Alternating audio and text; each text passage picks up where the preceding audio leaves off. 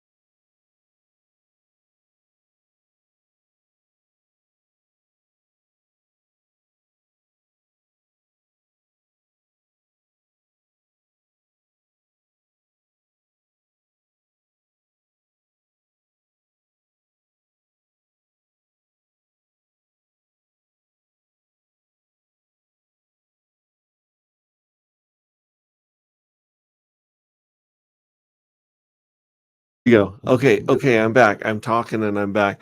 Let me put the invite here in the chat also.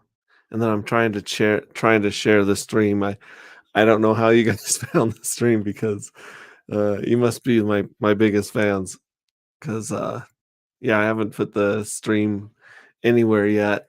I gotta add it here to Google. Here we go. Oh no, there we go. It's on Twitter now. And then I'm gonna put the invitation link.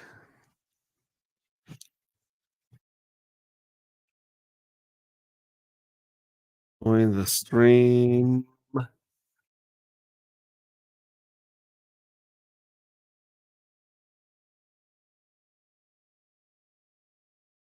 There we go. There we go. Let's see who's here now. I might actually have someone, one or two people backstage now. Nope, nobody backstage. So, ah, oh, we have a celebrity in the in the in the in the chat right now, Crypto Heartbeat. But I have definitely put on the StreamYard one right there. I wonder how I can, let me see if I can pin this. Put user in timeout. No, I don't want to put myself in timeout. I'm just gonna star it. That's it. There we go. I'm just gonna put it up there, and you guys can do it. Hey Matt, I've been checking out your videos.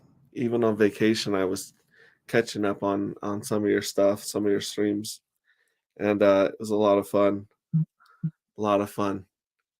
So yeah, just waiting for some people to join because I'd hate to start, getting in. Like, well, I mean, I'm more than happy to talk to myself about Pulse and Hex. I usually do all day while I'm like reading stuff, thinking about it. So let's see. I wonder if Crypto Vince will join us. He's the man. I'm a huge fan of Crypto Vince. I'll paste that in there. See if he wants to join. Everyone, I mean, if you're with your family, dude, yeah. Let me send this to Rags. I was already harassing Rags on a stream earlier, on the stream with Yoden. So yeah, maybe I can find here. Let me pull him up and see if I can DM him if he's got to have something better to do now. I mean, after all this, I'm sending that a link to you, Crypto Heartbeat. Personal invites to all of you guys. Let's see here. Where in the monkey is Rags? Oh, he changed his yeah. There we go. Yeah. He changed his icon to the smiley face emoji with glasses, which is just great. All right, check him back in the studio. We got, oh man, dude, this is crazy. How do I keep fishing after I catch a nice swordfish like you? No, don't make me blush. Oh, you're awesome. I'm so happy I just got back on vacation. I'm in the van as we're speeding down the freeway, and I see all this stuff from Richard and from the VC chat and all these ideas about the Pulse swap, and my head's exploding. And I'm sending it to everyone I know, my friends, my family, and I'm just like, this is insane. How does this work? Like, because it reads like, okay, you can invest in a future money printing machine that's going to gain in value, that is going to print more money printing machines that are going to gain in value. Like, it's insane. Yeah, I just now got back into, I got to pack and stuff like that, leave early in the morning and such, but I was in the K4K Pulse Theory room, and I saw the posts of the PulseX proposal. I guess it's from probably Richard had tweeted that. I think those are screen pictures from what he had tweeted out. Is that right? Is that where those pictures came from? Yeah. Well, I saw it first in the VC chat or Yeah. the VC Telegram, where Motley Investor had put it out, and it said, forwarded from Richard Hart, and I was just reading it, going, "Holy cow!" Well, I mean, because I obviously trust Motley Investor to know if it's from him or not, but yeah, I was Yeah, just going down the list.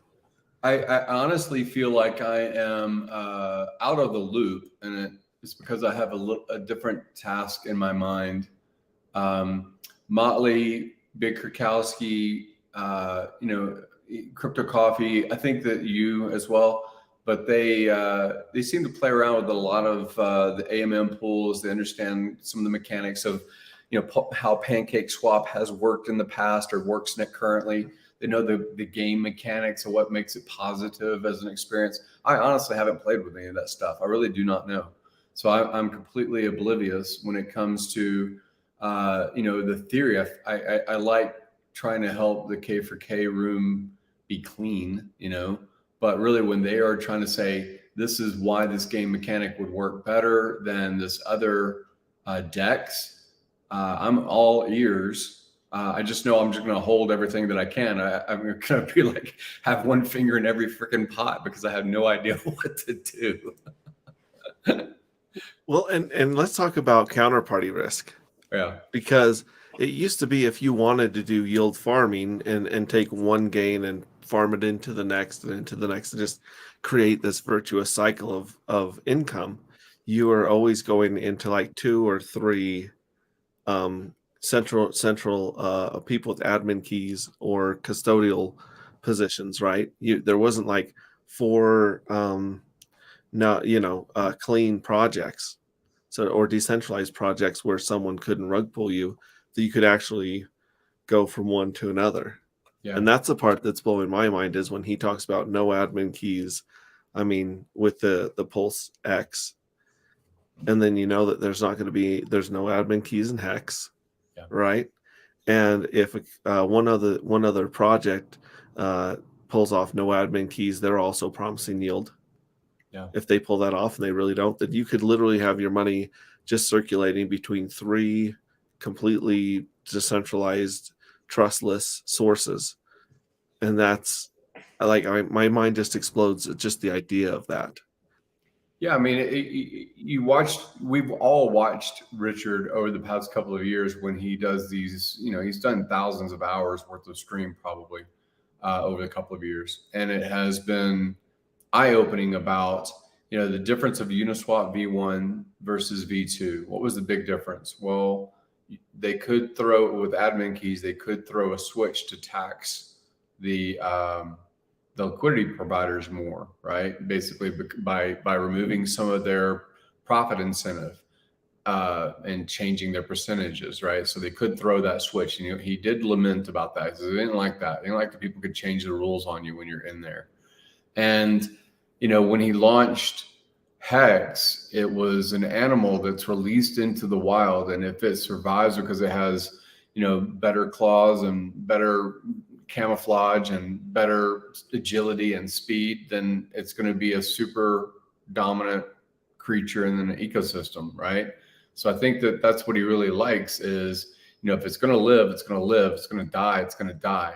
But let evolution happen with this crypto business, and I like that a lot. So if PulseX becomes that same kind of thing, where what you're getting involved with, there's no admin keys, that 21% of the 29% of 1% of a fee goes someplace. I think it was to buy back and burn, basically PulseX, right? So we can walk through those mechanics. You want to go through all the details, but that's kind of the thing that's being ruminated now is this makes sense? Is this better than other DEXs? Is this attractive to effectively have those liquidity providers on other DEXs say, hey, here's where my money is treated best, is on the PulseX DEX, Exactly. And you were talking about animals with different advantages in the wild and how that competition plays out. And if you look at the advantage that the OA has given HEX for the first 2 years, it's insane. I've never seen anything like that in crypto. And I mean, I'm not, I'm no Vitalik Buterin, but I've been around for like 7 or 8 years, and I've seen a lot of DAOs and a lot of people attempt a lot of things and try to get their baby or off the ground.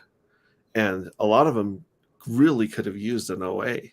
Yeah. So you got an OA baked into Pulse. You have an OA in HEX. It looks like there's a way of this OA is going to be baked into PulseX as well. So you got this benevolent dictator, this whale, this protective whale of the sea going around and just it's got your back. It's insane. Yeah, it's interesting because I've ruminated over. I mean, everyone thinks that there's a lot of people think that there's a single person that is an OA, and that OA is some African priest, right?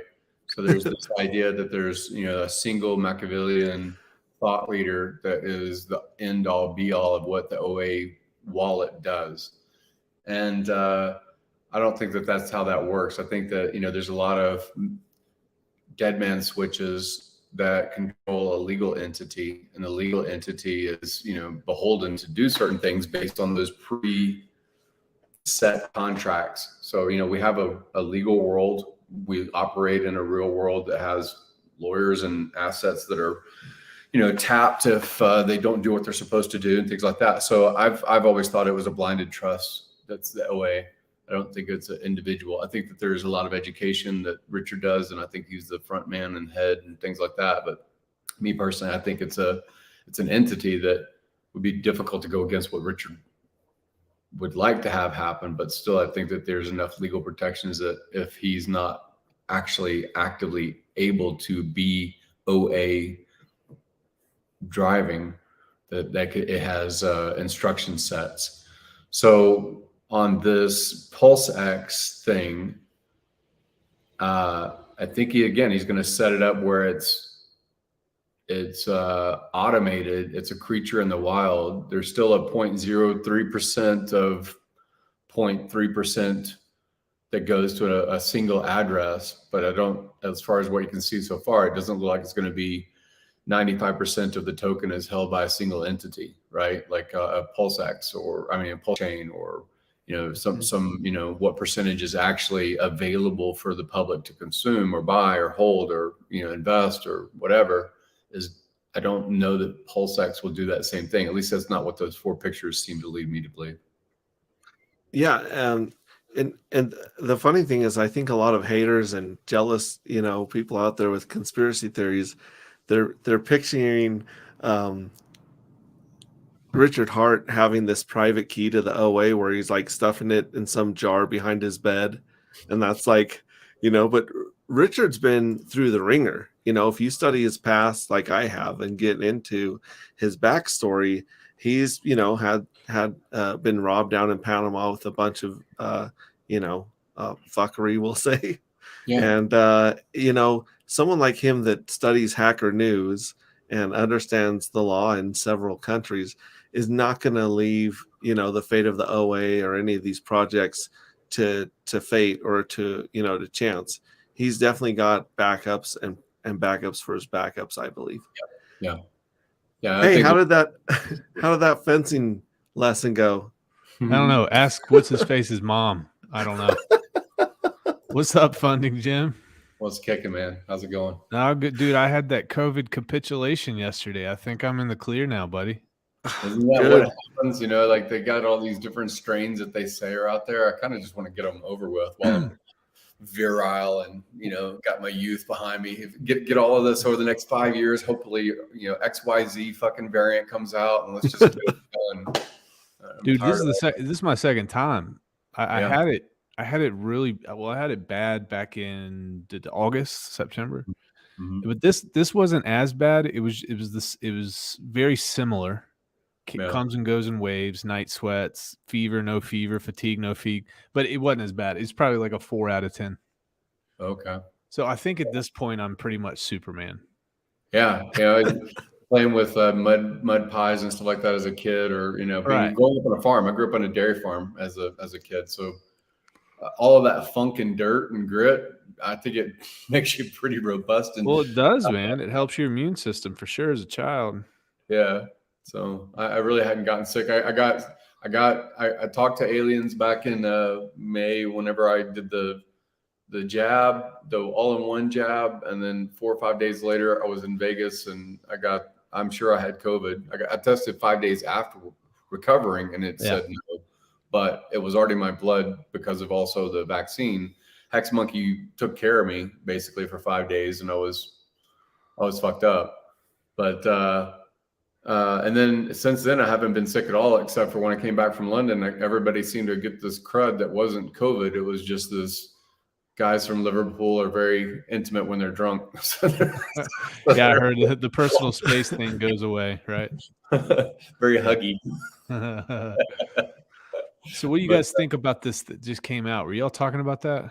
Yeah. We're trying to go over these 4 pictures and a little bit of the, pre-game kind of game theory.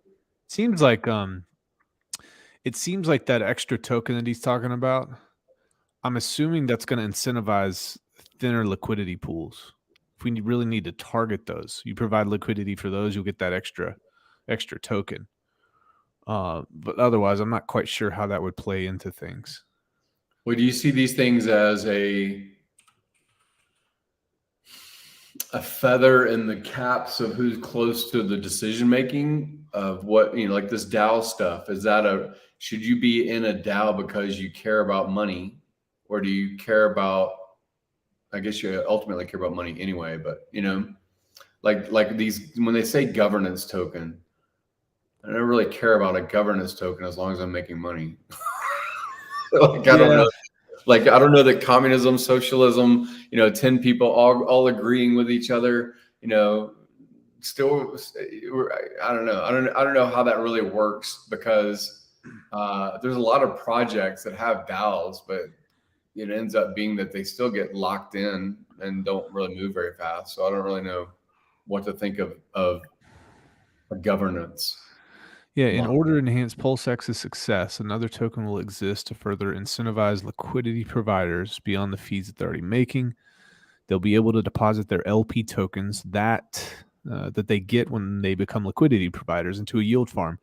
This token is emitted with decreasing inflation over time. A DAO chooses which trading pairs receive this incentive at what rates. That kind of throws me off a little bit. Not like in a bad way. It's just interesting that would be the direction that they go. Serious question. Provided we give pairs of tokens to a site like Pancake. So what does that have to do with the PLS? I'm going to get K for K in here. He was chatting up a lot. He's probably awake. He was chatting up a lot in the Telegram. Let me send him the thing.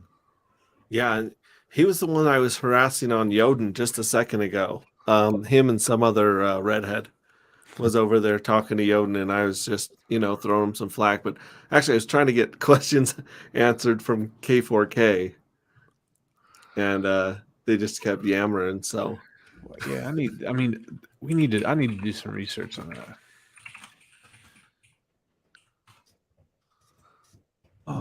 These is the I just messaged him. I don't know if he'll come in though. Automate decision facilitate. Huh.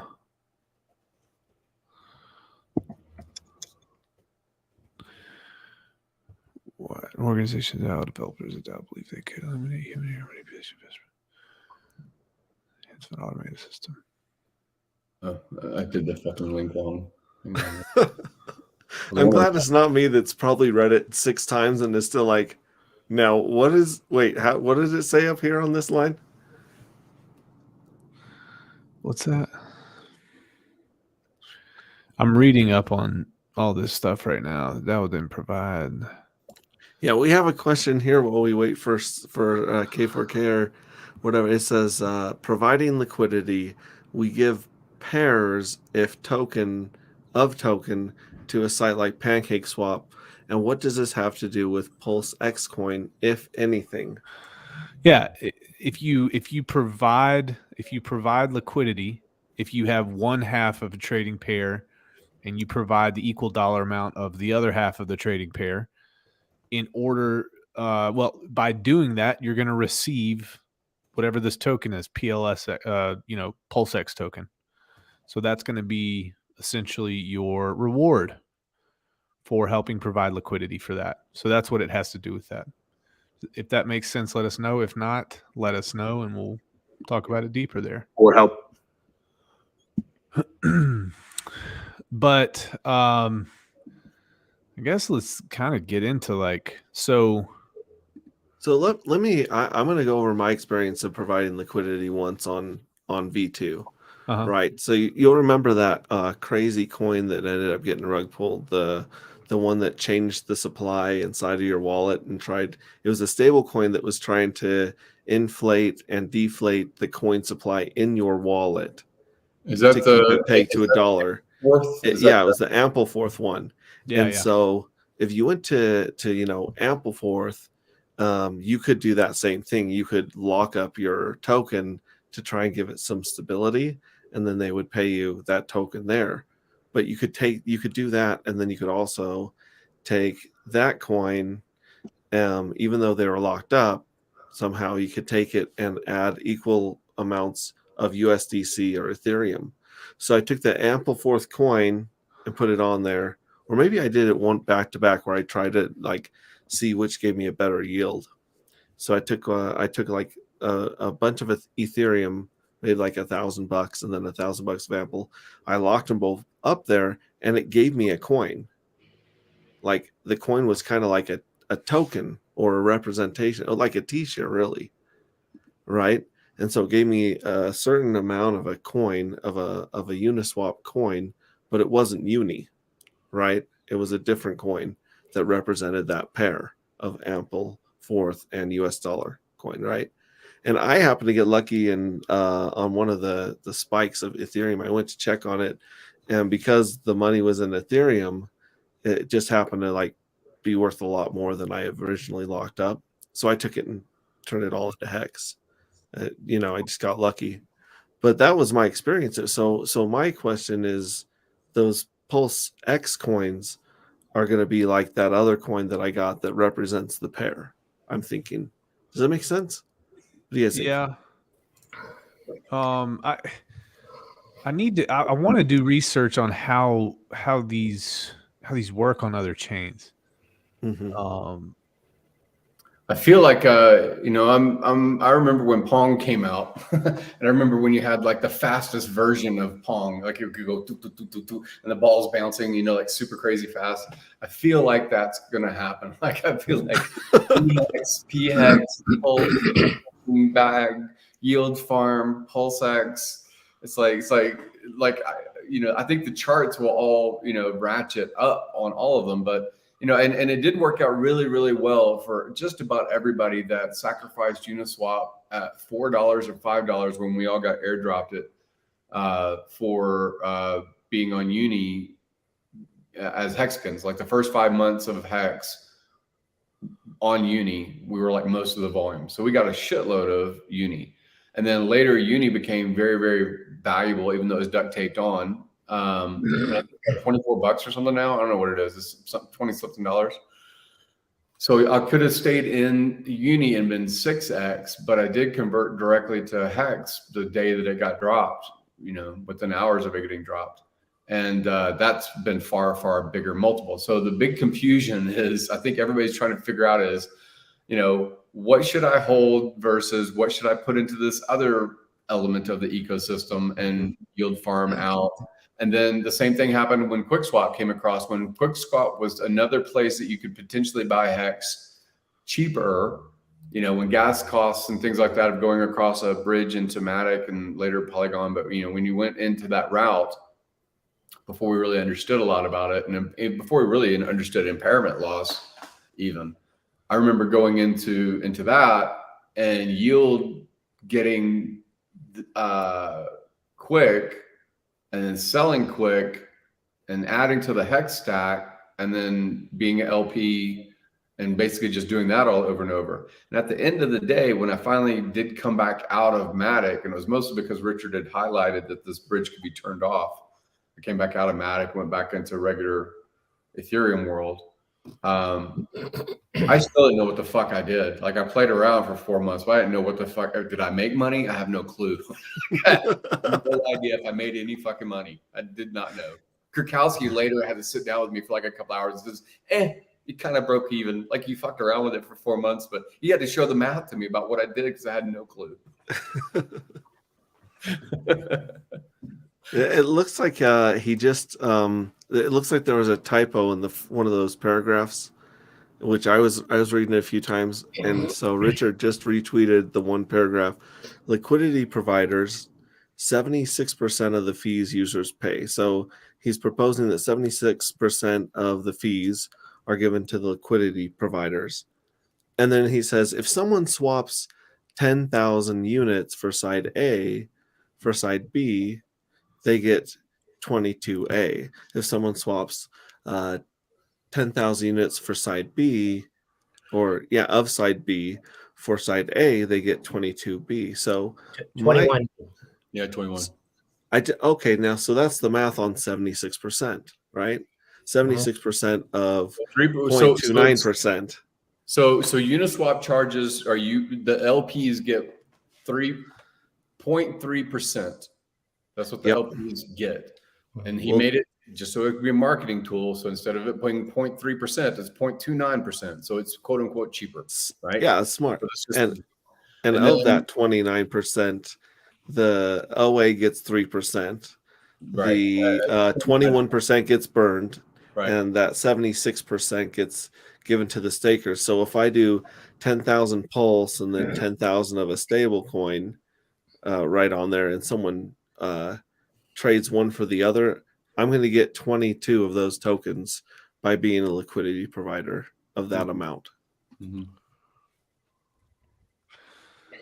The thing that surprises me, my question is, why would they use a DAO rather than just using the OA to make those decisions? The idea is to make it more palatable to more of the marketplace. Is it socialist? I guess so marketable, palatable, yeah.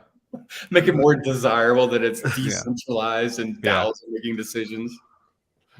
Yeah. Really? So, well, not only that is that the DAO has to, if you read what in between the lines, it has to provide that liquidity very fast. So like you were saying, Funding Jim, you're ratcheting up, right? So the more transactions that can go through the system, the better for this swap, right? For this coin, or the bridge to bridge Ethereum to Pulse and Pulse to Ethereum, and back and forth and back and forth. So as people provide liquidity, or an LP or yield farming, whatever you want to call it, and that's what he's describing. If you have 10,000 units on one side and 10,000 units on the other side to provide that liquidity pool, so the fee is 0.29%. That's what it says right on the cover, right? And so that fee, so let's say that's 100% of the fee. So only 3% goes back to the OA. And then, and that's what it says, liquidity providers, 3% of the fee goes back to the address you have no expectations of, right? That's how he describes it, which is the OA. And then you have this balancing act between the two liquidity pools. And then you have this AMM ratio fixer bot. That's what he's trying to say. You're trying to make sure you balance the equation on both Ethereum and the Pulse side, right? So you don't want one side to be too much than the other. Okay. Now it's interesting because a lot of people are asking, well, for me, the PulseX coin is going to be, plus there's no inflation. That's what he said. So it's always going to be burning, and less liquidity, less and less supply. And of course, anybody that knows this, when there's less supply, that coin's going to go up and to the right. Mm-hmm. So, like you said, Friending Jim, Uniswap is just a duct tape. There's no utility for that one, and that went from, it opened at like $1 and went all the way. Right now, it's at about $17. I'm sorry. It went up to 24, 25, 28, somewhere in that neighborhood in a very short amount of time. So if you want to have, I feel, and this is what I'm going to do, I'm going to put a lot more than I sacrificed on Pulse here, because this is my short game. So I can short game, plus provide liquidity pool with my new PHEX and EHEX, whatever I have liquid, I can provide liquidity for both coins. So you get the PHEX price appreciation. You're going to get the fees that you're going to be collecting from your liquidity pool, and on top of that, you get free PHEX on one side that you can provide liquidity for. So that's what I found in this whole paragraph. Am I off? No. Okay. Am I off my rocker? I don't think so. It sounds reasonable. It seems like the PLSX it's deflationary, right? So that's step one. What's gonna it purchases up the amount of fees that are collected, and then it burns those, right? It burns those coins. Okay, so that's step one. Step two is the DAO, that token has to be inflationary because it pays yield to the farmers, right? So that's going to be part two of this. So we have an inflationary coin with that pays yield. And then that's pretty much what we're looking at, minus all the numbers and the breakdowns there.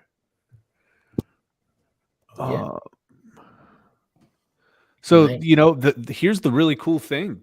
PulseSwap, PulseX, or whatever, it's a deflationary token once again. And I think Hexray was talking about it. He was like, at some point we're gonna have like 3 or 4 options here, completely decentralized. You'll just be able to go back and forth, completely decentralized ecosystem, which is kind of cool. Are your glasses decentralized, Hexray Vision? Is this for Top Gun? What's this for, buddy? I can't hear you, by the way. I can't hear you. Yeah. You muted. This is not any way to rip you off. Although I do like that you changed your emoji to the emoji with sunglasses and claimed that Twitter had approved that for you. No, Apple. Apple did that for you. Yeah, I've had a lot of people reach out to me and ask me how I got in bed with Tim Cook, and I just said, Hex, bro.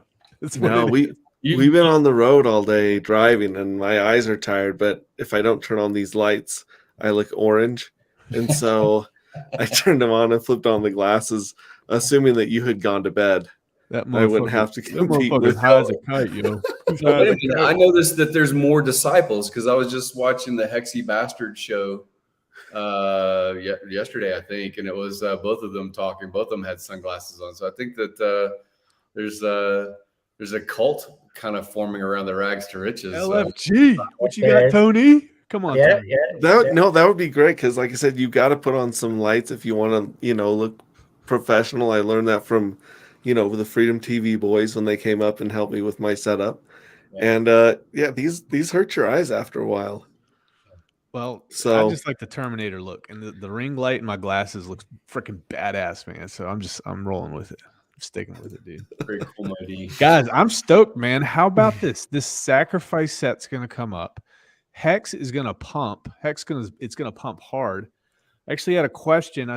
Somebody said after PulseChain launches and PulseX launches, what do you guys think the price of EHEX is going to be? What are your guys' thoughts? What are your thoughts on that?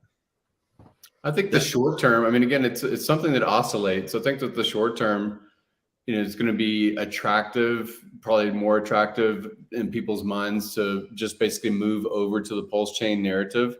Yeah. And then say, okay, here's a lower transaction cost. I can set my stakes. Maybe I'm getting T-shares at a cheaper dollar value per T-share than I'm doing on Ethereum, less slippage. There's just a lot of narrative for it. However, I still, believe that the APR for a lower percentage of stakers, a lower number of stakers, makes that incentivized. You say, okay, well, you were making 40% before, and now you're making 60% APY, or 70% APY, whatever the number ratchets up to. Because if it goes down from, I think it was, last time I checked, I haven't checked it honestly in a long time, 9% of stakers of HEX is staked or something like that.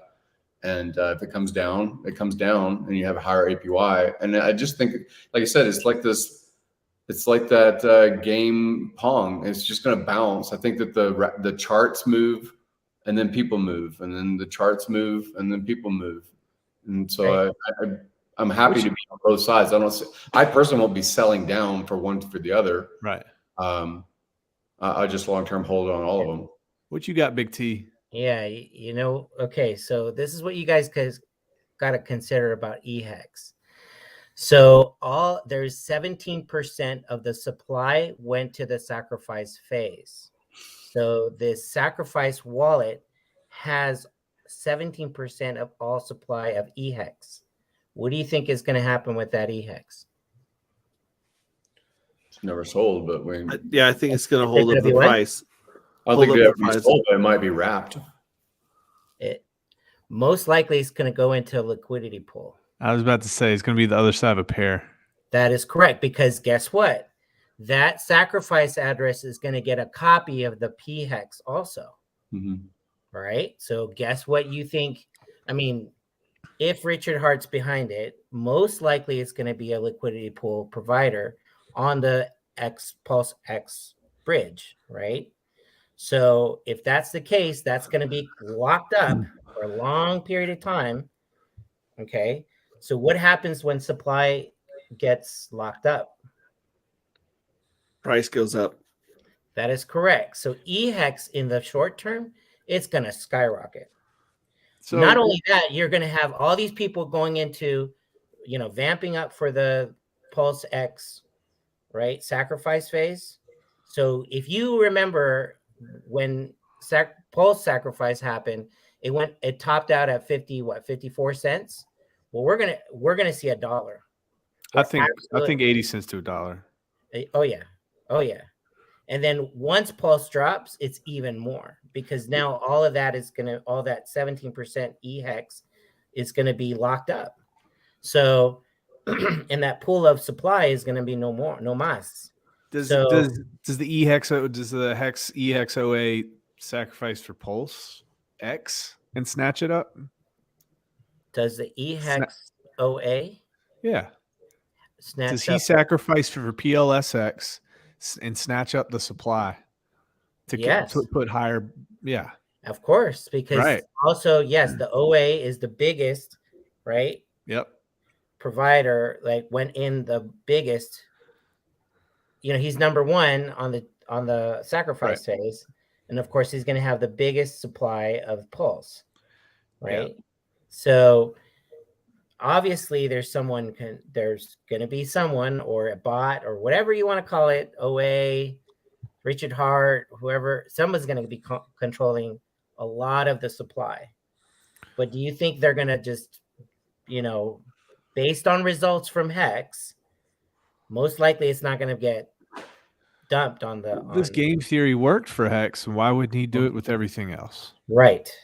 Or whoever they or he, or choose your pronoun. Yeah, choose your pronoun, right? So right? So you could see a big, huge, I see big payday all over again.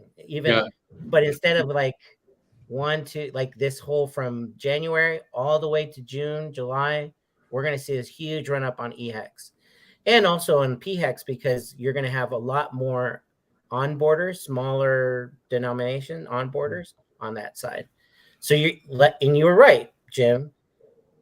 It's going to be a ping pong, right? Wherever the best price you can get, it's going to go up and down, up and down, up and down. Well, it's interesting because it's, we are ADD society and we live on news cycles, and, crypto events taking more than 2 weeks to happen, makes us anxious. So you can just have news cycles for 4 different products or more. I forgot who I was talking with, but I talked to somebody recently, and it was these forks. He's already commented that the better thing to do, instead of vertically scaling and reinventing Ethereum by calling it 2.0 and waiting forever and having everybody suffer for as long as they have on the gas cost, is what he's doing, which is to horizontally scale. 1.0 is great, except price. And that's because you have 5,000 people standing outside of a 50-capacity restaurant, right? So how do you address that? You broaden and you go horizontal. And I was saying that, just like he has said, when that new chain of PulseChain becomes quote unquote expensive, whenever that is, then you fork that, and the community growing as it will, 10x the size of the community, will eventually have need for the price to come down on PulseChain as well. And that would just fork, and it'll be social consensus. And you'll have Ethereum 1.0 that will become a fork when it's 2.0. Your stakes that you make now, your gas that you spend now to set a stake, you're not paying for the gas on those other forks to get them, because you already set them on ETH. And you're not you could potentially have 4 or 5 kinds of hex on over a 15-year stake of this history of crypto developing. It's very interesting. Very interesting. Hello, Sammy Chica. Hello. Aussie. What's happening? Sammy, tell me something dirty. Hey, Brandon, let's go. What's happening, bro? Dude, how you do? I think it's the first time I've talked to you. I know. Good to meet you, Brandon. I watch most of your shows when I get time, but I love your shows, man. Dude, you hook it up. You support the hell out of me. You're in Rags to Riches OG. I am too. Did you guys watch Ladies Discourse today? Yeah, I put in the lyrics to Cool in the Gang, Ladies Night, in the comments. Did you see the wiener? Someone exposed their wiener. I got there just after that happened, apparently. How convenient. I know, right? It's been pulled down now. Can't see it anymore. Only pictures and memories. Was it? How big was it? No, it was a little one. It was a little one. Guy. A little dagger. Little pocket knife. All right. That's so crazy. So have you been? You're. It's morning over there, right? It's afternoon, nearly 5 p.m. Okay, and so you guys are just hanging out, and you see this tweet by Richard Hart and all the stuff in the community about the way they want to structure paying people for this PulseX coin, right? So we're not excited enough as it is, and now he drops on all these. Hey, here's a bunch of other ways you might become filthy rich. I know, right? So exciting. PulseX is just going to be huge, isn't it? Yeah, and then he mentioned a couple of other coins, a DAO token, I believe, and then the other token that is for the pairs. Is that correct? The DAO token, I don't think it'll be for sale. It'll just be like a reward token, I think, but I'm not 100% on that. Yeah, I think that's how that goes. Yeah. Well, it's all very, very exciting. And I think that a lot of folks even the guys who've been around with HEX a long time, a lot of those people are thinking, man, I wish I had put more in. Oh, yeah. Right? Same here. Right? So what do you guys think is going to happen? I mean, you degenerates are going to be loading up too, probably, most likely. Well, hell yeah. I blew all of my powder for the Pulse sacrifice. Because I was like, man, if I hang on to this much money, I can pay my bills for a few months, right? So I just sacrificed everything else.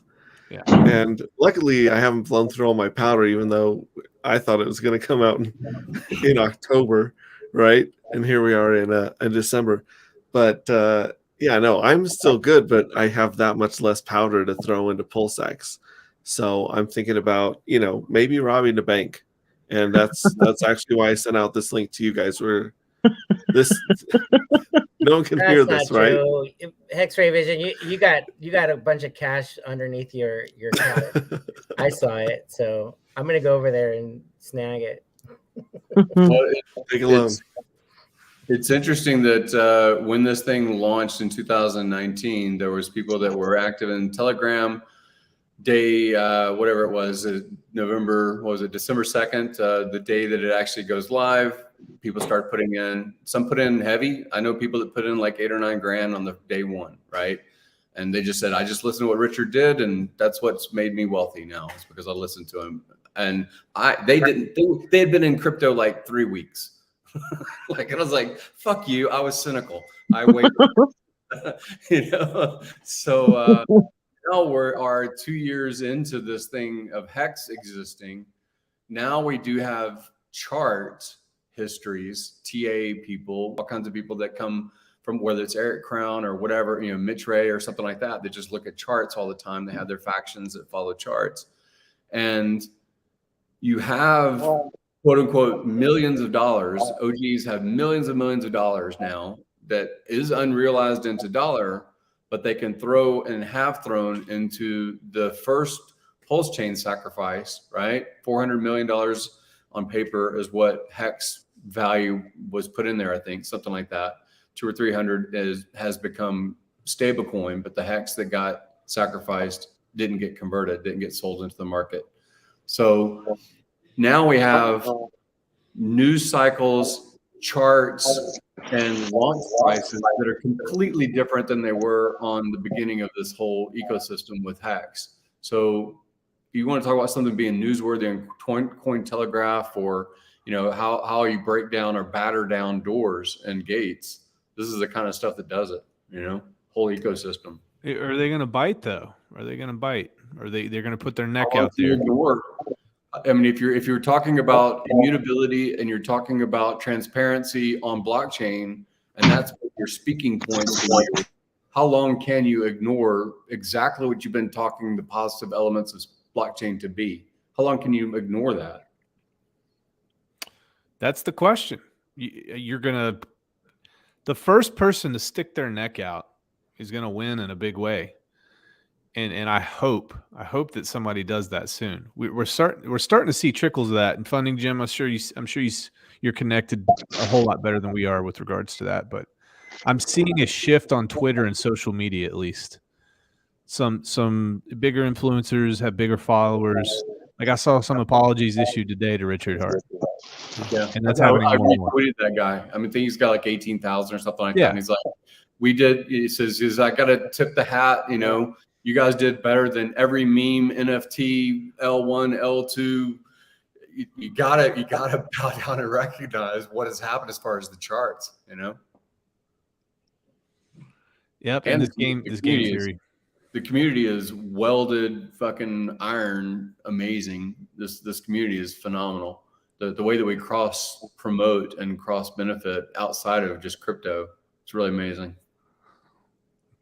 Yeah, but how long can you ignore the hedge fund on the block that is smoking everybody? Like year after year after year, like how many years it takes you is like another IQ test, right? I mean, like, okay, well, I saw HEX melt faces the first year, but that was it. Oh, I saw it the second year, but that's it. Like every year is going to bring someone less, I don't know, biased or just that just doesn't get it onto our team. And it's going to be a point where it's going to be like someone that's like ignoring electricity, right? If you went back in time and a guy was going door to door selling oil for your lamps, at some point he looked like a complete jackass in history. And these just to save face, the crypto influencers and the money people on YouTube, they're if they don't mention it, it's just going to make them look like complete idiots. They'll mention it now. They'll mention it because we have Pulse. You can't ignore the fact that Pulse is going to make exchanges very rich. That's the difference between Pulse and HEX. I think that Pulse makes exchanges very rich, and then because Pulse makes exchanges very rich, the walls come down. Thus, HEX will also permeate onto exchanges, onto people's streams, onto Cointelegraph, all these places. I think Pulse is going to be the key to that, in my opinion. It's all about money. I really believe that. Right. Let me ask you guys, you've all onboarded friends and family, right? And some of them were probably into crypto and some of them weren't. What was the experience like getting a new coiner onboarded versus someone in crypto? Simple. And then I'm sure mine's about been the same. Wow. No coiner is way easier than anybody that's ever been in crypto. I've onboarded over $500,000 in the past 10 days, and they never owned a crypto before. And that's 4 different people. Yep. And the person that has crypto, what do? They sit there and they argue and have you seen? And they keep sending you messages of these shit coins, and you're like, I don't know. They're like, what do you think about this thing? It's like, I have no clue. I don't give a shit about anything except for HEX and Pulse, and I haven't since they've made the gains that they have. I look at them and it's like, it sucks you in. It's like a black hole. What's interesting? Oh, go ahead. So how many of you guys in this room right now have looked within the past couple of years at the actual percentage ROI of Berkshire Hathaway and Warren Buffett's performance? I have not looked. Never. It's the most expensive stock price, right? Yeah, but you know that because it's in your mind. Correct. Well, I've seen it, but I don't know the growth. An investing god, and he outperforms, and Berkshire Hathaway is amazing. But I don't think that many people actually pay attention and say, yes, here's the metrics, here's the numbers. It just becomes a default stereotype or label that you put on that person. And I think that whether it's Richard or whether it's the Hexagon community or whatever, the go-to of what crypto can be over the next year or two will be this faction, will be this is the principle of crypto. It should be decentralized. Yes. Does it have to be decentralized in full ownership? No, not necessarily, because that doesn't tend to work. All the things that we end up getting taught, right? We learn about the real world as it marries into finance and success. And, I've heard for all of my life, because Warren's an old guy and so am I, and I've heard that he's a rich guy because of his investing thesis. But I don't really know anything about his investing thesis. I didn't know what his ROI. I hear every so often he bought 5,000 houses when Detroit went bankrupt, or Wells Fargo did this, that, or the other. A company that he owns, or Coca-Cola and stuff like that. But I just know him as the investing god. And in some ways, I'm going to think of Richard as the crypto god. Like, that it's just me because it's just us because we're already involved and we've been watching this trend play out. But maybe a year, 2 years down the road, it just becomes the default. This is, oh yeah, best performing asset, it's that. Best performing community, it's those. Why am I not on that side of the field? Why am I staying on this side where it feels cold and alone? why don't I go over where this guy's always winning? Like the BitBoy thing. That was real eye-opening, right? He says, "Yeah, I'm not gonna lie. I've got a bag of PulseChain, but I'm not gonna do a video about it." Well, he already puts out. I mean, it's in his sheet how much he charges to talk positively about something. Right. And Richard doesn't bribe anybody. Right. We don't bribe anybody. But that's the industry standard. Yeah.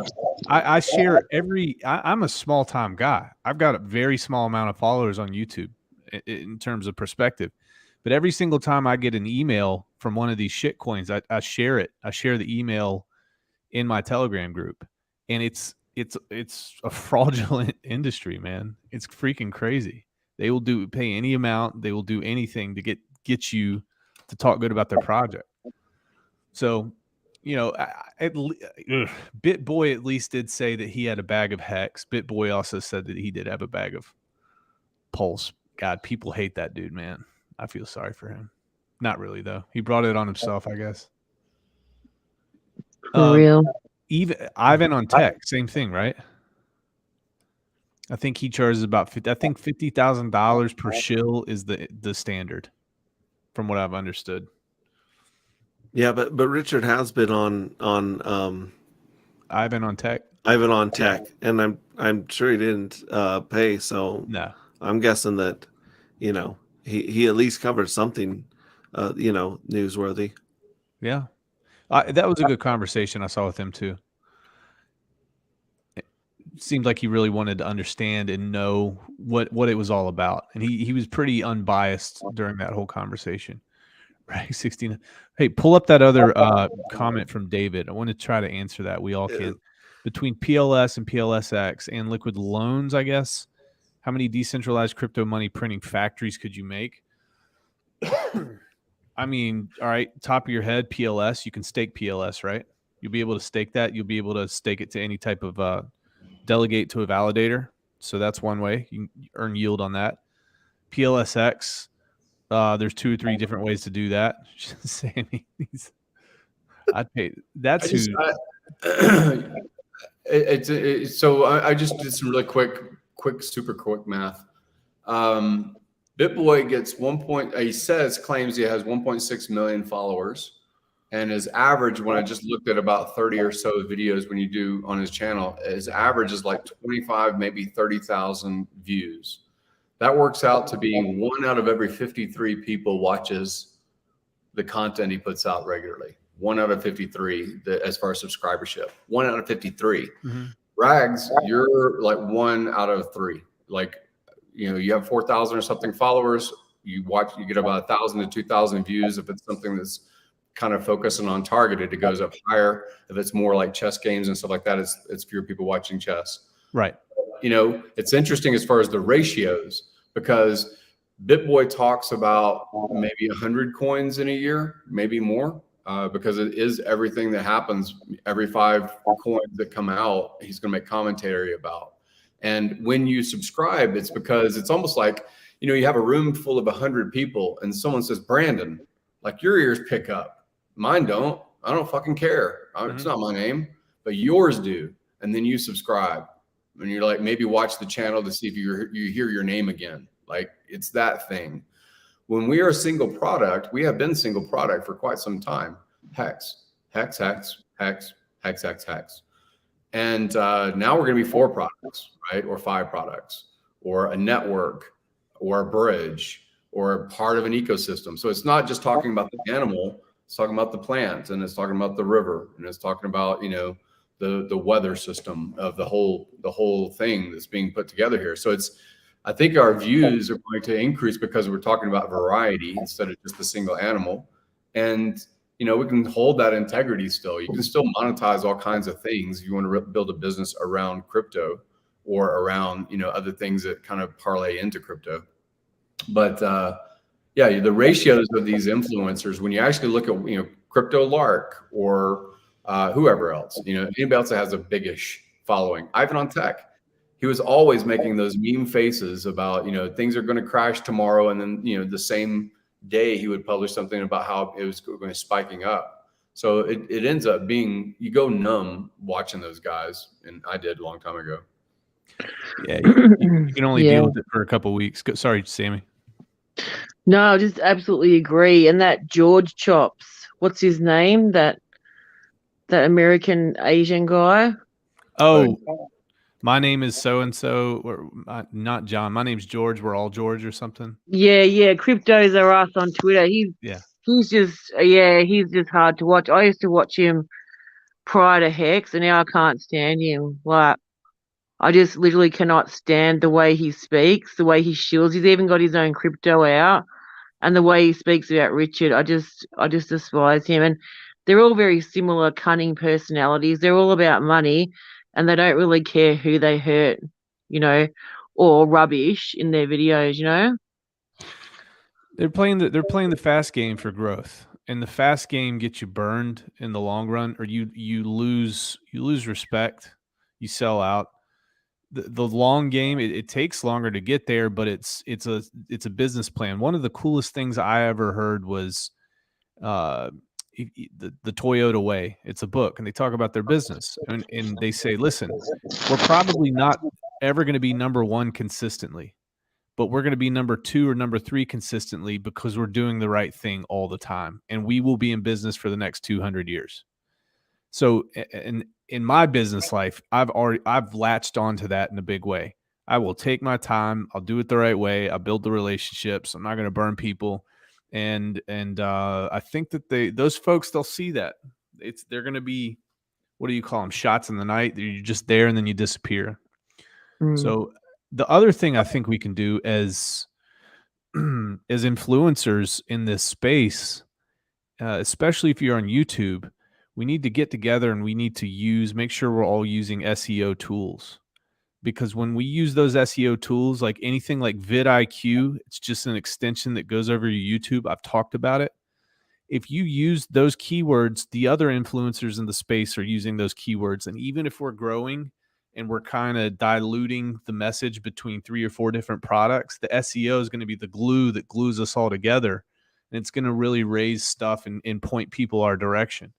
So I think that's an important thing that I'll probably start bringing up to some of the folks that I talk to for sure. But there will be some dilution. You're right, Funding Jim. No, the funny thing is that we've had a couple of years to practice the game theory of trying to get more T-shares than each other, right? This positive game theory where we all win by winning, but we're also competing against each other. Now you've got all these different ways to make yield, you know. So now it's going to be like going from checkers to chess, right? You're going to have like 6 different moving parts where like, well, I could provide liquidity, I could delegate my pulse, I can stake my HEX on either one of those. And that doesn't even go over encapsulated stakes, right? So you've got all these different layers of craziness that people are going to be competing. Where can I get the highest yield? Not just, am I going to get a yield in a coin that's got pumpamentals, because they've all got pumpamentals in them, right? And they all basically have an OA to also, help them get off the ground. So you got this appreciating asset with all these yield, like all these passive incomes. It's I can't even imagine the videos that'll be coming out in the next year as people are trying one thing versus the other. What do you guys think about that? Tony, you're the type of guy that says this, but you think this. I do. So, okay. So if you came in before big payday, you want to, and obviously you probably have a ladder, some type of ladder. If you just came in like right after sacrifice phase, or even before, a little bit before sacrifice phase, usually you don't have a big ladder because of the fees, and you have probably a lot more liquidity. So what I do, all I can say was what I do. So your PulseX is going to be your short gains, because if you look at any of the other tokens like Uni, Cake, Quick, the Quick swaps, they've minimum 100x right off the gate. So, and it doesn't have the tokenomics, not even close to PulseX. So anybody that wants, you should go in. If you want some short gains, that's where that's where I'm going to go.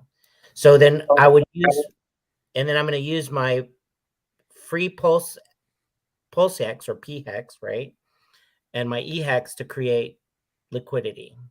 So in the bridge, and that would give me an extra, extra oomph, I would say, or whatever your little. And then of course, now that I have my pulse, because I went on a sacrifice phase, I can shop around for a validator. I don't know what's going on with my microphone, but I'm going to shop around for the best validator that gives me the best interest or yield for my pulse. I'm going to probably hold on to my pulse for at least a year. I'm not going to sell one dime, one coin at all. Just going to keep it, put it with the validator. And then on my long-term goal is to put everything, all my gains, all my interest into PHEX, because you want to go into the 555s as much as possible, so you can get the T-shares, because the T-shares is what gives you the best yield out of any of those coins. That's in a nutshell. So when you, and then of course you want to every month, because you want to ladder it all the way down. So on the Pulse side, because on the EHEX side, I did because I didn't know how it worked. I started my ladder short term all the way up to 15 years. Well, on my PHEX side, I'm going to go from 15 years all the way down using, and once 12 months later, I'm going to be DCAing and converting my Pulse into PHEX, so I can have passive income every single month, because now it doesn't take all this fees to do all these short. Probably I'm going to do a weekly ladder. So every Friday I would probably get a paycheck from PHEX. Let me ask you this with regards to PulseX, and this comment kind of popped up here as well. Mm-hmm. Now that we have the details about how it's going to operate and how it's going to function, has your mind been changed at all about it just being like a short-term type thing, or are you just saying you're looking at that, you personally, as a short-term pull profit type project? That's correct. So for me personally, it's at least 100x. Now I never like dump your coins. You want to DCA in, you want a DCA out. Right. So you don't, I mean, I don't know. I've been seeing some of these people that, they cash in a billion, a million, even a billion hex. That's just asinine, because just the slippage is gonna just screw you up. So anyways, I rather just, for example, if I had 1 million coins and I wanted to cash out my PHEX for, because I want to cash out like with cash, I wouldn't sell like right away 1 million coins. I would do 100,000 coins one day, another 100,000 coins another day. I want to cash out in DCA as time goes by, as I see the price. And you want to have it where there's the price is appreciating when you're DCAing, not on a dip. You know what I mean? On the dip, you want to actually buy more. Yeah. So we were talking about that, right, Hex Ray? Just, he passed by Vegas on the way in, so we kind of saw each other and we said that. Like, I had about 300,000 Hex coins, and I was like, cool, now it's at 30 cents. I'm not going to cash out 300,000 coins like in one full swoop. It's like, okay, 50,000 here. When it hit 20, another 50,000 coins I cashed out. When I don't want to cash out, but it's like, I get USDC, I get USDC at 25 cents. And then when it hit 30, another 50,000 hex, and I get USDC. Why do I want that USD? So if there's ever a dip, I'm ready. I got powder to go into on the dip. Or if not, hey, I'm liquid. I get my doubling of the USDC coin. Woo! Right? And now I can provide you liquidity on the PUSDC side, right? So it's all a game. It's all it's all what you want to do, right? Woo, David Feder's here. Feder? Yep.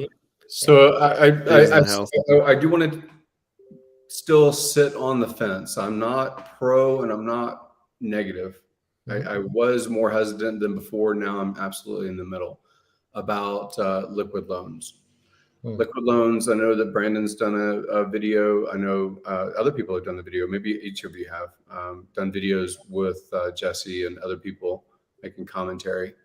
And I know that I just watched a stream, and they are very cautious about saying that they would ever do something with HEX, and it needs to have full approval by Richard before they would even approach that, because who knows what the game mechanic is. It's kind of like, why mess with something that's working, right? As far as HEX has been great for everyone. It's interesting that he is creating through PulseX all of these supply sinks. Pancake Swap, how much is basically in LP pools and stays in LP pools and isn't really sold into the market because people are just collecting yield as LPs, farming, whatever you want to call it. The LL concept is another kind of supply sink, because you do cash out and maybe you lose your keys and you never ever can access that again, or whatever. You never redeem it again. You never convert USDL back into whatever the product that's underlying asset. What are your thoughts about, if it's audited, if it has all the same kind of coin fabric stuff, if it's worked in Ethereum, what are your thoughts? I kind of want to hear about too much of a sales pitch. What are your thoughts that ruminating over LL? If it's got Richard's blessing, then cool. But I would never sacrifice for something that wasn't I'm not a Richard product. I'm not saying anything about sacrifice. I'm talking about when he was just saying about selling 300,000 hex. The idea is you don't have to sell. I mean, that's really their pitch. Is we are a supply sink. The sink is set here. It's a mutable contract, whether it is or isn't, whether it's an actual. Again, I know it's algorithmic stablecoin, so officially it's a stablecoin. I know it performed at $1.01 versus 92 cents of USDC. I've heard those things. And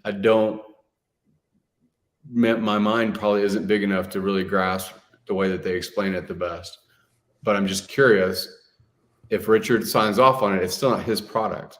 He's not going to actually say, go forth and everything like he did early on in HEX. He said to people, says, hey, you want to make an hourglass game? Sure, it's going to be a sync. It's going to hold HEX, and it won't 10% to get in and 10% to get out. And he signed off on that stuff until he noticed it was hurting Hexicans. It was hurting people. Yeah, it was getting dumped. Yeah.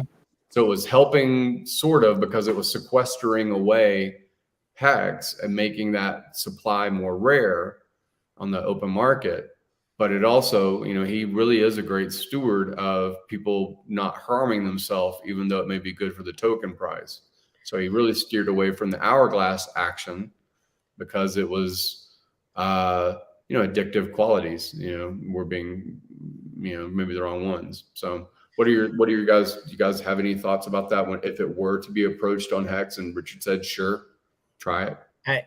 I even if Richard, for me personally, even if Richard Hart signs off on it, it's all about, right now it's a white paper. Yeah, it's true. Right. It's not exactly just a white paper, because it's a copy of a project that is running very well currently on the Ethereum side. But they're changing the variables. I mean, again, you can say, it's not just like a theory. One chromosome changes someone into Down syndrome, so you can have complete different outcome from one small thing. So let me ask you. Go ahead. Sorry. The part that I mean, as long as it does what it says on the white paper, and the only part that I like is it's a decentralized stablecoin. So that's what I'm going to go into. If anything, it's to invest in that. The other part of the whole loan and that kind of thing, I don't need it. Yeah, I don't need it. As if I have enough supply and Pulse, as long as I'm providing liquidity or putting it on a validator, right? I mean, I have enough interest to, maybe just my interest in going into the stable investing in the stable coin and providing for other people to wreck themselves and selling their making loans on the liquidity. Well, I mean, again, the narrative also is what actually happened in ETHLend and happened in Salt and other things that maybe that's why I have a bad taste about lending protocols. Celsius, here we're going to give you ROI. You stake your money. We're going to take a loan. You have the risk of liquidity because you don't know what the VCs on the other side, or VCs or whoever, who is paying the 7% that you're getting from Celsius. Well, it's people that are paying it that want to borrow that coin, and then they are shorting the coin. That's what they're doing, right? Mm-hmm. They're harming your price, and you're getting 7% more of a lower price asset, right? So I don't like that element. And if you hear Richard Hart all the time, he says, why are you shorting anything? Right. You always go long. Right. So what I like I said, I'm not pro negative. I'm not anything. I'm just really in the absorbing, and I got so much on my plate that I don't really absorb fast enough to really delve into it too deeply. I like the fact because I'm seeing a lot of people putting spreadsheet kind of content up about stacking, taking out 5% or 10%, making sure you're 90%, you're 1,000% collateralized, right. And only, that narrative, and then stacking and stacking and stacking. And it becomes a lever. It's a long ass lever because you're multiplying over time, or compounding, or however you want to look at it. So I'm just curious. But that's assuming that Pulse is going to be going up to the right the whole time. And if you know anything about crypto, there is going to be a dip. Yeah, you have waterfall. You do that in real estate too. That's what happened in 2008. People had 6-7 houses, and then you lose it on one, and it cascades and waterfalls from the rest. I like it personally because if we're talking about real estate, I like being able to have tools to pull out equity without having to sell my property. Yeah, right. And I look at crypto is that same concept. I would like to be able to have that tool. Now, I will say this, I agree with you guys, and this was something that I brought up with the liquid loans folks, and they're on board about it too. You got to be responsible Can you force people to be responsible? No, but it is a tool that if used responsibly, you'll be fine. If you're worried about the market tanking, you're not going to take a lot out. You might put 20,000 in to take a $2,000 loan out, and that's not very risky. But if you're putting all your 2,000 in to take 2,000 out, that's risky, for example. So I like the tool being there. It makes complete sense. Let me see here. It is all over the world, generally speaking. In every single financial market, there are tools that exist like this. And if you're responsible, I get it. Now let me ask you guys a question real quick. It seems like, based on some of the language that I heard from Big T-Dog here, and also some of the language from Funding Jim, it seems like you guys are just particularly worried about the outcome for new people and how that's going to affect them. Am I correct in saying that? No. I am. Okay. Wait. I mean, yes, and We for have me different personally, points. I'm not new. So anything that has a mechanism that has a loan, if I don't need it, why? Why should I use it? So because you were saying, okay, let's look at your analogy about a house, right? Yeah. So, if I can cash out away, so because you have your principal and you have your interest, right? Right. And so your interest that you're making on your PHEX or EHEX, right?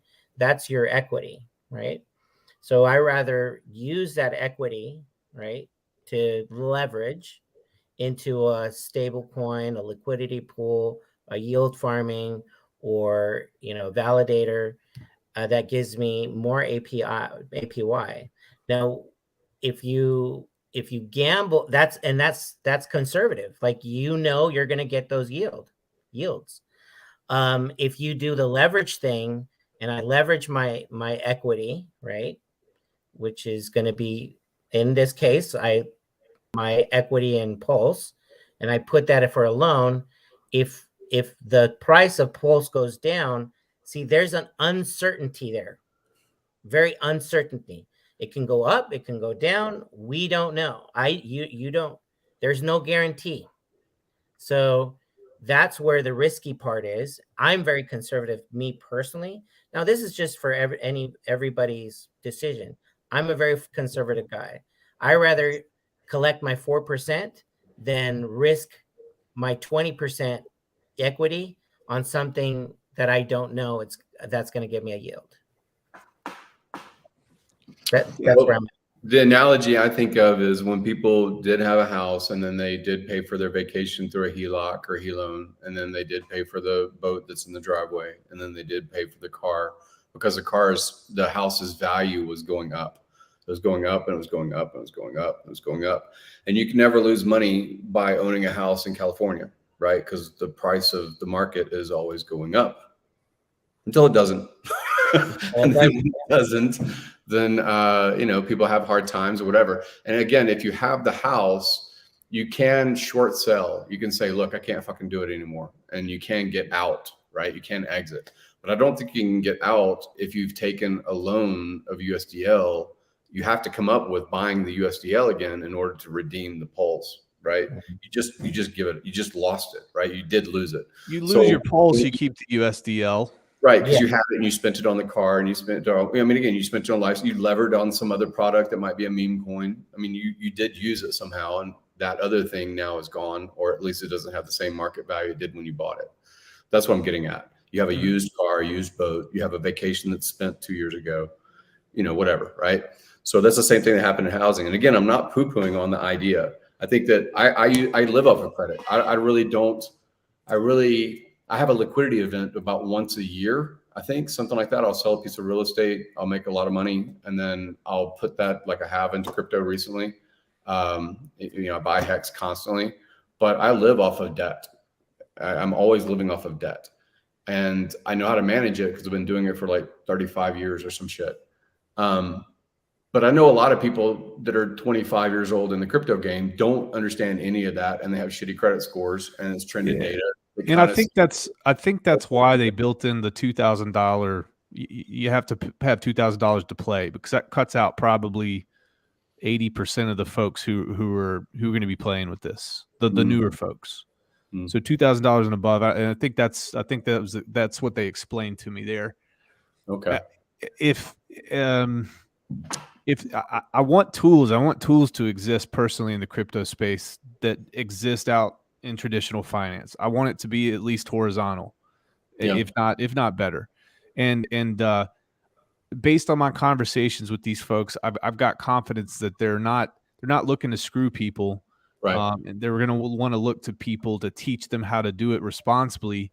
You know, if you put your Pulse in, you get your USDL out, you could even provide stability. You can put that in a stability pool, and you can earn Pulse, and you can earn USDL, and you can just roll that back in, or you can save up and buy your Pulse back. Now the problem, like you said, is the fact that it's going to be, you know, we don't want to do this in a volatile market, right?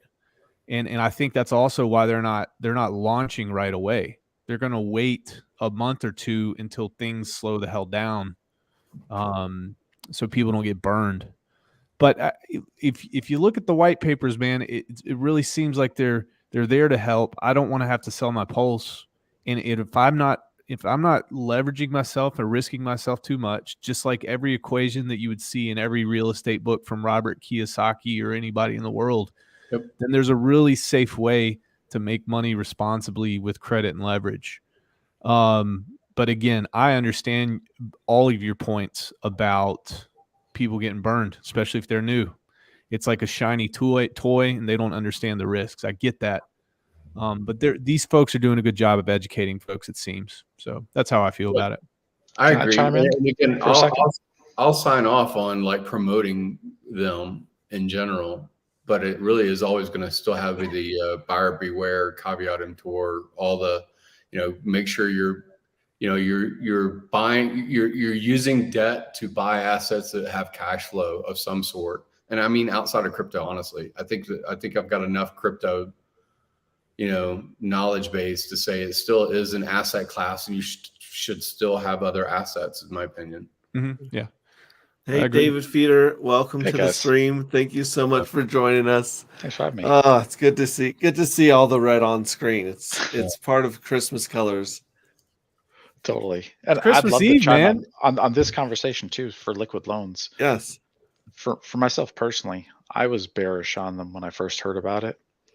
The only thing that's brought me confidence has been the fact that Blue Bum from Australia, from HEX-Safe.Win, has joined the team. That totally restored my faith in the project. I'm a little disappointed in the fact that they don't have any devs, though. We've seen Jesse the Pit Boss and Hodl and Blue Bum, and I forget the CEO's name, sadly. Like, who's your dev? Where's your Firebun? Where's your dude who's going to build this shit? Like, where's your tech? Are you on the testnet?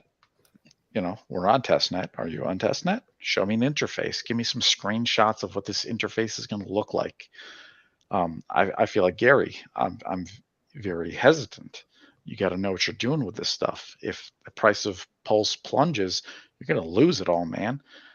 Now, if I was going to be predatory, I'm not going to sacrifice for liquid loans. But if the price of the liquid loan token plunges after launch and all the people sacked for it didn't get what they expected and they all capitulate and sell and it bottoms out, well, I'll buy a shit ton of those and then I'll stake those, and then I'm going to get the Pulse from all the people who put their loans in, and when Pulse drops, they lose their Pulse. It's going to go to me. Well, they're not going to do that. That's the thing. They're not going to do that. That's how it works. That's how this works. Not how it works. They're not going to be able to launch this project until Pulse has been around for a couple months. Well, totally. They don't have a dev even working on their tech, so they're not going to be around for years until they figure out how to do it. I mean, who's their nerd? Who's building it? Who is on that team? Could we have them in here and ask them these questions? They do say, Jesse does say, and again, others do say positively, they do say, if you're going to take a loan, take it when it's on the big dip. Don't take it when it's been climbing and constantly climbing and it's at the all-time high and now it's worth so much, and now take the loan. He does say when it's crashed, okay, if you're going to take a loan, probably a better time to take it then at 1,000% collateralized or something like that. So, Yeah. And again, I think of it like any other kind of credit product, whether it's personal credit and it's your consumption as an American. I know so many people that harm themselves because they overconsume. I think that business credit is useful because you are using it to convert raw product into finished goods. That's different from, that's a different animal, right? Yeah. Yep. And I just know that this loan, most people, 95% of the people that actually take it, they aren't going to do any of that shit. They're not going to do anything productive. They're going to put it in another protocol. They're going to stack it. They're going to take a loan on a loan on a loan in order to lever, to say that they have more yield. That's just what people do. That's what we do in this gambling game of crypto to start with. What if Pulse bumped, you sacrifice for Pulse, it goes crazy. You take your loan out, you collateralize smartly, 1,000% or more. So the risk of liquidation is micro. Yeah. And you take that money and you go and you stake it a 5,555 per PHEX. And then the question becomes, is that 5,555 with the T shares going to outperform, is it going to be better than your Pulse getting liquidated? Yeah. You get to keep the USDL and you put it into another asset that's going to go crazy. If you do it responsibly, this is it's not a bad way to do it. I don't think. You guys disagree? I mean, me personally, I would only do it because I'm doing a down payment on real estate that I'm closing. Mm-hmm. I'm going to cash out refi 4 or 5 months after it's cash flowed, and it's going to be, and then I'm going to restore the crypto. I'm really not taking a loan out in crypto to get other crypto, even if it's an amazing product of Pulse and Hex and all these other things. I just feel more stable at my age and experience to not be as, I've already got enough yield. Like I've got a shitload of yield in everything that the ecosystem provides. How much do I need? Generally, honestly, like what do you really need? You're trying to get ahead so that you can retire yourself. Most people, they can retire themselves at 75 grand a year. I think that's like the 75, 80 number, right? You're not really happier supposedly over those needs met. And I think it's true. I don't know. I live in hotels and shit like that, but it's a different life. Yeah. Well, I'm looking at there's supposed to be a loan token that's harder and harder to get on this liquid loans system, as far as I understand. Right.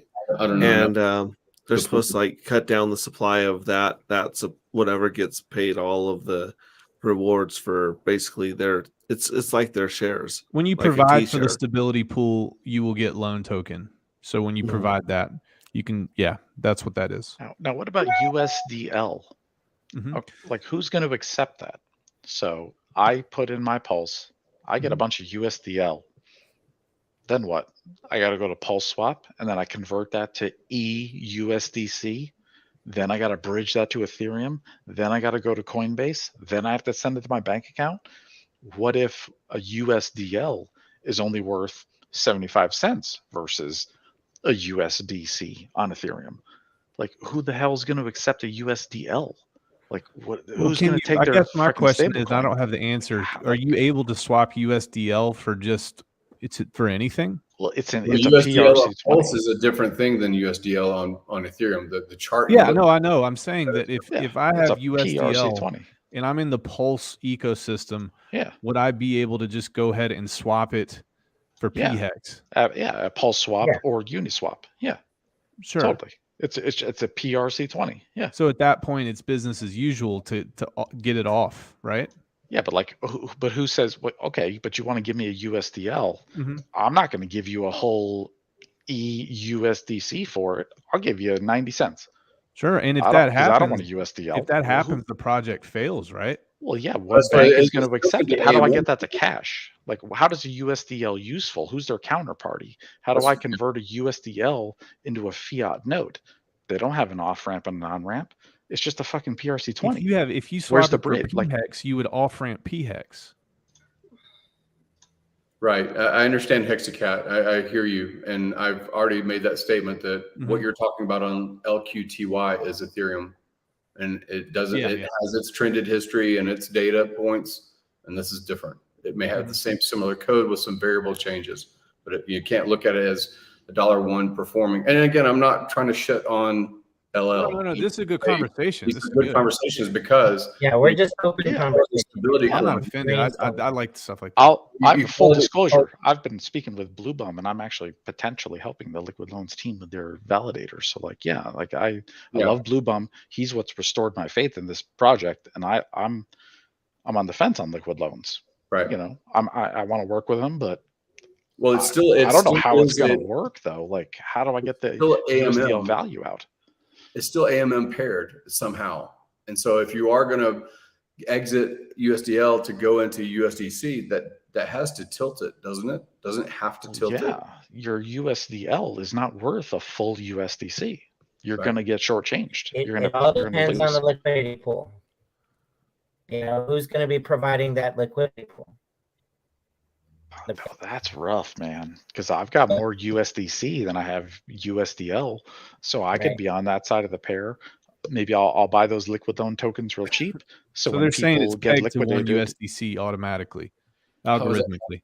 Impossible. When there's an AMM, how's it pegged? What's that mean? It's not. It can't USDT and USDC are not pegged.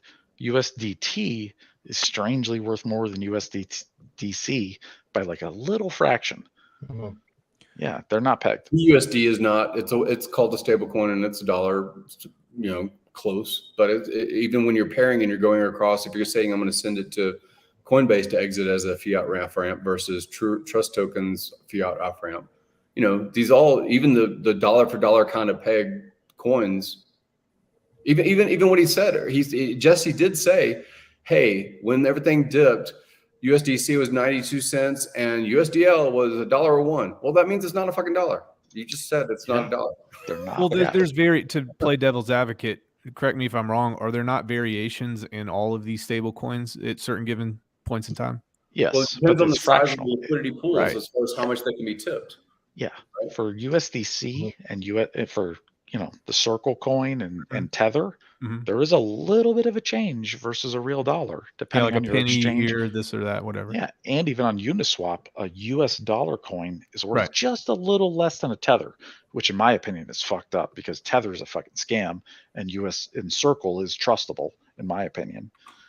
But then I hear what they're saying when they're saying it's always worth $1 worth of Pulse, PLS, but you're not redeeming it for Pulse. You're trying to get it into. I got to get out into the dollar world, and you take a haircut on the way out. Yeah, because there's going to be guys like me waiting with USDC. It's like, oh, you have USDL, you have this liquid loan stablecoin. I have USDC, and you want to cash out, and then you want to go to Ethereum. Well, I'm going to charge you a premium for that. You're going to lose a percentage to me because you're going to pay me more USDL, and I'm going to give you less USDC. I've seen the circle play out in the text messages, but it's still a circle. It's still not going out into the dollar world. I'm seeing you can redeem for more Pulse. You can redeem for more. That's better, blah, blah, blah. But I'm still not seeing the exit. Bingo. And it has to be an AMM pair. So David, let me ask you this, and let me ask you all this because I'd like to make a video on it. What would you say, David? What were your primary questions about? Why are you on the fence? Like, if you could have something answered, the objections handled, what would they be? Well, so noobs are going to get wrecked, right? There's going to be people who they're going to put in their Pulse, and then it spits out some USDL, and then they take that USDL and they're going to spend it on some shit coins on the Pulse chain, and then they're going to get wrecked. And then they're never going to be able to pay back the USDL to unlock their Pulse. And then one day when the price of Pulse drops, they're going to get liquidated. And that Pulse that they got liquidated is going to go to all the people who own the liquid loans coin, which would be people like me, because I'm going to buy it when it hits its dip. When it dips as low as it goes, I'll buy some liquid loans so I can get Pulse for free or cheap. So it's quasi-predatory. For noobs, they're going to lose their money. For people who know what they're doing, if you're a whale or if you're skilled and you have a lot of Pulse, okay, sure. Maybe you can cash out some Pulse and they give you this liquid loans and then you sell it for USDC at a loss and then you can cash out for cash and you buy property. I would do what Gary says. Gary hit it on the head. it better be a down payment on a property that you're like leasing or renting to people that's bringing you cash flow. So then you can pay back that loan so you can unlock your Pulse later. You're going to lose your Pulse if you put it in. Unless Pulse appreciates, obviously. Yes, and Pulse will appreciate, right? But like, no, I see what you're saying. So let me. So noobs are going to get wrecked. Potentially quasi-predatory, in your opinion. That's what you said there. What else are those your two primary issues with it? That's yeah. And I'm still concerned about the tech. Blue Bum being on the team, I have full confidence in Blue Bum. I've been in contact with Blue Bum. I'd like to help him with PulseChain. We're working together. We're all learning. It's testnet. We're all sharing. So that's great. So I'm cool with that. Like I want them to succeed, but like, yeah, it's. So the tech part, you mentioned something about not knowing who's about their the dev? developers. Yeah. And why aren't they on the testnet? Why don't they have a website up yet? Why can't I try it with my test pulse? Like, let me mint some USDL on the testnet right now. If you're that cool, it's, these guys have been talking about this shit on YouTube for like 2 months. Give me a demo. Where's your demo? Who's your nerd? I want to see his picture. I want to see his LinkedIn. Who is this guy? Who wrote this fucking code? Who's got this smart contract? Did he leave a backdoor when he's going to fucking rug pull later? I don't, if it ain't Richard Hart product, I don't fucking trust it. So yeah, I'm typing notes here, by the way. Yeah. Okay. Like, that's my biggest concern. Who is developing, who is forking the code from the Ethereum project that they're ripping off, and who's pasting it into PulseChain? I want to know who that guy is. Yeah. Like, who's that? Who's doing it? Who's doing the work? Like, who's that nerd? Yeah. I would really, maybe again, I think we're all kind of spoiled because we didn't expect these things in 2016, 17, 18 until 19, when a finished product and a code reviewed and all kinds of people that wanted to poke holes in Richard Hart products or Richard Hart himself scrutinized the code of HEX. I mean, every fucking character in the code. And I would really like that finished product to be available before there is this sacrifice stage thing that's going to happen. That's what makes me nervous. Absolutely. And funny. Oh, sorry. Go ahead. Yeah, that's why I'm not sacking for liquid loans either. Until I see a product, you're not getting any of my crypto. Like, no way. Are you crazy? That's a promise coin until I see something. So funny, Jim. His primary concern, I think, noobs are going to get wrecked. He doesn't know the developers, etc. There's no test net or anything you can mint USDL with. Were those pretty much the points that you were talking about, or do you have anything additional to add to that? Yeah, it's kind of like the same thing. Like emergency in-stake. How many people actually had an emergency when they in-staked? Nobody. Right. I didn't hear that, my kid needs to have a lung transplant kind of stuff. So saving people from themselves, that narrative. Yeah. So, it will be a product. It will exist. It's going to happen, right? However clunky or bumpy or whatever the road, as long as these people, they are putting their camera face out there. Jesse, I spoke with Jesse a long time before this LL stuff ever happened. So I like Jesse. Jesse's a great guy. I love the charisma of the CEO guy. I think he's elegant and, great speaker and, down south in Australia as well. I think when they had their first conversations and stuff, I like that guy. I think he's great as a CEO. Seems like a leader personality too. I don't know him. I didn't know him before that speech, but okay. I didn't really like all the gang up stuff that happened in Telegram. I really didn't like that at all. And I got pissed about it. And hexologists got pissed about it and booted out of rooms and stuff like that because of all the stuff that was going on in PulseChain's voice chat. So I still have, raw skin over that. But outside of it, I think that they're trying to launch. I think that they have, reasonable broadcast of what their intention is. But I really am spoiled by finished product launched into an ecosystem of cryptocurrency. If it survives, it survives. If it doesn't, it doesn't. Someone else sunk that cost, which was Richard Hart and the HEX product. Community coalesced around that, and it became what HEX is. And, to have a sacrifice stage, you know, you can see that mimicking over and over. Richard's obviously doing it again with the PulseX. So the sacrifice for a political statement thing, you know, first people inside the community to latch onto that idea is this other sacrifice is going to happen for LL. I don't know. Kind of sits funny with me. But yeah, I would just really like to have code review. Code review would be great. Operating on testnet would be great. More advocation about why are you taking this loan? Maybe a little bit more parenting from the group that is gung ho about PulseChain, about Liquid's going to save and give a purpose to PulseChain, all that kind of stuff. I really would like to just see a little bit more of that. Okay, cool. Yeah. Shout out to Blue Bum. I started DMing him when we believed he was the person on the Liquid Loans team. Let me apologize. And here he is. No. It's so good to see you. Yeah, I don't. Yeah, what's happening? Welcome and thank you for coming on. And I want to apologize to Jexa because I swapped your names earlier. And I apologize. Yeah, so Jexa's on the Liquid Loans team. Yeah, that's Jexa, not me. I apologize. So guys, what I'll do. What I'll do is I'll take these questions and these concerns and I'll be happy to talk to these folks. And if I can get some or all of you guys back on a stream here soon, maybe we can just chop it up and talk about it. And we'll air it out and let the marketplace decide whether or not it's good or not. And that's the only way that we can really push things forward. We'll just nip it in the bud.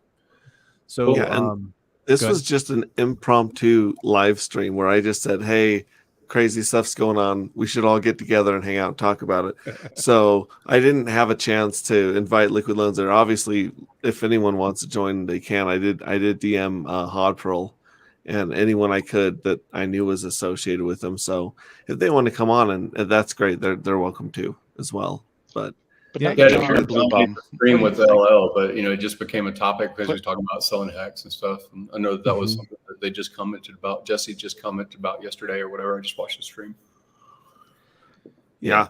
Well, and here's what I was thinking is let's say that Liquid Loans pulls everything off that they say they're going to pull off, right? And you were late to buying the loan tokens, whatever they turn out to be, their version of the T-share. So what? That's what I say is like, if it proves itself, it runs, it works, everything's great. Even today, you know, I can buy a T-share, right? A T-share is still an amazing deal today, 2 years after it proved itself for anyone that was wondering. That's true. So that's kind of the way I look at it is like, I may not be first, I may not sacrifice, but if it works, then awesome. I'll be there to buy up their version of the T-share. Yeah, a couple of maybe like 3 or 4 months ago when I was first really kind of having a lot of Telegram chats with Jesse and he was texting me and we're having phone calls all the time, was because I was really hesitant about this.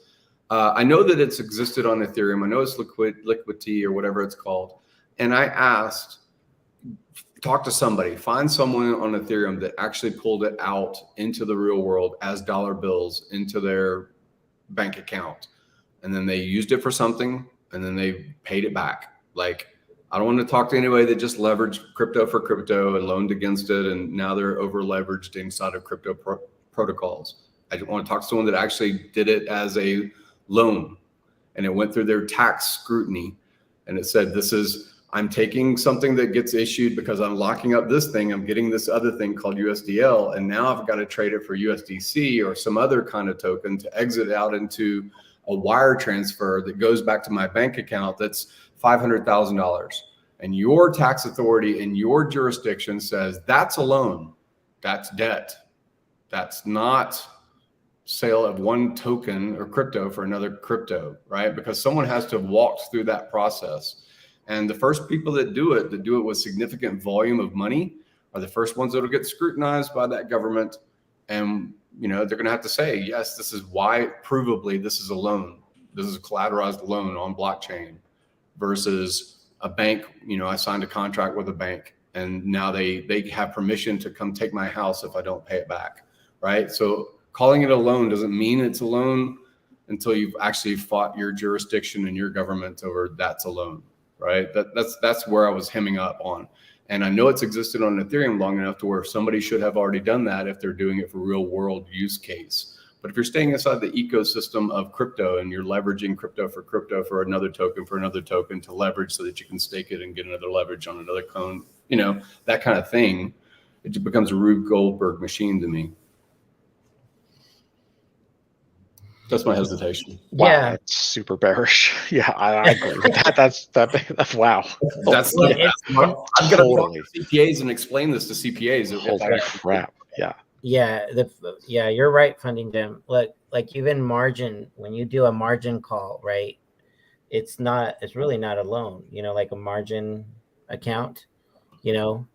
You're really like, look at your 401k, right? Your 401k, if you take a loan out, you know, you still have to pay a little bit on the back end of your, if you even liquidate anything, if it liquidates, right? You got to pay taxes on that.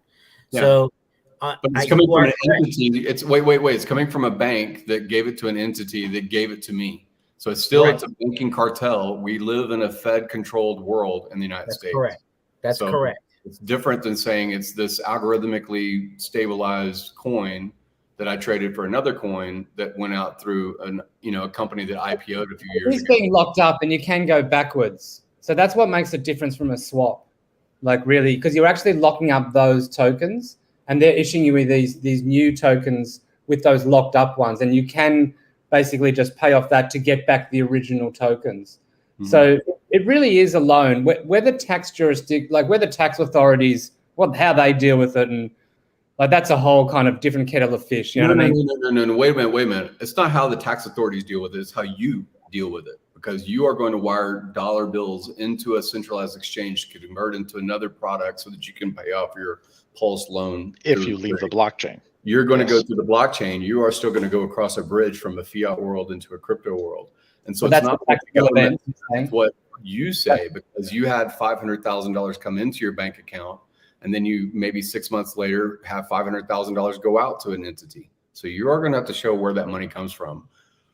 You will. You will get letters. I get letters. I don't know if you guys get letters, but I get letters from the IRS. Do you guys get letters from the IRS? I don't get letters from the IRS, but I have a W-2, so I fly under the radar. That's different than, That's different. How did you buy that house, Mr. Woods? How did you do that? Don't worry about it. Yeah. So you're saying, like, especially when you buy a house and you want to buy it cash, you got to explain yourself. Yeah, it's called source of funds, or you source of money. Yeah. So you say you can leave it in your bank account for more than 3 months. You can show 3 months of statements, but they still want to know. You got to prove where it came from. You're not employed. Yeah. And while we have Blue Bum here, sorry to interrupt. Blue Bum, overall, I just want to ask, how do you feel about liquid loans? I feel like Jexa the best. You guys are on the Australian late night show.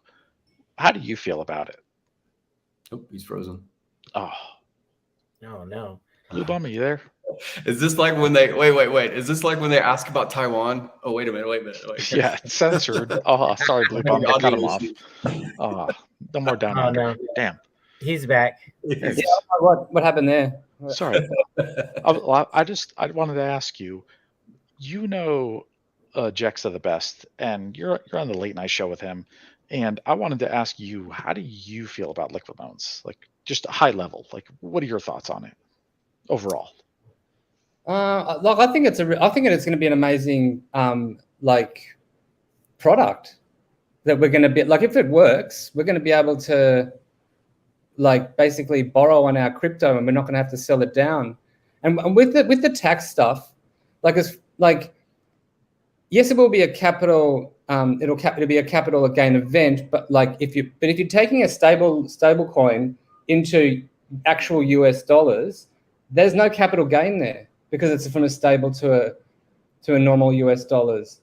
And so I think it works. I think it's sound. I think it's an actual loan that you're taking against it. And they'll really need to get those exchanges on board. It really does come down to exchanges, because exchanges are where the bridging happens to fiat. Well, who accepts your USDL? That's either USDL and then Coinbase is going to have a USDC transfer into their wallet, and then they're going to convert it to, and again, they may have the blockchain tools to say it used to, 10 minutes ago it was USDL, and then, an hour ago it was, this USDL was minted because something else got locked up. You're still going to have to walk through that process. I mean, again, you're dealing with significant money. You're 20 grand, 50 grand. I don't know where the threshold is, but people pull out millions of dollars and they put it into something, and then they, you're still going to have to justify this sooner or later. And again, it's not me being bearish; it's me being pragmatic. Yeah, but I think it is a loan. Like I don't know whether tax jurisdictions like that, they'll make up all sorts of shit. You know what I mean? And there'll have to be test cases and stuff like that. And it'll be like what's happening now with XRP, where they're going to court and there's a whole big thing about it. You know what I mean? Like it'll be this. But like to me, it sounds like it is a loan. Technically, you lock it up, you get something else, you can reverse it out of it, and then once you've got that stable coin, like there'll be ways to bridge it back into actual like real world money, but also in the future, surely people will start accepting some of these things. Like already they accept Bitcoin for property. Yeah.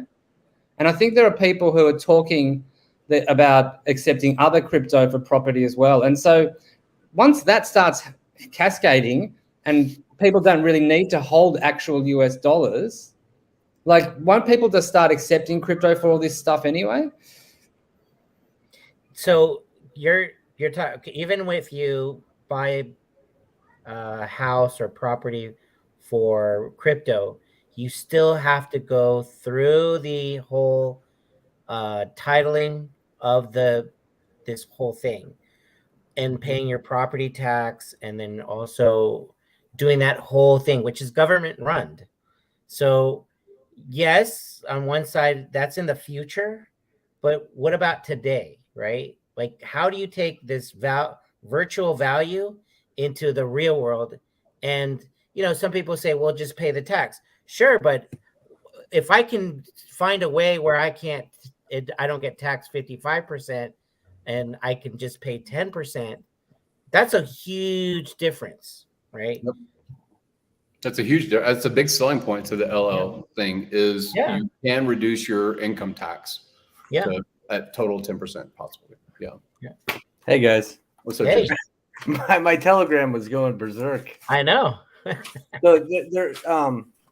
So I jumped on, I rewound it a little bit, and I wanted to clarify a couple of things because I think there were some questions about how is it worth $1? How do you trade it, and how can it be worth the same as USDC? And a couple mechanisms are at play for that. So first off, liquidity providing is highly rewarded, right? So loan tokens are paid or rewarded to liquidity providers at a very, very healthy rate. So there will be incentivized liquidity pools for USDL paired to Pulse, and most likely USDL paired to HEX as well, right? Because right now, USDC is the primary pairing for HEX, and we'd like for USDL to be the primary pairing for HEX, okay? But that's not the only thing. That's not the only thing that keeps the liquidity pools stocked and keeps stability. So inside the protocol, one USDL is always directly redeemable without even having to go to an AMM, directly redeemable for $1 worth of Pulse. No matter what, if you have a USDL inside the protocol, you connect into our dApp, you can redeem it against the lowest collateralized vaults. So a vault that holds, somebody's taken a loan, the most under collateralized vaults, under 150, and only the ones only 150% collateral. And then from the bottom all the way to the top. All right. So if there's a guy sitting at 111% collateral ratio, basically he's redeemable against. All right. So he has Pulse that's locked up in a vault. You're just a random person who's got some USDL First off, there will be liquidity pools. Those are incentivized. But if you wish to directly redeem, you can directly redeem from right inside the protocol. It takes that person's pulse.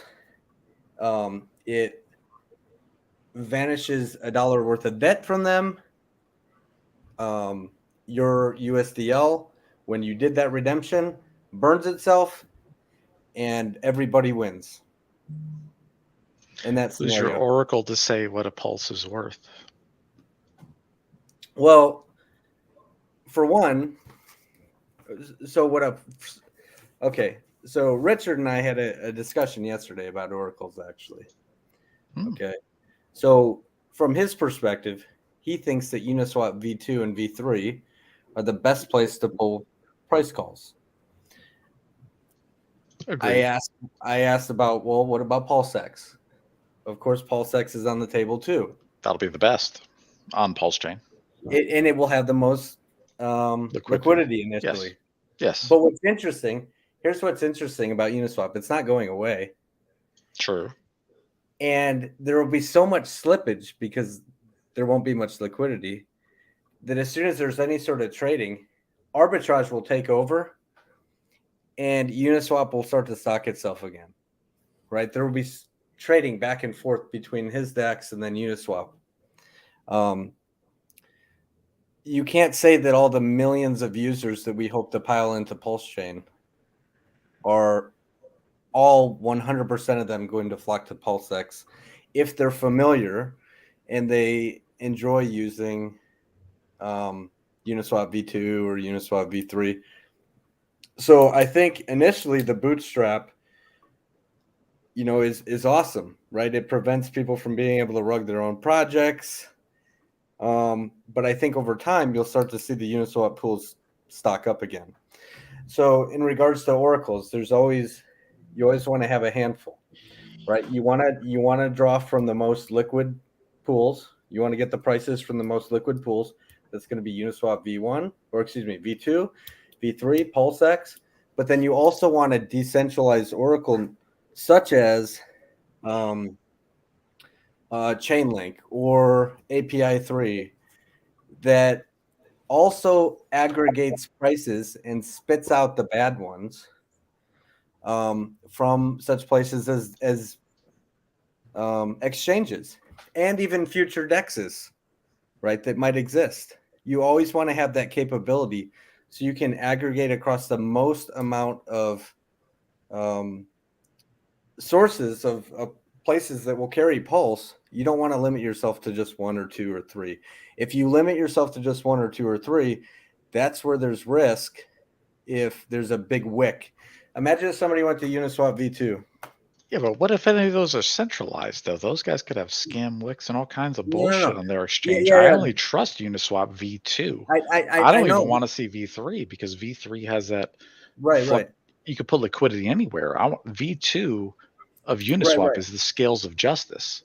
Like that is the law. Like true, but let's say you get a whale that goes in the market dumps and you get a big giant wick, and maybe it gets eaten up really quickly. Maybe it gets eaten up really quickly. Hard.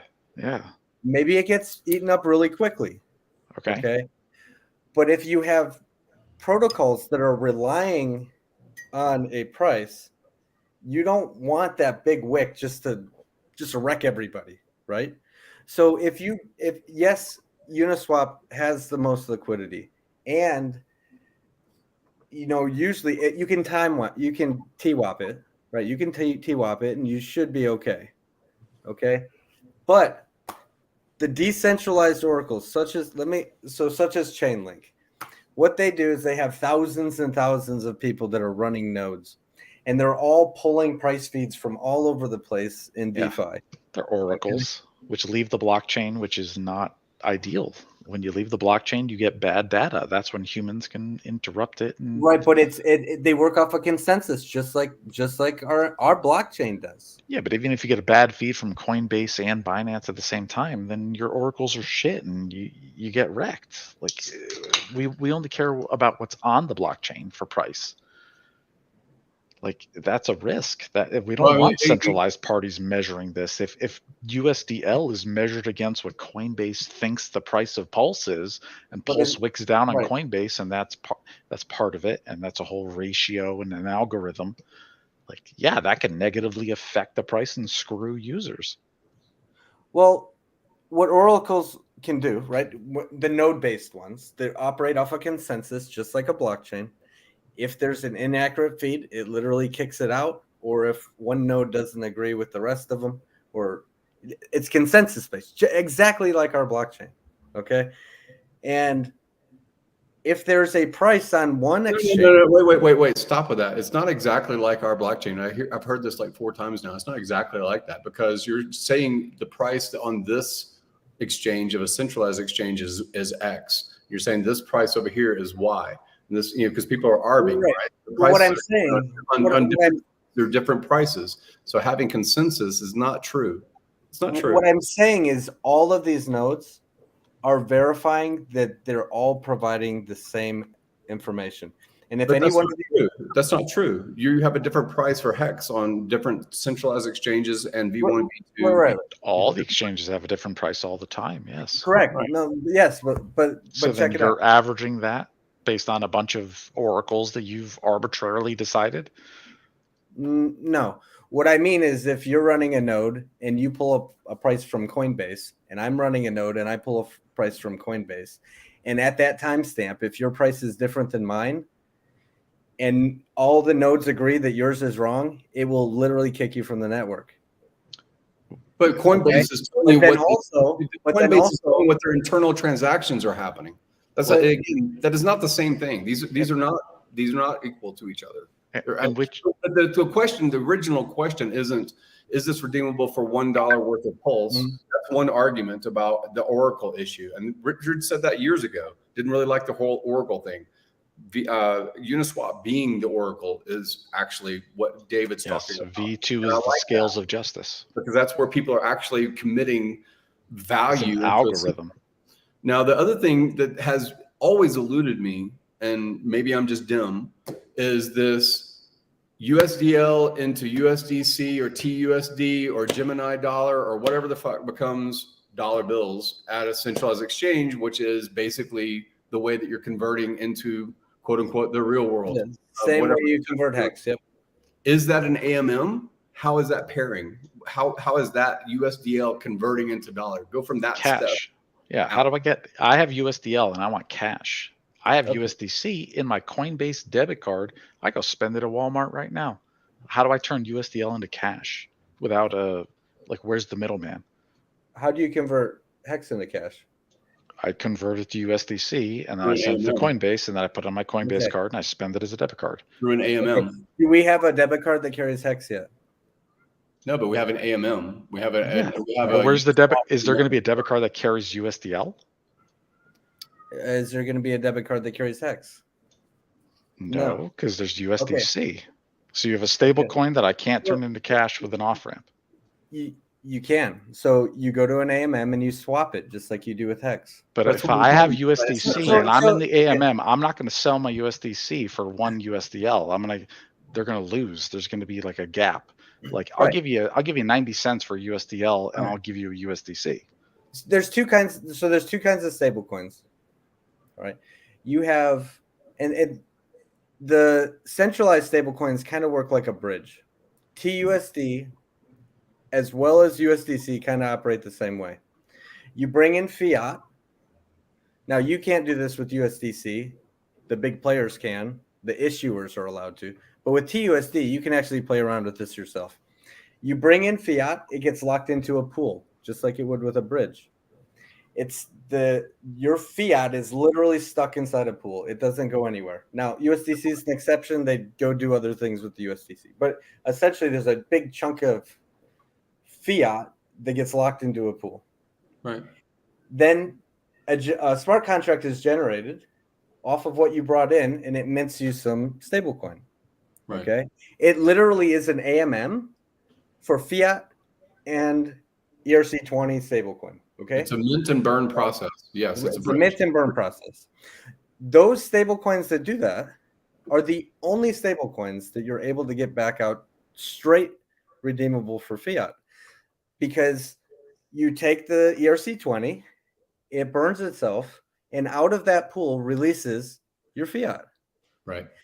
Now, those are the only ones that you'll ever see that you can get back out to fiat. Now, what about the ones like DAI? Well, you can't do that with DAI.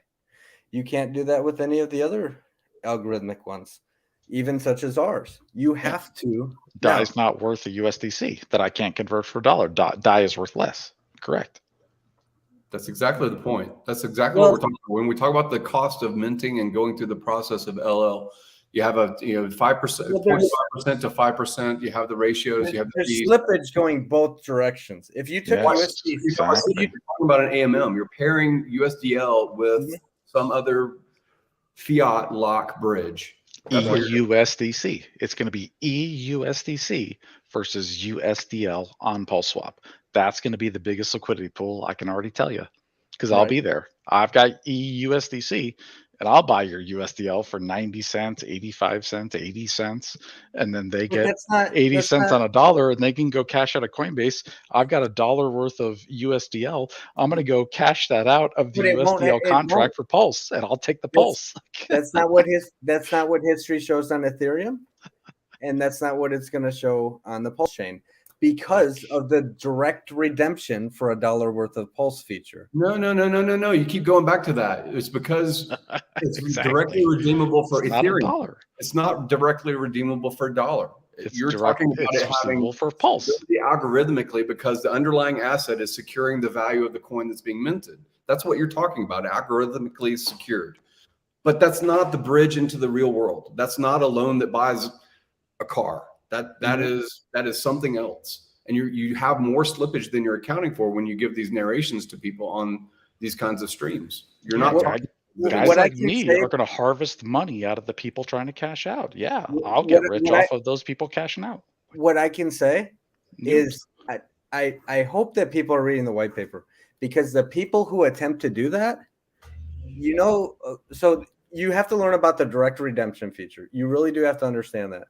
But you also have to understand that the people who try to take advantage of that, there is a fee, and it talks about this in the white paper, that ratchets up and up and up so that you can't wreck other people with the arbitrage. So again, I hand in USDL, I have to take a cut of the Pulse that I received. If you are directly redeeming, if you are directly redeeming, yes. Yeah, And that cut goes to the stakers in the protocol. Yes, absolutely. The holders of the liquid loan token. Correct. Oh, see that? I'm going to be a liquid loan. Yeah, so that's cool too. So if you've got liquid loan token and you bought it on the dip, you get paid a part of the fee of the people who harvest USDL from people trying to cash out, and then I get even more Pulse. All right. I mean, I like the product. I do. I mean, but it's for advanced users to harvest noobs. I mean, it's the USDL into Coinbase process, or into TUSD, because TUSD is a fiat off ramp also. Can I ask you guys for a big favor? Go on that Ethereum. Maybe this is a big ask, but I'm going to ask it. Go on that Ethereum tonight, tomorrow, whenever. Buy yourself some LUSD. Stick it in the stability pool. Get a little bit of LQTY token. Put it in the staking pool. See what happens. Okay. What does that do for us? How's that anything other than what you've already explained? I'm still not seeing the bridge out. The same ways that you get, because the same ways that you get out of LUSD, you will have the same, like nothing's different. I'm not. It's the exact same code LUSD on a different chain. Exactly, you're not familiar. Yeah. So I mean, is it worth $1? It is absolutely worth $1, and it holds its peg better than any other stablecoin. So 2 weeks ago, when USDC was at 92 cents, LUSD was at $1.01. Back in May. No, stop. I've heard this so many times, man. I've heard this so many times. When it's $1.01, that means $1.01. No, You Correct. keep saying these things. It's not true because you're basing it on the underlying asset's value. It's always redeemable for $1 worth of Pulse. That's what you keep saying over and over. It's always redeemable. It's always worth $1 worth of Pulse, even if that changes. That's not true because you're not going out to dollar. You never finish the last part of the equation, which is exiting out into spendable dollar bills. I never hear But that. you're trying to say people don't exit out. AMM goes to a pair. How are you exiting out to TUSD or USDC? Where is that step? And right now, one swap it. LUSD Just like you do with any other asset. I don't understand what you guys are trying to say. I swap it where? It's only, David Feeder's willing to do it for 85 cents. Yeah, like, and right now, one LUSD is worth 0.998 USDC. It's not worth $1. It's just slightly under, which is what cool. Is DAI worth? Fine. What is DAI worth? Look up DAI. Let me look up DAI. So it's literally 0.002 away from USDC. Yeah. Well, that's normal, right? That's not something out of the ordinary. With all due respect to everybody here. Well, yeah, but again, who's putting the LP in on both sides of that trade? I guess let me ask this, just as like a reason have a trade. My mind is, and the DAI is worth 0.999. A DAI is 999 of $1. What happened before USDC? What happened before USDC? Yeah. How did you get your money before USDC into Coinbase? Well, at Coinbase, you put in. You can ACH your. How did you get it out from a blockchain into Coinbase into your bank account before USDC existed? Well, that's free. Well, and then you did ETH. Yeah, it's right. free. Like I send US dollars from my bank to Coinbase. I swap it to USDC for no fee. I withdraw for an Ethereum fee to MetaMask or StakerWrap. Right. And then I swap to HEX. So that would be one way to do this on this end. But you guys are specifically concerned with if you have USDL, what path would it follow, right? Exactly. Right. You're going to lose on the path out. Cross. Take it simple. Jesse, we've got USDL. We minted or whatever. We got USDL. What's step 2 to get it to our bank account? All right. So in the future, you'll be able to go straight to an exchange with it. We are having those discussions as we speak. Now, I'm not saying that as a promise. I'm saying that to let you know we are literally in conversations with the exchanges right now. Okay. To include adding HEX to a major exchange, which has never been done before, by the way.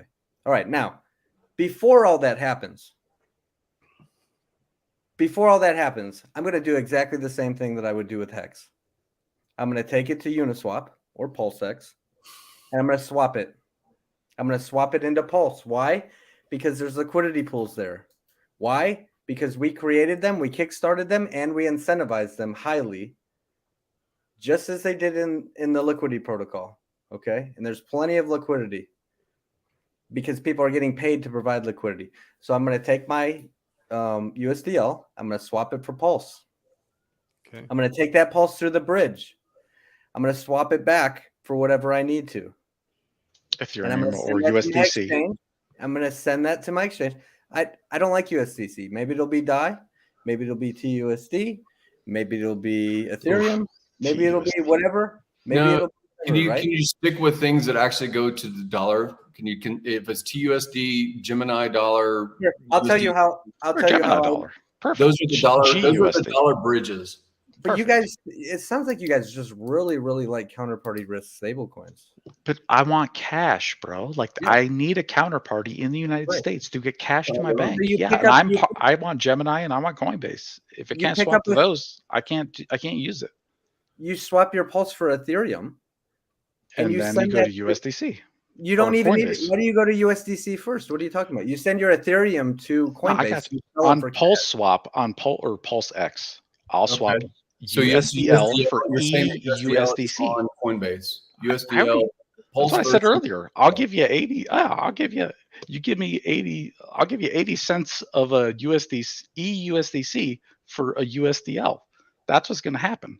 It's going to be USDL is going to be worth less than a whole USDC. Well, isn't it the same amount of hops? That's not possible. It's the That same is amount of literally not hops? possible because of the direct redemption feature. It's Because gonna be somebody a will spread. instead. There's gonna be a spread. It's not true, man. That's not true. Yeah, we're gonna spread it, Coinbase dude. is not going to give a 1-for-1 ratio of USDL on their platform to exit into the dollar bills that are locked up and minted and burned based on USDC. That's Unless not you true. got a fiat on ramp, Almost unless you got a bank you're partnered with who will accept USDL and give me an ACH in my bank account. Gary's completely correct. Yeah, it's not worth All a right. dollar. It's worth $1 of Pulse. Yes, I agree. Of Pulse, based on your oracles. So you know what happens? You exit with Pulse if you want to, but I'm telling you, there Which is are cool. liquidity pools. I'm down with that. That will be stocked. If you'd like to swap it for $1 worth of Pulse, you could do that inside the protocol. There are fully stocked liquidity pools that are incentivized. You can go look at the LUSD protocol and how fast those pools were stocked. You can see that it holds its peg to $1 because of the direct redemption feature. It does it better than DAI. It does it better than USDC. It does it better than any of them. Okay. But very much like HEX, it is completely decentralized. And if you'd like to get back out to fiat, yes, you have to swap it on Uniswap for something that Coinbase carries. Yeah, that's That's cool. cool. You have a ratio. That's It just okay. need AMM pair, just like impairment loss, all the stuff that we're already educated on about DEXs. That you even inside of a DEX, you can convert it into Yankee coin. Doesn't matter what it is. Yeah, cool. That's all crypto. That's all crypto in the entire crypto sphere. You got to swap it for something else. When it's called a loan, and in my mind, I'm thinking of a loan that goes to dollar. I'm not thinking of a loan that's leveraging one crypto for another crypto. Well, it's not a loan that goes to $1, so you just have to get that out of your mind. This is a smart contract, and I will defend liquid loans, and I love JEXA, and I like Jesse a lot. I think Jesse's a great guy. Me too. Absolutely, Jesse. We're not trying to beat anybody up. We're just trying to I want the facts, and I agree. So that's how this works. It's a smart contract on PulseChain. You can put in your Pulse. You get USDL out. You can do whatever the hell you want with that USDL. You can swap it to whatever coin you want, ETH, EUSDC, and then you can bridge to ETH, and then you can cash out like we all do. And that's cool, totally. And there will be, there's going to be spreads on the way out, and we all pay spreads and we all pay fees on the way out, and that's how it works. And I completely agree with that, and that's fine. So let me cut to the deeper chase then. Who's actually who's the nerd that you've hired to do the work? Who's going to fork the software from Ethereum It's on the testnet. PulseChain? It's on testnet. And if you go to our Telegram, you can see the DApp. You can see the video of the DApp running. You can see us clicking on things and connecting. It's live on PulseChain testnet. Yes, it is. That's amazing, dude. Why aren't you blast that all over Twitter? Holy shit, show it off, man. That's amazing. That's what I want to see. I want to see a working demo. Like let's see it in action, bro. Go to our Telegram. Like the stuff is out there for those who want to see. Right, for the people who care. There are a lot of OGs who just hear the word loan and they just go. No, let's see it. I want to see a demo. Let's see it in action. I mean, I'm a testnet dev guy. Yeah, man. Yeah, let's try it out. Let's make sure it works. Are you guys doing bug testing? Are you guys running TPLS through the contract? Are you minting TUSDL and making sure that you get the PRC tokens that you're supposed to get? Like, yeah, that's cool. If we could see it in action, that's amazing. I am not doing that, but I did poke around and I found a bunch of transactions, things put in the vaults, USDL. That's bullish. We want a out of there. Yeah, we want to see. Let's see it. Yeah, that's cool. Like if we could see a real product before the mainnet, then you got to, then that's cool. I'm going to push back on 007. That message was just that's bullshit, dude. It's not that we don't want the facts. We're actually spent 2 hours talking about the facts. We want the facts. That's why we're here. We just want the truth out and research. That's why Jess is here, so he can give the facts. Right. We go straight to so when it's called holding the peg, it is because of the underlying asset. It's in the algorithm, which I agree to. I agree that it holds the peg. and the peg is not redeemable unless you are selling the underlying asset itself, and we're not, right? You're just stacking your it's derivatives, right? So you're doing derivatives until it becomes actual some other thing you can put into this world where you pay your rent, or you buy the vacation, or you get the fancy car apartment building or whatever. It's not real in my mind. It's still this crypto casino game. I traded this chip for this other chip, and I'm going to put it on a different table, which I understand. Exactly. And it's a game I'm playing, but I take issue with maybe there should be better words for a loan or stablecoin or these other things, right? Because when I think of stablecoin being $1.01 when everything else that was stablecoin is 92 cents, that doesn't compute. And then I know there's transaction costs that are built into the algorithm. There's cost to go into the algorithm of LL. And I know that there's cost inside of AMMs because liquidity providers need to make something out of the fact that they're sequestering their liquidity into a pool. And I know that there's offset and impairment loss. And I know that there's transfer costs into a bridge that goes into the fiat world that you spend on your credit card. So I understand the derivatives game, and I just want to be more transparent about that actual slippage. You know, I don't want Pulse sold down. I don't want the price to be harmed because people exit and they pay 50% income taxes and all that stuff. Obviously, I talk about that for years, but I do want more transparency about what you can do. Anything you want with USDL that you want to. Like, you always stop at that part and you never really explain that what people actually will do with it or how they exit into the world. I don't hear that part very often. This is the first time I've heard it in even close to being answered. Let me ask you a question, and please be honest. Out of the 5 of you on camera, who has read the white paper from start to finish? I did. 2 people, 3 people. I don't read white papers. Your white paper. I remember asking. Show me a demo. I remember asking. That did this. You're laughing, David. You're laughing about. Yeah, I'm laughing. Yeah, where's your fucking demo? Show me the test Pulse demo. I don't care about your white paper. Show me something real. This isn't Promise Coin land. This is Hexagon land. The white paper filling a lot of gaps. I think it's pretty obvious. I mean, I know how it works, and I'll full disclosure. I'm working with JEXA and helping the Liquid Loans team with their validator, so I'm in on this. Like, I want to help. I'm in the community. I'm at no charge. I'm helping them set up their servers, and I want it to succeed. I want Liquid Loans to be successful. I don't want this to be bullshit. So, you know, I mean, I'm dead serious about this. Like, I want to see a demo. I want to see it work. Let me try it. Who do you think is putting that? And who are your devs? Like, who the hell are your devs? Like, who's doing the code? I've seen Hodeprol and you and the CEO, but like, who's the nerd in charge? 2 questions ago, if you can go back 2 questions ago, it went by too fast. The one before, you went 2 questions ago. Hexray. Well, I don't know if you can hear it. Yeah, so the traded TUSD into DAI, TSD for USDC and DAI equal ratio. Where did you trade that, and was that an AMM? Is that the expectation? Is this going to be an AMM of USDL into the 7 other things that people want to trade into at 1-for-1 par? TSD is the Teddy stable dollar.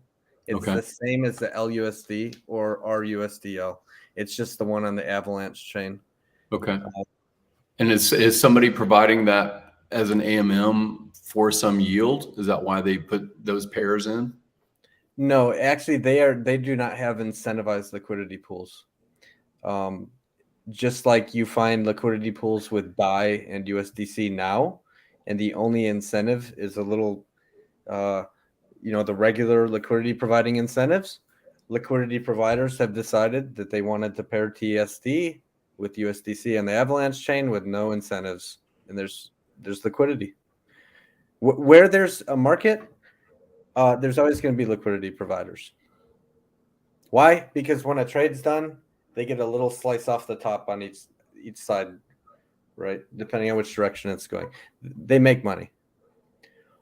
Especially with something like a stablecoin, where it's gonna. you know, the risk with liquidity providing is one side runs way up more than the other, and you have a bunch of impermanent loss. What's cool about stablecoins is because there's other features like the direct redemption that peg the price back, then you just get a little bouncing back and forth in that pool, right? So liquidity providers of two different stablecoins oftentimes will make out a lot better than a liquidity provider of something like, say, Link versus ETH or HEX versus ETH or something like that. It's a safe play to be a liquidity provider of a stable versus a stable. Well, and again, the difference between USDC as a crypto and going across the bridge into what's been sequestered or supposedly locked into a bank ledger of dollar digits, whatever you want to call it. It's the same, you know, again, that's a bridge, you know, fiat world into crypto world bridge. And this is different because there's still going to be, there has to be obviously incentive to lock up something USDC or TUSD that is initially. Yeah, and incentive's not going to be there forever. Right. You only need to incentivize just to get it kicked off and get those pools built up, you know, to the size. Is it on Uniswap as LQTY? Is that what it is? Yeah. So the LQTY is the loan, same as the loan token, and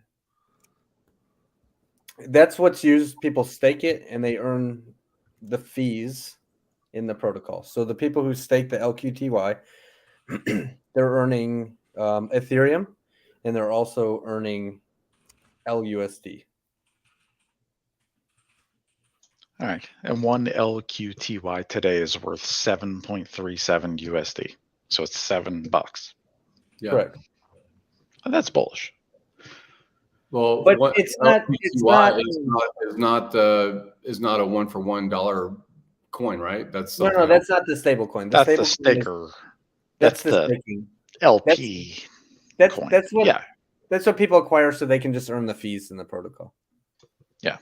Now, talk about the sacrifice phase, because I'm super bearish. Like, I'm not super bearish. I don't understand how the sacrifice phase for liquid loan works at all. I know nothing. Like, how does that work, the sacrifice phase? And are there any details on that you can share? Yeah, of course. So the loan token is, if you would like the fees from, I would love the fees from all the people getting liquidated. That's what I'm here for, bro. That's not what that loan. That's not. But listen, that's not what that loan token does. But I'm a crypto that shark. Loan token earns. Well, then I want the plebs money. You know what I want. Well, then you might want to look somewhere else, because that is not what the loan token does. Oh, bullshit. No, the loan token earns 0 liquidations. None.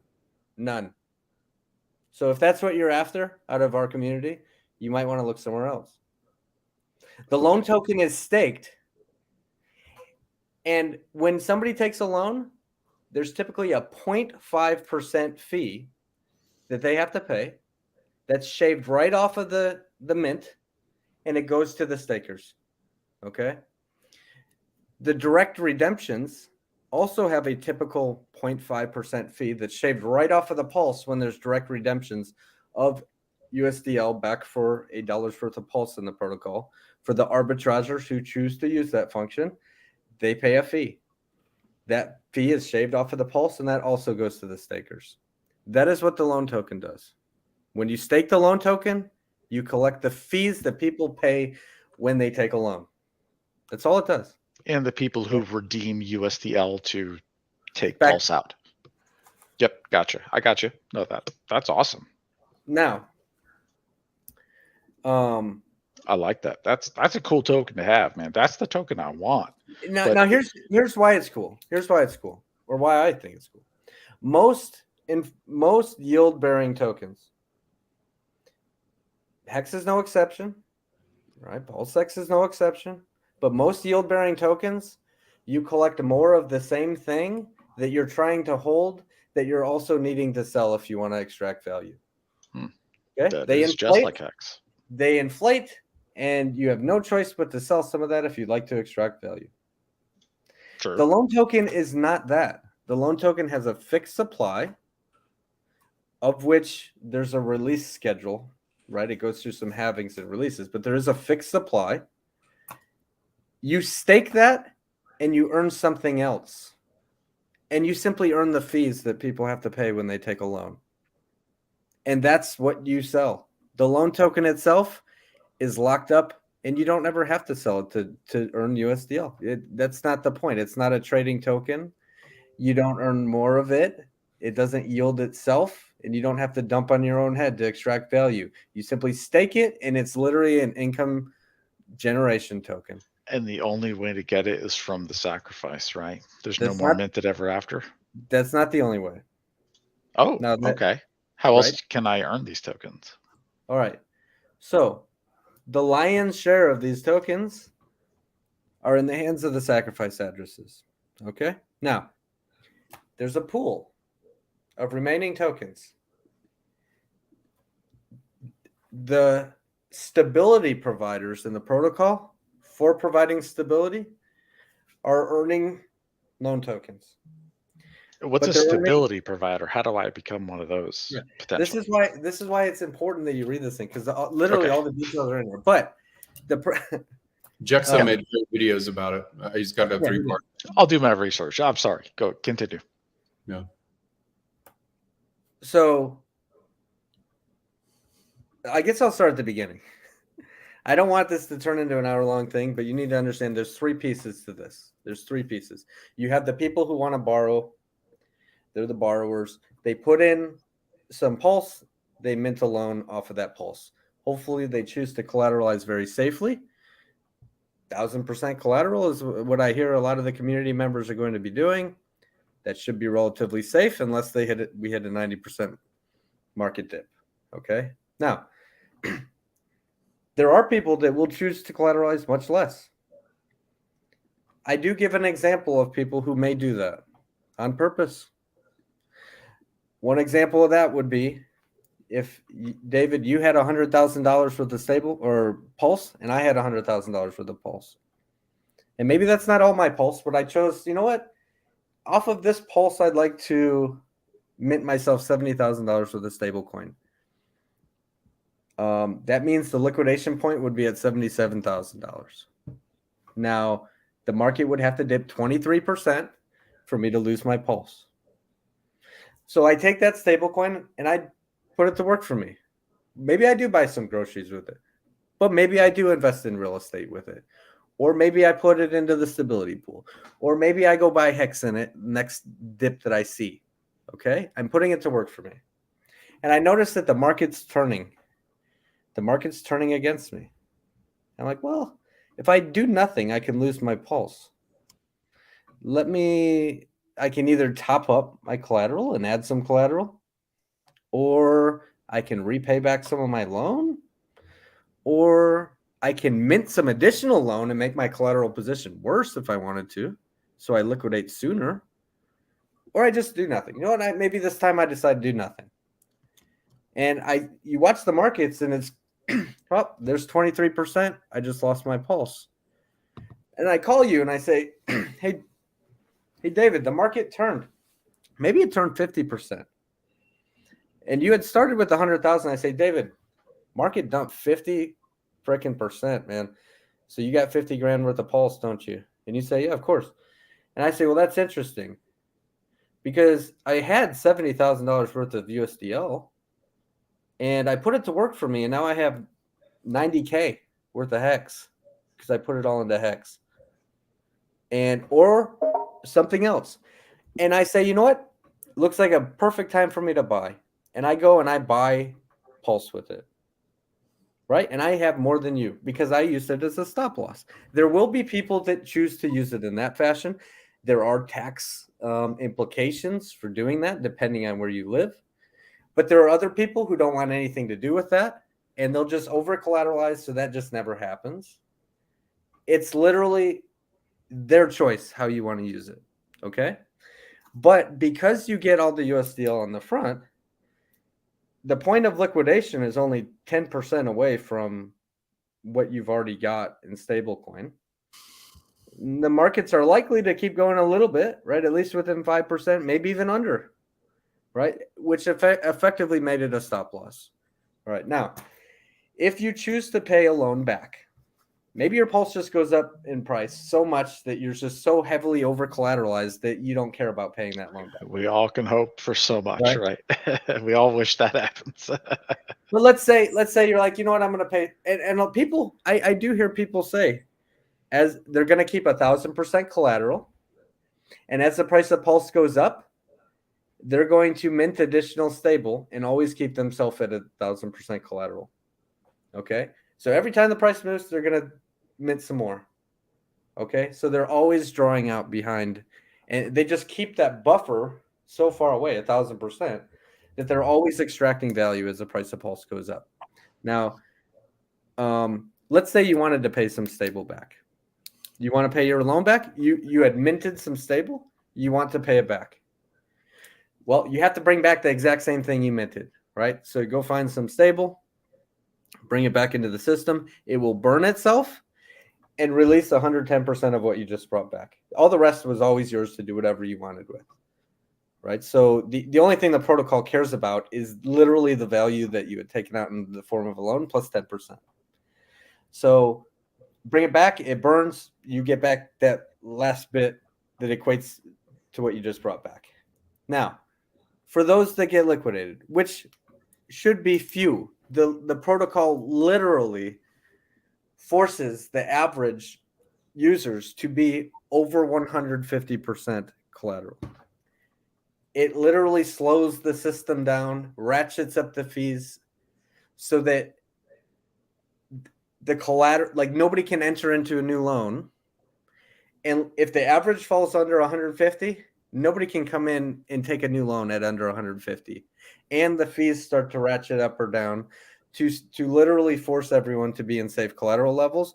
But it's not going to prevent some people here and there from being under 150%, right? So if you think that you're going to liquidate people, if you think that you're going to be a whale and liquidate a whole bunch of people, it's literally not possible. And here's an analogy I give. It would be about as stupid as being a HEX staker and early end staking your stake, your big giant stake, just so that you can earn the same stake and a little piece of that from being a staker somewhere else. Okay?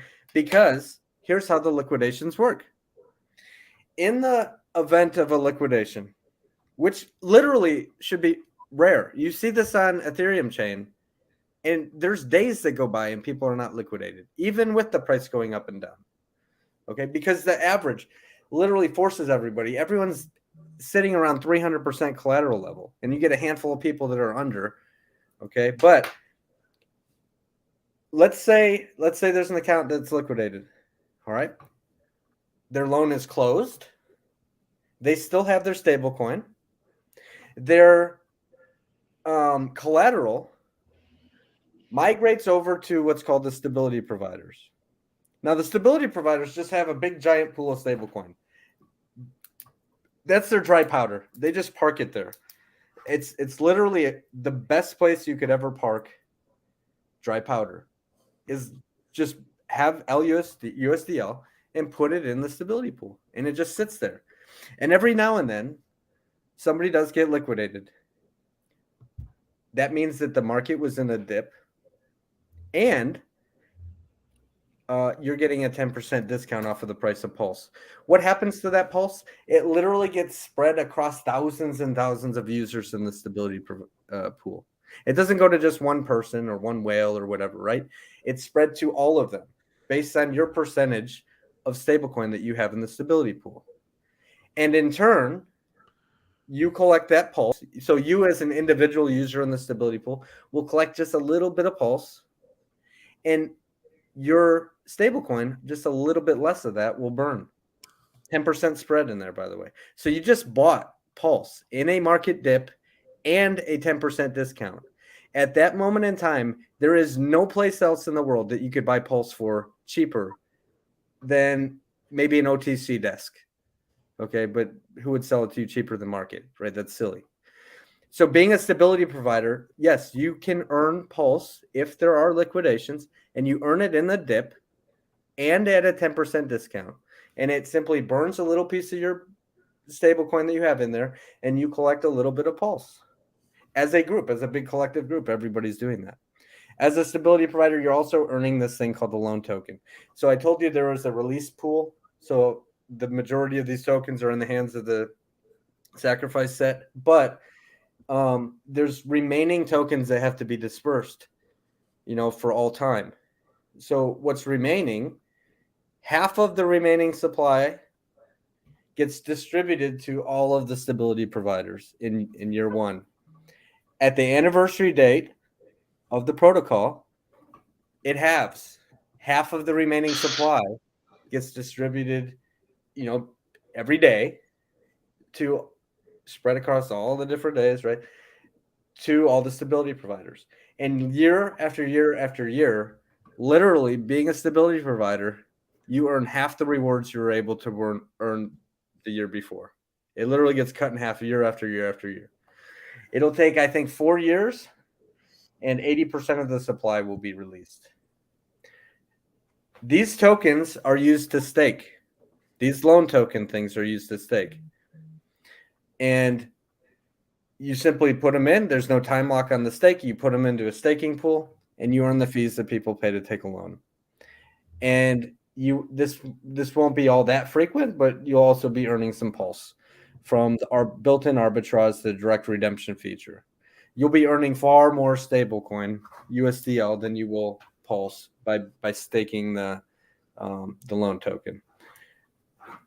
That's pretty much the whole protocol. You got the borrowers, you got the stability providers who are ready to pick up any liquidations. There's no market sells. There's no like auctions or anything. So there's no cascading or anything like that. They're already there, ready to go with their stablecoin in the event of a liquidation. And as a group, as a collective group, right? And then you also have the stakers in the protocol. That's the whole protocol. Does it make a little more sense now? And it runs really, really well on the other chains. And I have unless we think this chain is garbage, there's no reason at all to think that it's going to run any worse than it does on the other chains. In fact, we have every reason to think that it's going to run better. Our user base is already way more. So Liquidity, by the way, they only have 1,300 open vaults, 1,300 open loans. There's $900 million worth of loan taken out. There's $2 billion locked in the stability pool, or not locked in there. It's just in the stability pool, just sitting there. And they only have 1,300. They have 1,300 users.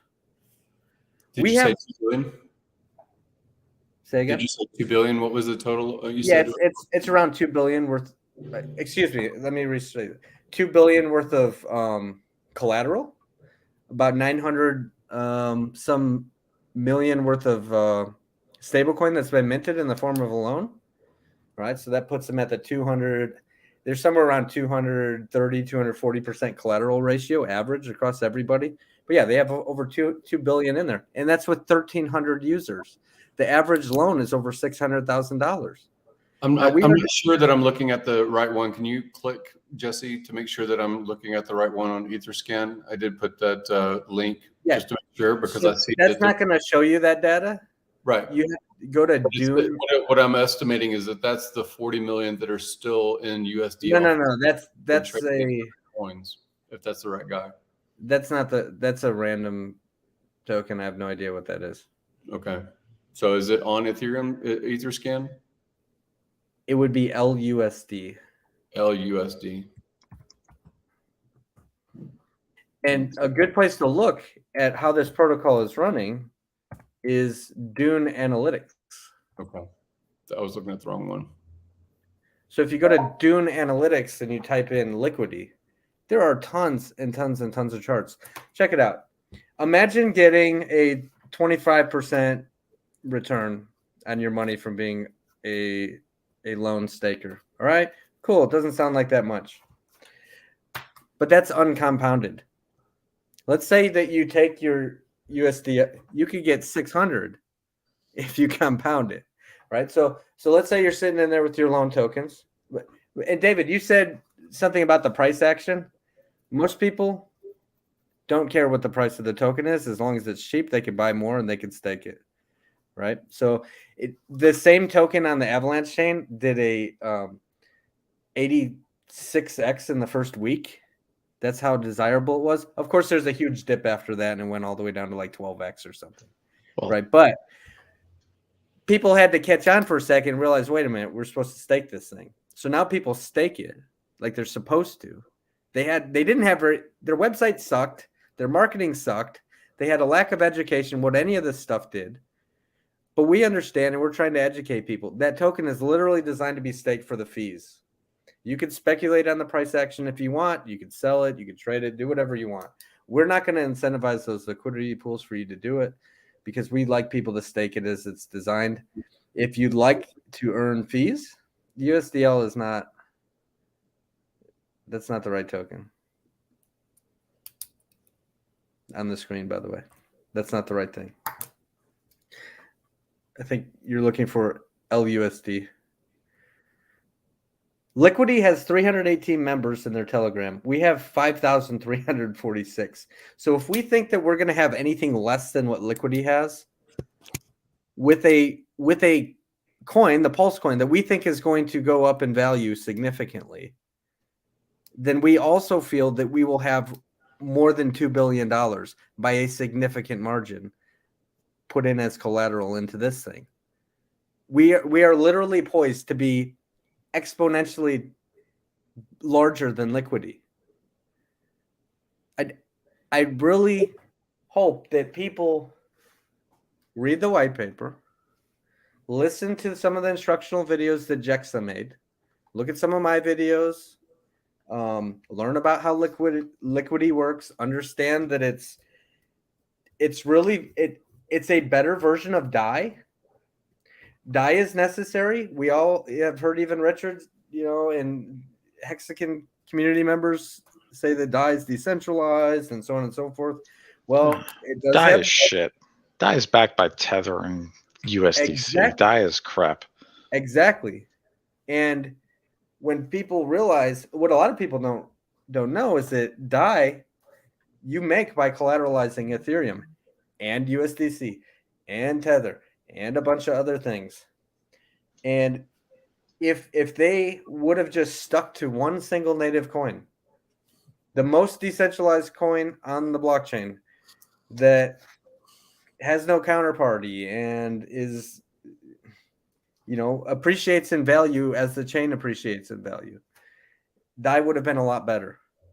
Liquidity literally realized this. They took all of the good from DAI and some of these other stablecoin protocols, and they rewrote the book on how a stablecoin should be written or how a stablecoin should be made. And it literally is a thing of beauty for people. Like, people have to read the white paper.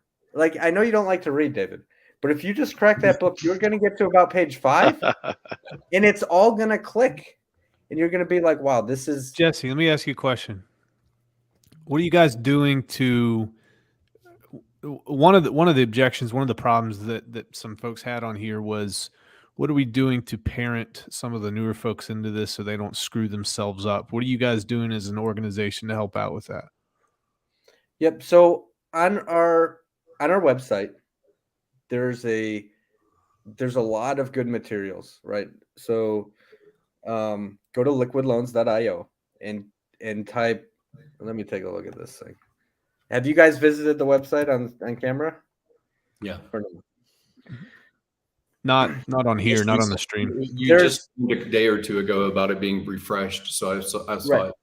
So it's updated. It's updated. So there's a how it works. There's a white paper there, and then there's also a frequently asked questions. There's a knowledge section. There's a learn section. If you go to the knowledge section, there is a huge amount of content. It brings you through the entire protocol.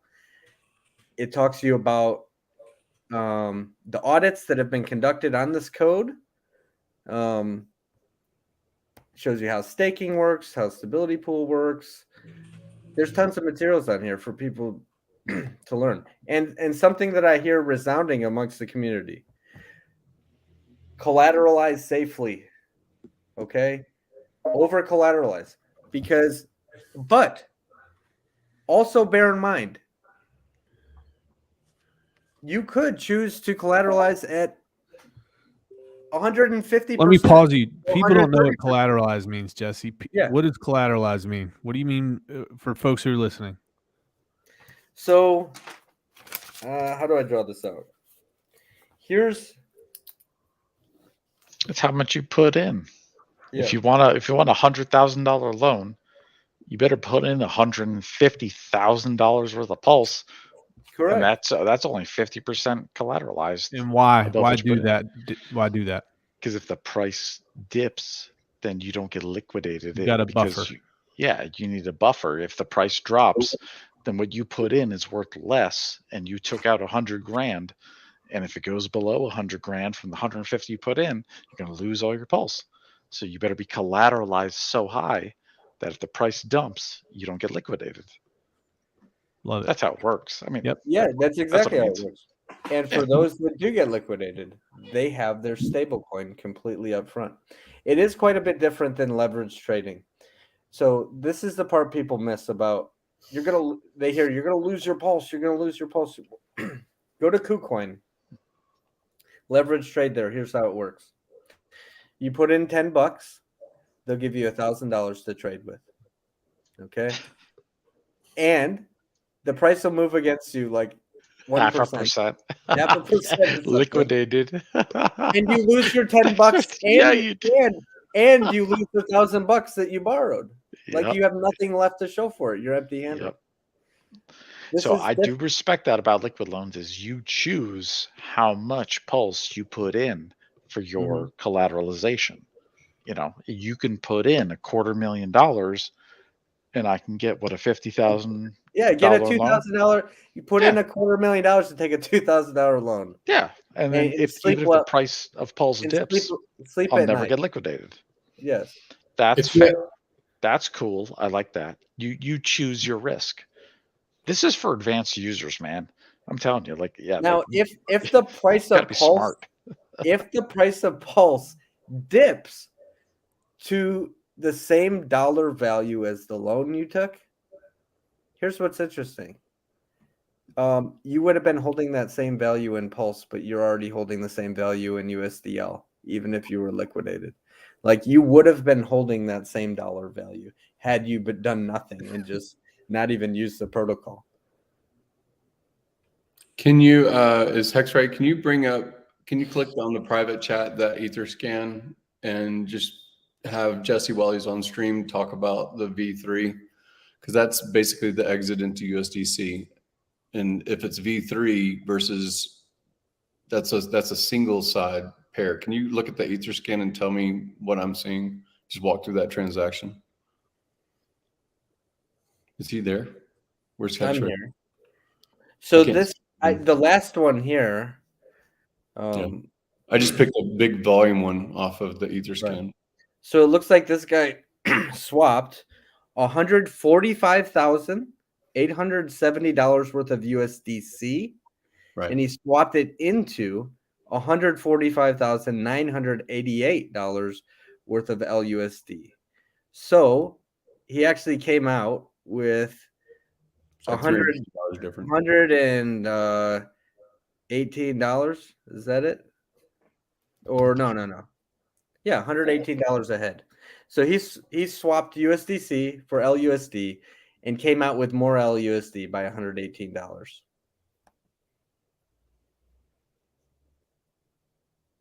Okay, that was the top one. The very bottom one, the most recent one. Click the bottom one.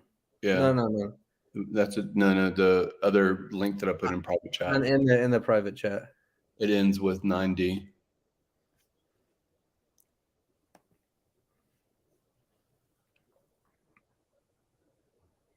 If you see it. Because that was going from USD or whatever LUSD into USDC, and I saw it was about a $300 difference just as far as the trade, but it's V3. So I don't, versus an AMM where one side tilts and the other doesn't. I really haven't used V3 other than automated to buy HEX. Can you show or walk through what happened here on this one? This hash. Yeah, so it shows transaction action, 145.8 worth of USDC traded for 145.9 of LUSD. Okay. Plenty of liquidity. Of course, there's a little bit of spread in there, right? There's a little bit of slippage in favor of the guy who bought it, actually. Right. Okay. And that's basically, this is the path. This is the path out into USDC. Practices. Yeah, you would just do the same thing backwards. You just take your LUSD and swap it for USDC. Okay. And that doesn't require someone on V3 being the other side of a pair? Well, it does. This shows that LUSD is worth less than USDC. Right. Because he put his USDC in and he got more USDL. If he wanted to reverse it, he's going to lose money. So you're going to take a haircut on the way out, which is fine. And that's the way it is. It's reasonable. Yeah, I mean, that's not bad. That's actually as far as transaction fees go, or something. Yeah, your like a Uniswap swap on Ethereum costs more than that. So that's not bad. That's actually good. That kind of shows that the coin works. Like USDL on PulseChain should be pretty close to an EUSDC, roughly. And what's cool is that guy, if he wanted to, could direct redeem $145,988 worth of that many LUSD for Pulse. $145,988 worth of Ethereum, because this one's on the Ethereum chain. Right. So even though it's worth a little bit less, there's a little bit of an arbitrage opportunity there for some people. Well, we have V3 stabilizes it back out again. On Pulse, I think it was a 2-year wait. We had to wait for 2 years supposedly before we could have V3. When is that clock? Are we going to have V3 on Pulse chain before long? Well, Richard seems to think we're going to have V3. Right. Well, so I was swap V3. Well, him and I were DMing yesterday. He was talking all sorts of Uniswap V3, so he knows it's coming. I don't know when. The Uniswap V3 contract. They will have to come over. They'll have to plan it themselves. Well, it's already going to exist. It's a fork. So it'll already be on PulseChain. That software and code is already there. It'll be in the blocks. But the question is, will the Uniswap team support the PulseChain version of Uniswap V3? And in my opinion, probably not, because PulseX is going to kick their ass. Like Uniswap is irrelevant. Once PulseChain launches with PulseX exchange, Uniswap is irrelevant. We don't need them anymore. They're done. They're finished. On PulseChain, in my opinion, they'll still be the king on Ethereum. Uniswap owns Ethereum. PulseX is going to be the king of PulseChain because Richard is going to run that AMM fixer bot on PulseChain day one, and he's going to suck all the cash out of Uniswap V2 and V3. Yeah, so they can't stop it. Yeah, we don't need them. Yeah, Uniswap is done on PulseChain. They won't exist. Guys, I got to bounce. But y'all be good. Take it easy, guys. Riches. Dude, you look like you're in a different universe right now. I'd love to be you. T-Dog, David Feeder's beard. I love you, bro. I love you too, man. Funding Jim, be good, my man. Jesse, be good. I'm out. I will talk to you guys Thank tomorrow. You for coming, Brandon. Thank you for reaching out to Jesse and DMing him. And thanks for coming on here, Jesse. I know it's us Hexkins, we're a hostile bunch sometimes, it seems. Would you have we got our dukes up, right? We're very defensive after those first 2 years. And I would say we're also very protective of each other, of our community. Listen, Richard obviously with good reason. Said the same thing to me yesterday. Him and I I was talking about the hatred that he's received and the walls that are put up with some OG Hexicans and stuff. First off, he says he really, really wants this thing to work. But he also said in the community's been burned in the past. You had the Hexy thing. You had some other stuff, hourglass contracts and stuff going on. Wrecked a bunch of people. I mean, real Hexkin didn't fall for that shit. I mean, goddamn, like that. He doesn't have some shrimp. That's bad. Some shrimp, man. Damn. Hey, and before I bounce, guys, I want to say bye to the chat too. Chat, you've been awesome. This is probably more friends than Hex Ray Vision will ever have. I think we got it up to 80. So you guys take it easy. I'm out. Y'all be good. Later. Peace out, Rex. So just really quick question. So when liquid loans come out, is there gonna? Well, I'm hearing is there going to be like a sacrifice phase sort of thing like that? There will be. But before I describe that, there will literally be thousands and thousands of people that are now locking up their Pulse and never selling it, removing all that sell pressure. I hope you guys understand that. Now, will that make the price of Pulse go up? Yeah, will that make the price of Pulse go up and make other people sell? Sure. But I guarantee you know where that selling goes? Those other people that are selling as that price goes up, the people using this protocol are going to be the ones buying it. Mm-hmm.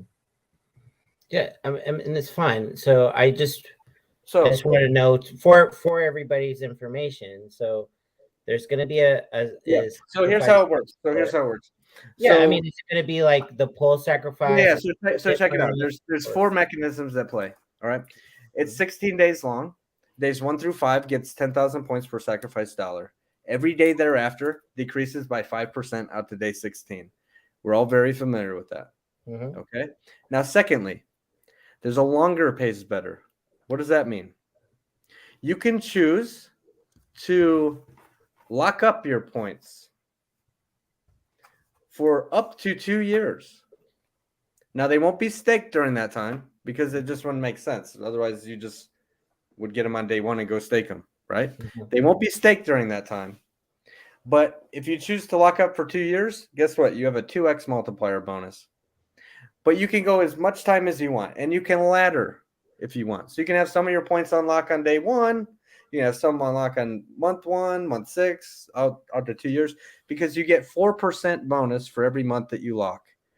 So you can do 1 send into the sacrifice, right? And say, I'm going to specify that these are going to lock immediately.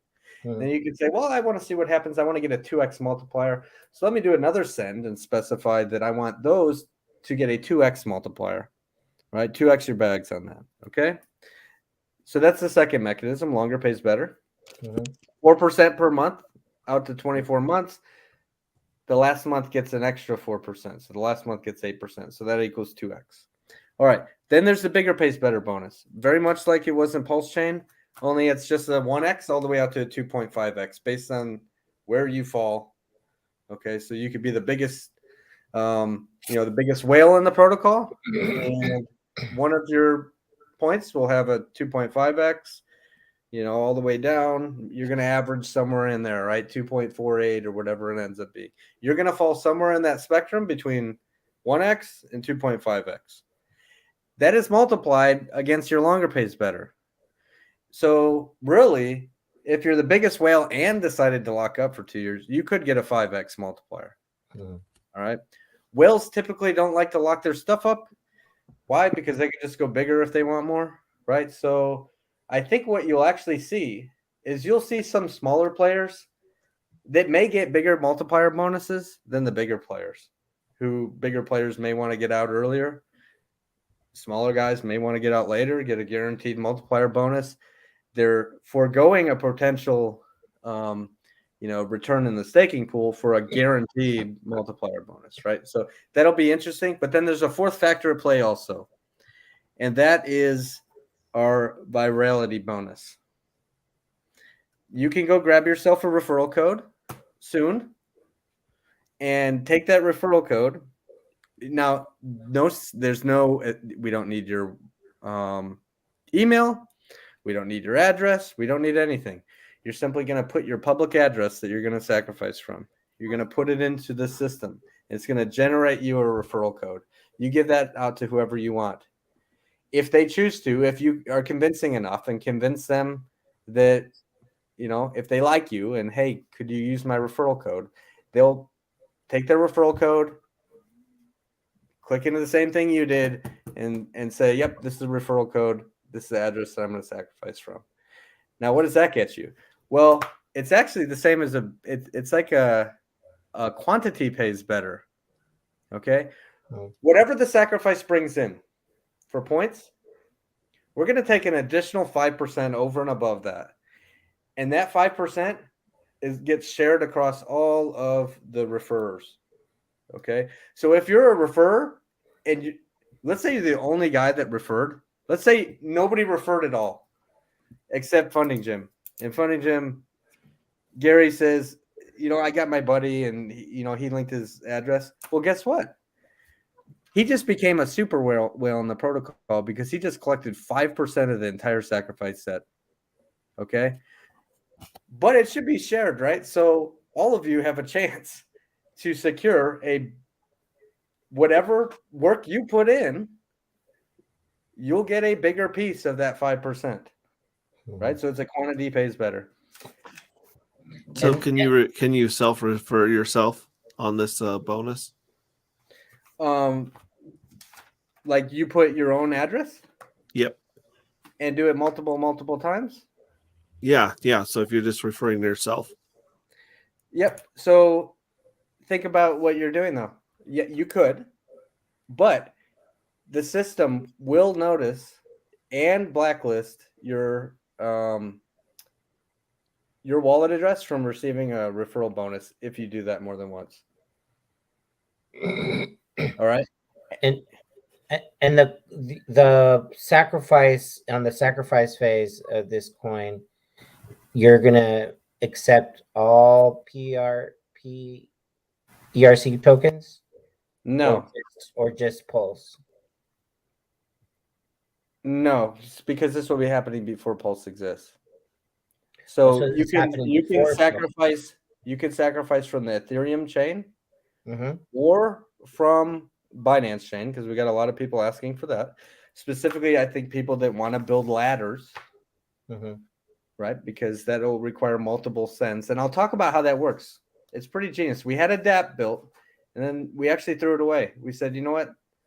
There's too much risk in a DApp. And then we came up with a solution that's completely 100% on chain and better. All right. So, but anyway, the sacrifice will occur on the Ethereum chain or Binance chain. Okay. Your choice. And it will only be stable coins. Only stable coins. Okay. And there's a couple reasons for that. One, USDC, DAI. USDC, DAI, TUSD. I think Gemini dollar is one of the options. USDT. There's like 5 or 6 options on there. Okay. And then if you're on the Binance chain, of course, BUSD as well. Okay. Absolutely not will we accept HEX. We're not going to be responsible for selling HEX. If anybody sells HEX, that's your own. Listen, we don't sell HEX. So sorry. That's on you. And what's the token that they'd be receiving 10,000 to 1 plus their bonus in the future?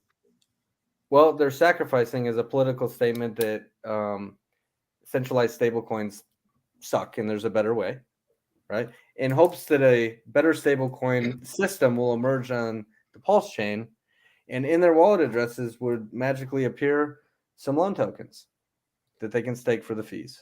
So I'm assuming that address that's accumulating in the sacrifice phase, all these stable coins, at launch, you would be providing liquidity pools. Is that correct? For no expectation of the work of others. However, will there be liquidity pools? Yes, there will be liquidity pools. That's all I need to know. Cool. Yeah. You did ask a question. What was it? So this is cool, right? So we had a DApp built. You know, you select how long you want to lock your points up for and such. And it looked pretty cool. And it was like, well, there's actually risk involved with that because it runs on a website, right? And we while the transactions are being sent in and those are tracked, what happens if the website goes down? And then we have no idea what the locking periods are. And where's the transparency, right, for the rest of the community? So we said, you know what, forget that. Let's get rid of that. So it's you just have to pay attention to the instructions. So let's say you've got $100 you're going to sacrifice and you want it locked for 5 months. Mm-hmm. You send it 100.05. Okay. Mm-hmm. If you want no time lock, you just send 100. If you want it locked for 8 months, 100.08. 24 months, 100.24. Okay. And then your 100.24 USDC will be locked for 24 months. Mm-hmm. All right. It's all on chain. It's for everybody to see. There are community members that are building a ranking site, I hear. Very much like PulseLead.xyz. All right. Mm-hmm. So everyone can see what's going on. And it's going to be wild. I'm telling, like, let me restate something that I said earlier. People are going to be locking up their Pulse and never selling. Mm-hmm. As the price goes up, they will be taking loans and standing by. And as those other people get excited because the price runs up and they sell, literally the people taking loans will be right behind that with a buy wall, just buying up all the Pulse from everybody else who's not using the protocol. This is talked about on numerous streams, and it's called Haunted Strategy. There's like 4 or 5 different ways to do it. And I firmly believe that the people in this protocol are going to be the 1%, will be the 1%ers who own the entire blockchain. Most of the Pulse coins from people that sell, at least from people that sell. And so like what is your, like when you disseminate the actual day one, or are you going to announce it before, or just right on day one you're going to announce the sacrifice phase, or in what media you're going to like spread the word? Oh yeah. But this is important. This is really important. So the sacrifice is not live unless you hear it from me. Mm-hmm. It's in our official Telegram, t.me/liquid loans, mm-hmm. or it's on our Twitter, which is liquidloans.io, mm-hmm. or our website, liquidloans.io, or thesacrifice.io. Thesacrifice.io. Right. If it's not on any of those places, then it's not official. And if you get added to a weird group that you weren't, you click to go to, and you can't post any messages and ask questions, then it's not the real deal, right? You'll see Haunted, Hexacat, Hodpearl, myself, Abra, you'll see 007, I think, is in there. You'll see lots of people, lots of admins helping and answering questions all day long. We're going to have 6,000 people in there before we know it. But I think that's only the tip of the iceberg, because there's actually, from what I hear, lots of people on other platforms that aren't even in Telegram. I wouldn't be surprised if we have over 10,000 people that are going to pile into this thing and be using this protocol when it launches. And can you describe, so okay, now it's launched, you have a launch, mm-hmm. and it's on PulseChain, the stability pool. So when you go into the stability pool, right, I heard that's what you wanted to do. You just wanted to take it easy, not mm-hmm. really take a loan. You just wanted to be a stability provider. Yep. So what you would do is you would just acquire the stablecoin. You would mm-hmm. use that as you just hold it as your dry powder, like you might do already, mm-hmm. and just put it in there. And you stake it, right? Or is that what it is? Or you just it's or a contract, you would get it. It's just a contract, so you can withdraw at any time. Okay. While you're in there, every now and then somebody will get liquidated. Mhm. And you'll notice that you lost a little bit of your stablecoin, but you gained a little bit more of Pulse Right. in dollar value. Unless Pulse is completely plummeting, and then, well, likely It happened more happens. than once. It happens in crypto. Right. You know, it happens Right. 80, 90%, you know, it dips. That's for sure. But the whole purpose of the stability pool is to be there ready to pick up Pulse in the event that there's liquidations, right? That's the whole reason it's there for. Yeah. But you're also incentivized. You're going to be earning some loan tokens for being in there too, Which is nice. Yeah. right? So And then you're can going you to take address those and you're going to go stake them, and now you're going to be earning USDL from the fees, and you're going to be taking that USDL and just compounding it into your stability pool, and you're just going to go back and forth until you're the size you want to be, until your income is what you like it to be, and then you're going to go spend it from that point forward, or whatever you want to do. I like that. I like it. That's what actually, when I was reading the white paper, that's actually what called my attention, was the stability pool, because that's, for me, I mean, as that decentralized, you're not putting Pulse at risk. Yeah. You're just parking your dry powder there, and you're making money off of it. Mm-hmm. That's what I like. I'm a long-term dude. I want my kids and my kids' kids and my kids' kids to make money. Swordsman 808 was asking why you'd hold off for the 2 years for that bonus, how you had the longer pays better on the sacrifice.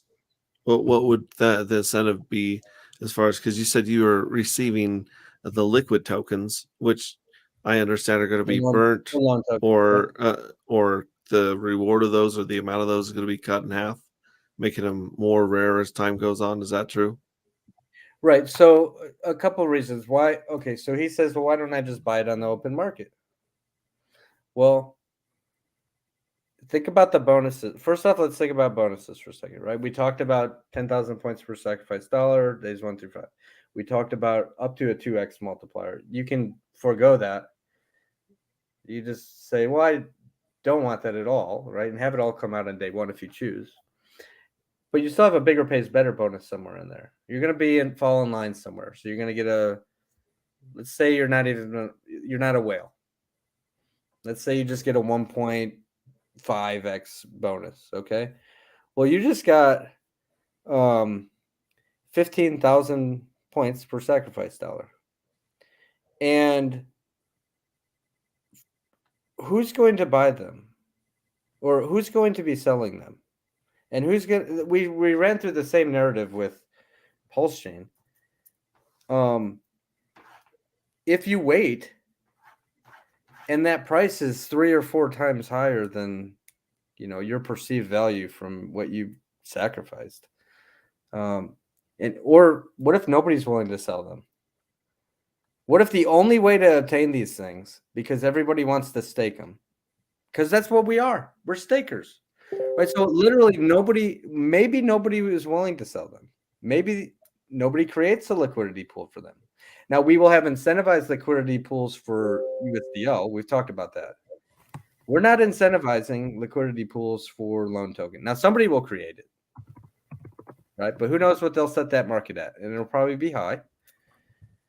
So maybe the only way to obtain these is by being a stability provider.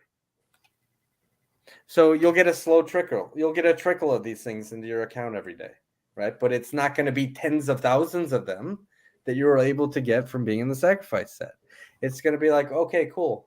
I got 100 of these things today, or I got 120 of these things today. It's going to be just a slow trickle, and you're going to be far behind the power curve from having a huge sum of them from being in the sacrifice set. I hope that answers that question. Yeah. Thanks. It really helps. I'm glad you came on. I really do. I've got a simple question about stability coins. Maybe this is not that great of a question, but I don't trust USDT and USDC, even though I use them for powder, right? Right. Neither do I. And so, but it seems like the stable coins that have tried to go completely decentralized out the gate, something takes them down, whether it's, you know, the way that they collateralize themselves, or Right. you Yep. know, the community or Absolutely. the function that they hold to. So it seems like you have to have why is it that someone hasn't been able to create a decentralized stablecoin yet? They have. I guess is my question. They have, and it's called Liquidity. Okay. And how is Liquidity how is it completely different? decentralized? There's no Yep. admin keys on it at all? No admin keys, completely decentralized, community run. All right. And here's why it's better than some of those other algorithmic stablecoins that you've heard of. So this protocol uses the native coin of the blockchain. That's the only thing that's allowed to be collateralized. Why is that important? Well, some of those other stablecoins, they actually use their own token that they made out of thin air as the collateral, which is weird. They require you to buy that token and then collateralize that same token to mint this other thing, right? So it's not, none of it's organic. They're trying to force people to buy this thing, and it actually creates a lot of volatility when you try and force a market to do that. So those protocols that choose to run that way, they require 600% collateral ratio. What does that mean? That means you have to be collateralized well over 1,000%. And if the value of what you're collateralizing falls to within 600%, you lose your collateral. You still have your loan, but you just lost 6x what your loan was worth. It's ridiculous. DAI is similar. Let me explain DAI. DAI decided they were not going to just collateralize Ethereum, but they were going to allow a basket of assets. So now they collateralize some random ERC20s, and they collateralize USDC and USDT and some others.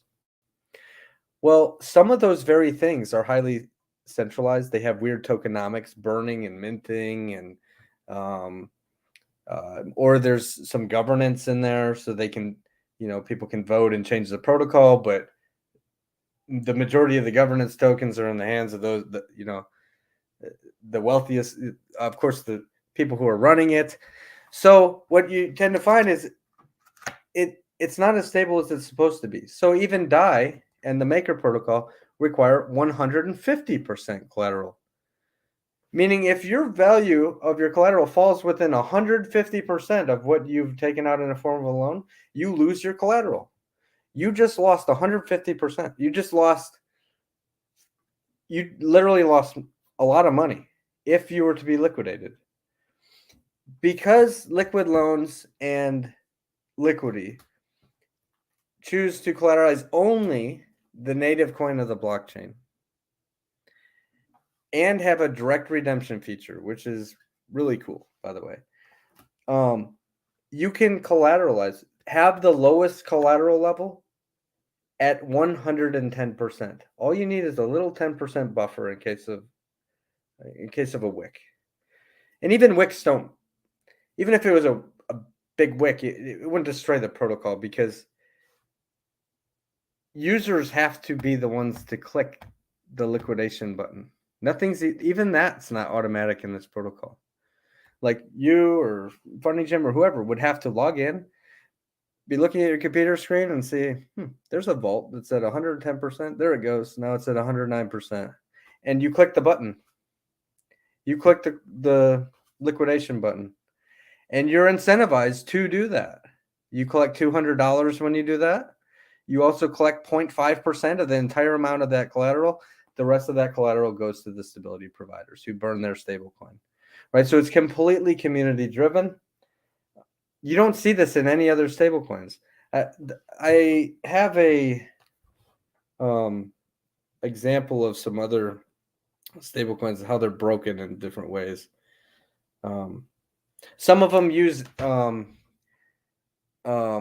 burning and minting process, just constantly burning and minting and burning and minting to try and stabilize the price. Some of them charge interest. Interest payments are interesting, right? So banks have to charge interest because they give you money that they would have made money on if they didn't give it to you. So because they're giving it to you, they just lost opportunity cost. So they have to recoup that somehow. So they have to charge you interest. This protocol doesn't need interest. None. All it needs is you're going to mint something at just a little bit less than what you're able to put in, but you're going to put in a lot more to keep yourself safe. Where would interest go? We wouldn't be collecting. Like, we don't need interest. We're not collecting it. The community doesn't need it. The community already gets a shave. Like, they get a fee. There's just a one-time fee, and it goes to them, and that's it. Celsius. A lot of people use Celsius. It is a centralized lending platform. They advertise galore that there is no fees, no fees, no fees. However, what they don't tell people is you get charged interest. So it's the same thing as a fee. It's just a monthly fee. All right. It's ridiculous. So like thousands and thousands of dollars if you take a big loan, you just have to keep paying that for the rest of your life until you pay it back. And like I think even Gary has said before, people are going to use this to go buy a house, or they're going to use it that people would like to go buy things or do stuff with it, or even go speculate and go buy some assets somewhere, go buy some more HEX or whatever. So not everybody will pay back their loan unless they go back the other direction. They sell out of something else. Okay. So where Celsius gets people is they give you a loan. You end up spending some of that loan on something else. And then they charge you an interest, and you're like, well, shoot, I don't want to pay this. Like, now I got to pay this interest payment back. Like, well, shoot, now I got to, this other thing I just bought, now I have to, maybe it was HEX or whatever. Now I got to sell a little bit of that every month just to pay my interest payment. It's stupid. It's ridiculous. You don't need to charge interest with loans. You charge a one-time fee and you give it to the stakers. That's it. It's the best way to do it. Awesome. Yeah, that answers my question as far as the stable coins. I always knew there had to be some way to get a stable coin you could actually trust. So that's really interesting. All stable coins is like a bridge. When I first came on, I think I explained how true USD works. You send in fiat, it locks it into a pool, it mints you some ERC20 that represents that. Maker and DAI, same thing. You put in Ethereum, it locks that up into your own little pool. And as long as you have more value in, you have to have 150% with them, right? But 150%, you can mint yourself some DAI. Okay. This is how all stable coins work. You have to have something backing it. That doesn't mean it has to be fiat. It just has to be something that is worth more than what you mint. And as long as you put in something that's worth more than what you mint, you just created a stable coin.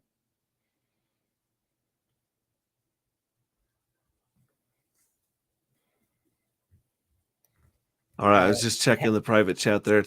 Yeah. I can't thank you enough for coming on and answering these questions. You know, a lot of people in the chat are saying you needed time to prepare and this wasn't fair, but honestly, this was just a spontaneous stream where people started talking about it. And we said, let's go to the source and let's actually have a regular conversation, because I think a lot of Hexkins want this to work. You know, a lot of people are on your side, but you look at some of the other projects that have, done us wrong, so to speak. Well, there's a couple things going for the community, right? So we literally listen.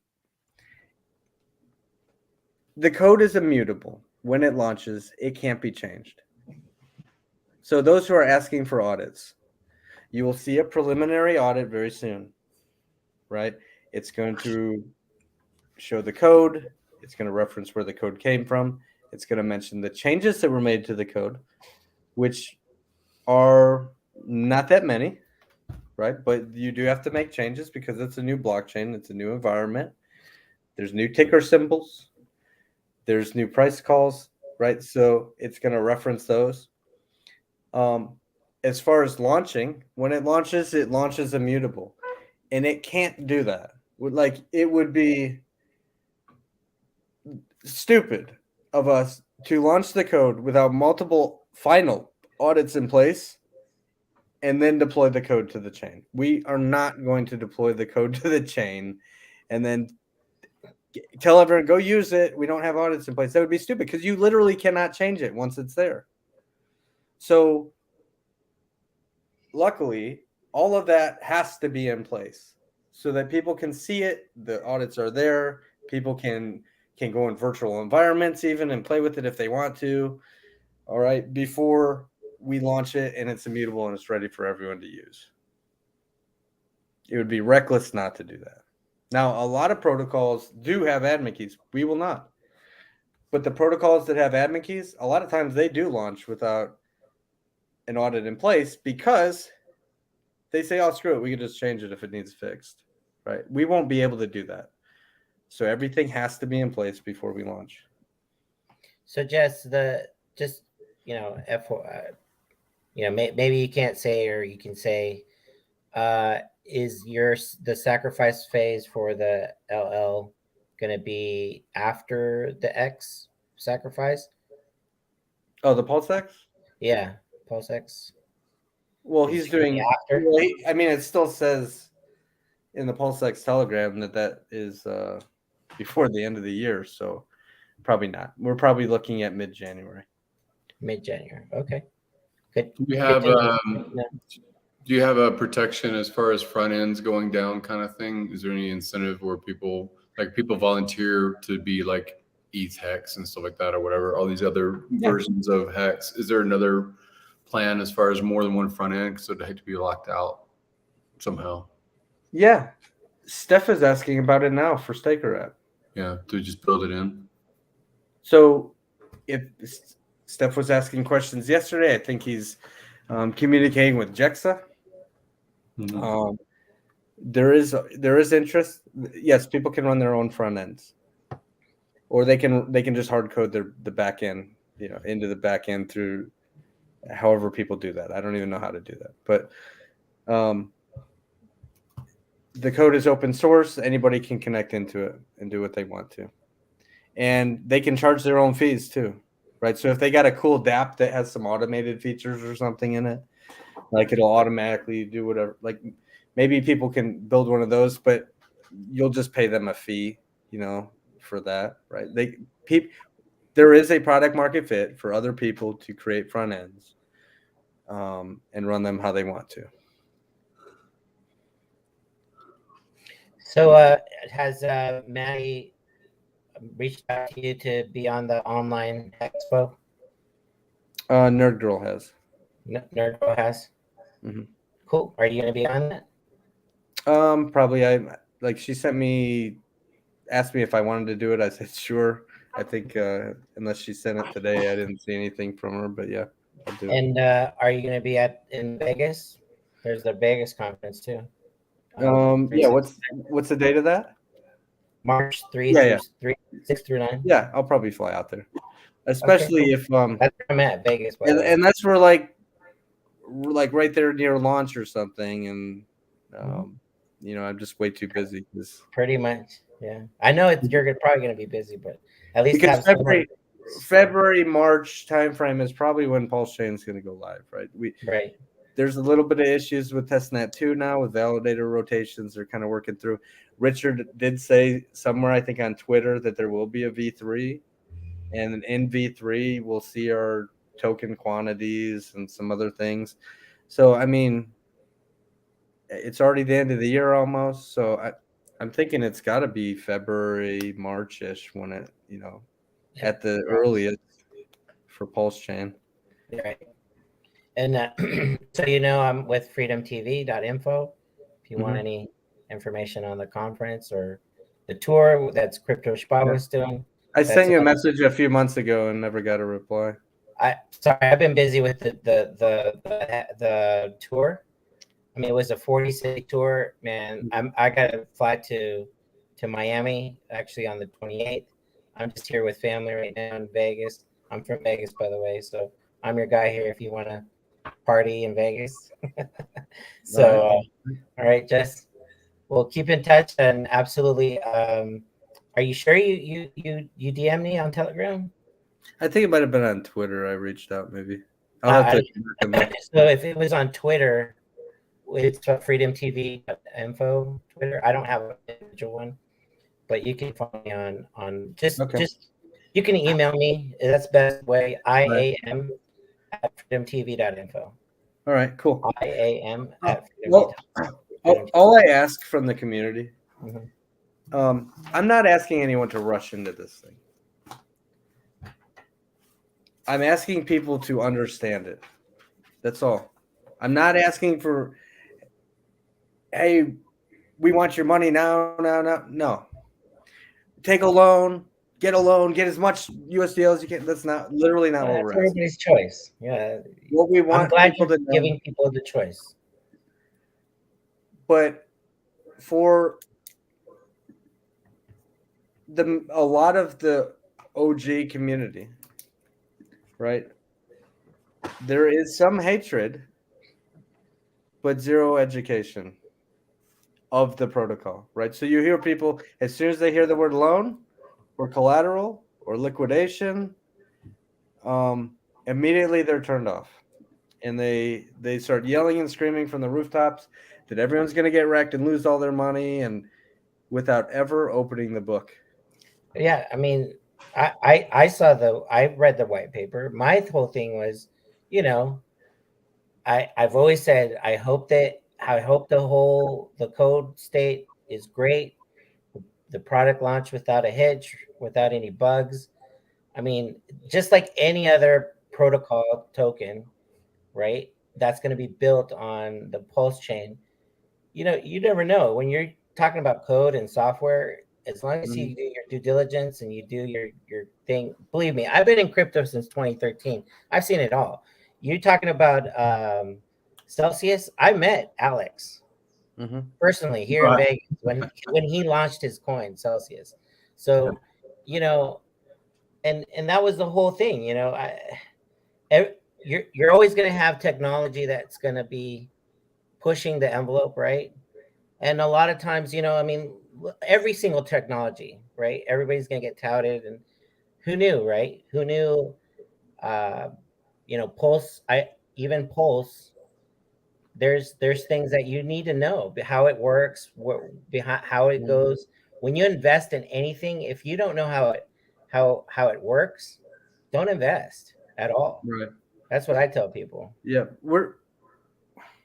when I say you're making a sacrifice for a better stablecoin system, so our thoughts is that most stablecoins are highly centralized. They can turn the keys off at any time.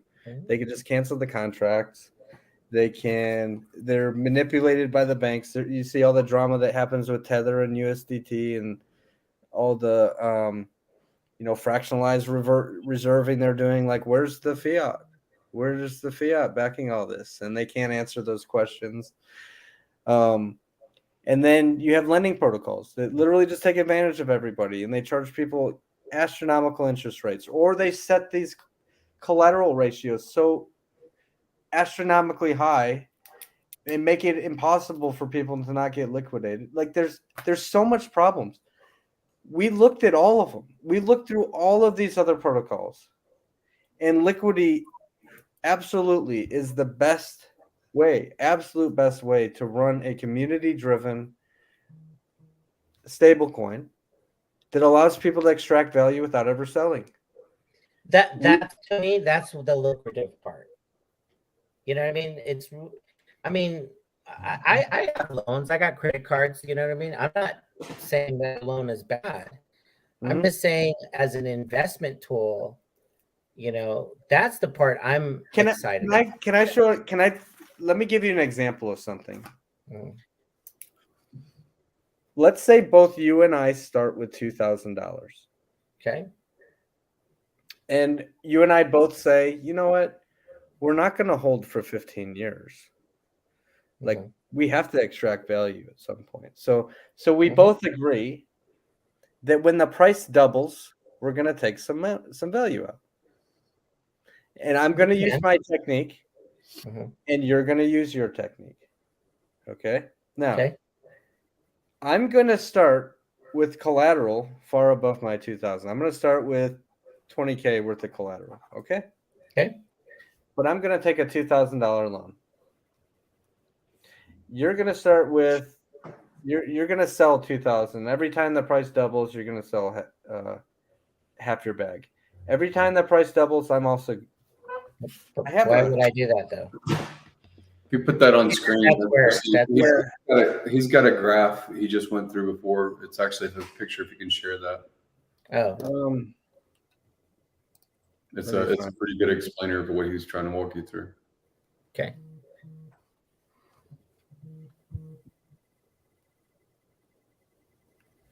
The idea of taking every double instead of selling every double.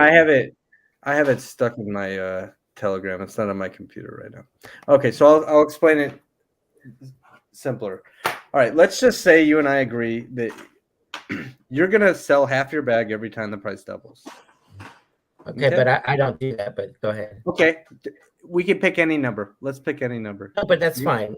In your example, go ahead and walk me through your example. Okay, just for simplicity, we'll say that, right?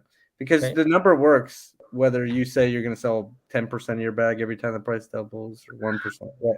So the price doubles, right? You have 4,000, you sell half your bag. Mm-hmm. What do you have left? 2,000. Right. The price doubles, you sell half your bag. Mm-hmm. You still have 2,000. Every time the price doubles, you still have only 2,000, right? So after 10 doublings, you have you've extracted $2,000 every time that it doubled. It doubled 10 times. So what do you get? Like 20K or whatever. Plus you got the 2,000 on the other side. All right, now I do wish I had this chart on here. I should just email it to myself. But who's give me somebody's Telegram. I just took a screenshot because you just did this before. So who can I Telegram the image to, and then he can put it on screen? To me. What's your Telegram? Hexray Vision. I just looked for it. I didn't see it. Hexray altogether. Hexray Vision. Yeah, there's no spaces. Hexray Vision. Hexray. No, I don't see it. Let me find it. Okay, I got you now.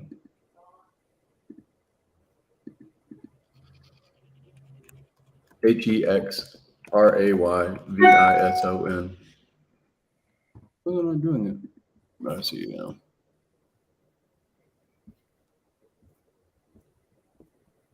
Here, DM me, dude. I can't find you. All right.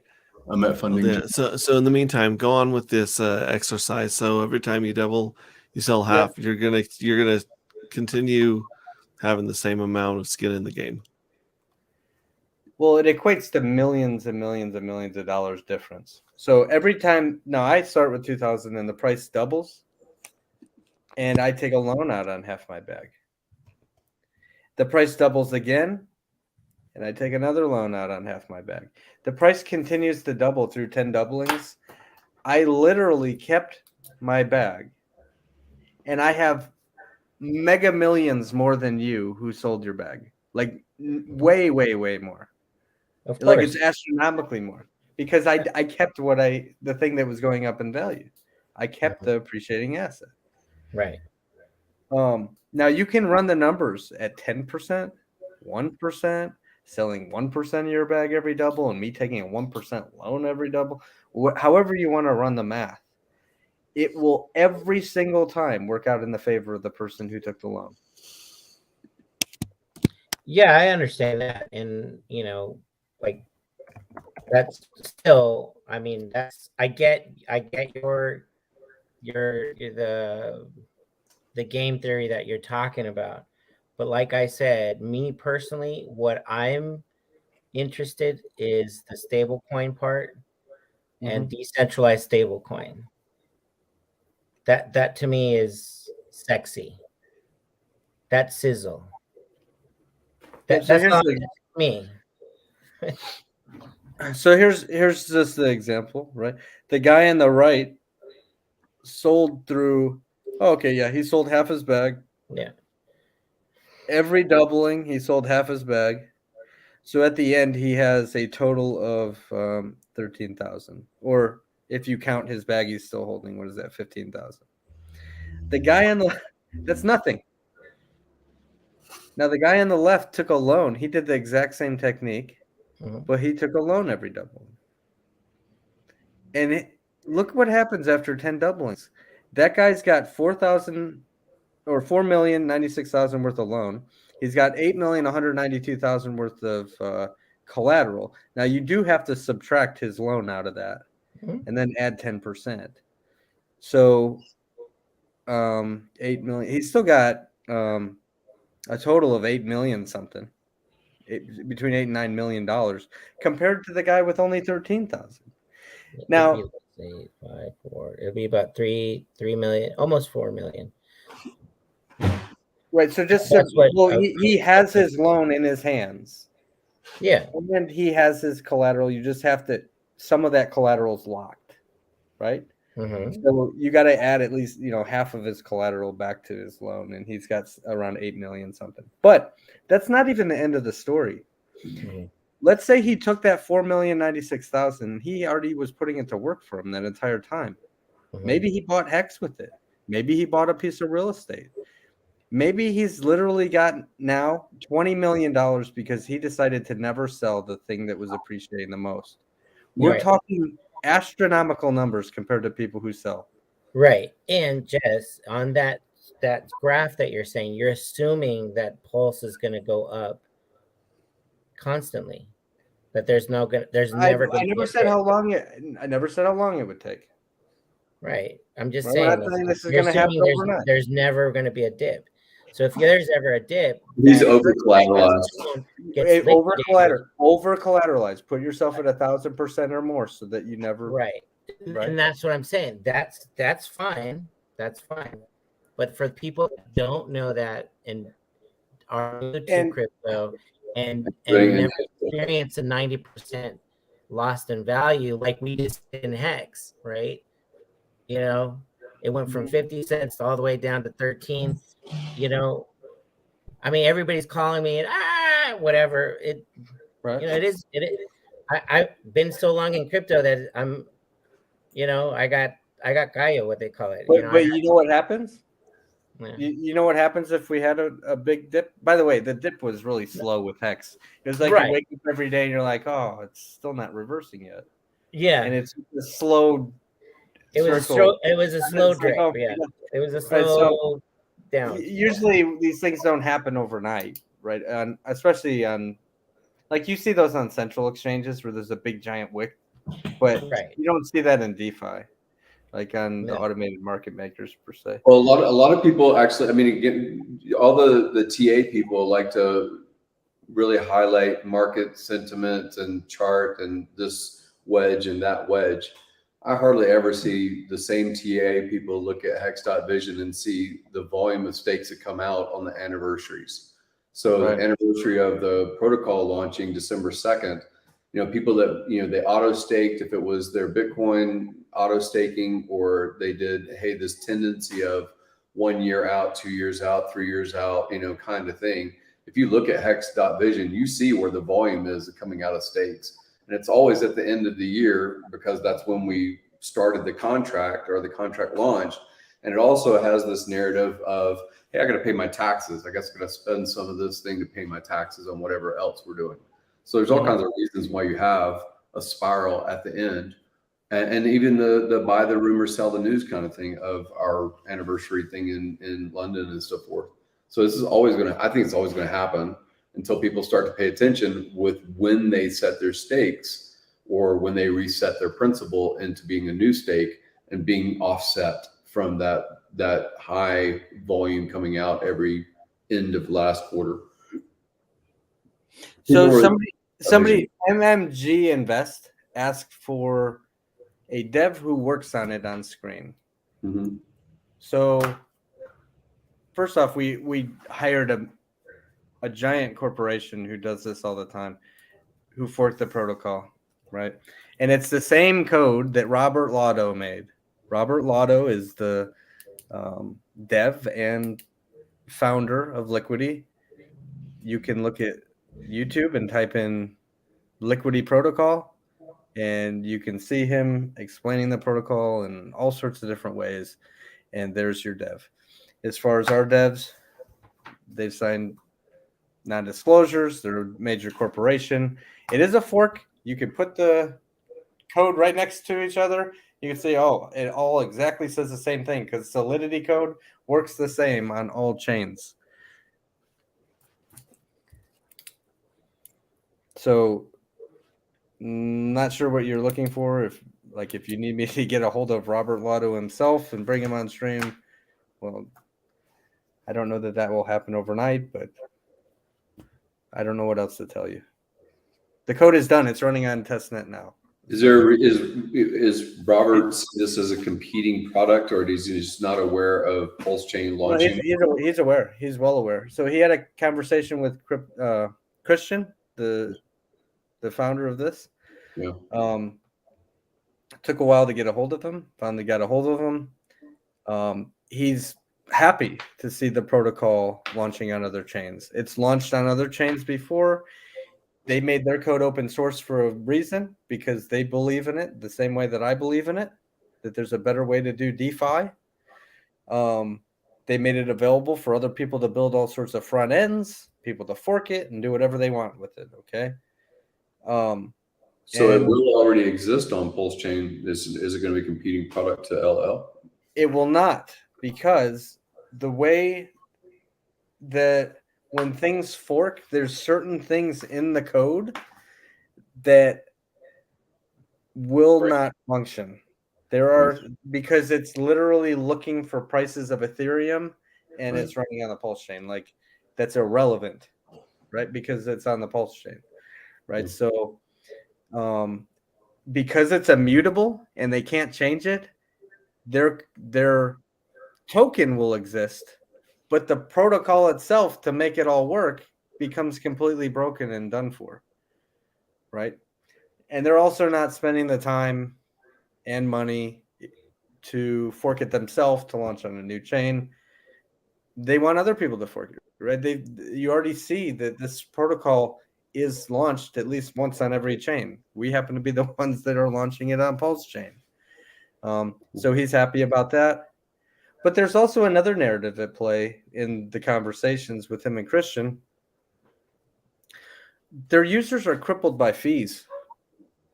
Imagine this. You go to take a loan out, and just to take a loan out, there's like a $150, $200 gas fee. Let's say you want to pay a little bit of your loan back. You've got a few $100 or $1,000 or whatever. You just want to make a payment or whatever you want to do. And it's like, oh, gas fee, $65. Okay. You're a stability provider. You want to withdraw some of your rewards you're earning, and you'd like to compound them 2 or 3 times a day, right? Because the more compounding, the better for you. But you can't, because every time you hit that button, it's going to charge you a $100 gas fee. Mm-hmm. Everything about Ethereum is horrible. And this is just one example of a protocol that works so well. People are willing to endure the gas fees, right? Maybe they don't compound as much as they would like to, but they're still being crippled, and it's ridiculous, right? He understands that. He absolutely understands the value of PulseChain and what it brings to the community. Could there be a potential there that he just simply wants this thing to run smoothly as well?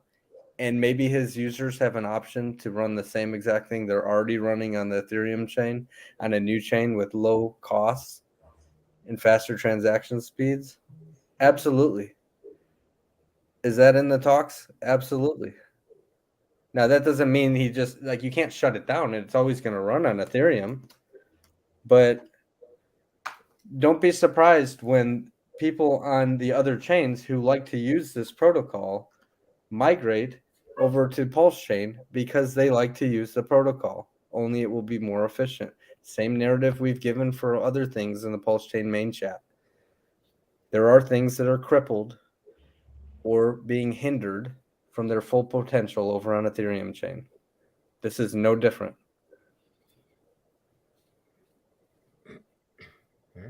Awesome. Now, going back to, we actually started this entire stream talking about the announcements of the proposals made for PulseX. Did you get a chance to look at those this afternoon? Yeah, I saw some of it. I was browsing through Richard's tweet. And I think I saw some of that in the planning room too, about a second token. Yeah, the second Some token, the governance. breakdown of the fees, Uh-huh. and yeah, looking up all that, all the liquidity provider stuff too. Mm-hmm. Whether there's a second token or not, I think it's a really smart move what he's doing. One, because we all get a chance to participate in it, right? We can get in. That's another thing we can get in early on. PulseX and be one of the first people to own some of, to own that protocol. But it's almost necessary. You've got the fixer bot that has to fix for the ratios because of the supply difference between the supply of PulseCoin versus the supply of Ethereum. So you always had to have a fixer bot that was going to buy up some PRC20s. And the question for months was, well, what happens next? Where do those bought tokens go? Do they go back in the same pool? Do they get airdropped to the community? So we become the liquidity providers. What happens next? Nobody really knew. And he kind of kept this as this big secret until, the last month or so. He's like, oh, by the way, I'm running my own, I'm forking Pancake. And it all clicked. For me, it was like, it all makes sense now. That's where all those PRC20s are going. They get paired against Fresh Pulse and they get put into PulseX. And it's genius because now the liquidity providers who get their shit for free, by the way, just like the liquid holders, liquidity providers who have a token, they had real potential of dumping their bags when they learned that they have something free on the Pulse chain, which would mean that they would be rugging or withdrawing their liquidity from all the pools because they're like, oh, sweet, free money. They withdraw their liquidity and then they go dump their bags. And then where does the trading occur? They just crippled the blockchain. So what Richard's doing by having the fixer bot just buy all the PRC20s with some, with some Pulse coin, leave them with some Pulse coin. It's no different than if you went to their DEX right now and said, you know what, I want to buy a whole bunch of your PRC20s. Here's some Ethereum, but it's different. It's on the Pulse chain. So you have one shot to do this, and it's right at the beginning. Buy up all those PRC20s, pair them against Fresh Pulse, and put them into a new DEX. You just made the entire chain unruggable, right? Because the bot owns all the liquidity. It forces a market, and it's absolutely genius. Now, I do believe that over time, you will see tokens end up and liquidity start to build back up inside of Uniswap, inside of 1inch, inside of all these other places. I think that PulseX will be the dominant player because it starts out with 99.9% of all the liquidity, but over time you will start to see those other pools start to rebuild back up again. That's my belief. I think that's Richard's belief as well. I don't think the idea was to eliminate them from the game. It was to protect the community and force tradability. Yeah.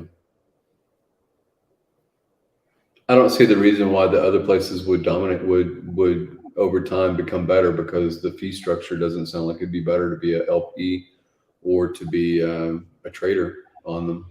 I don't understand. Even if it's 0.029 versus 0.03 or something.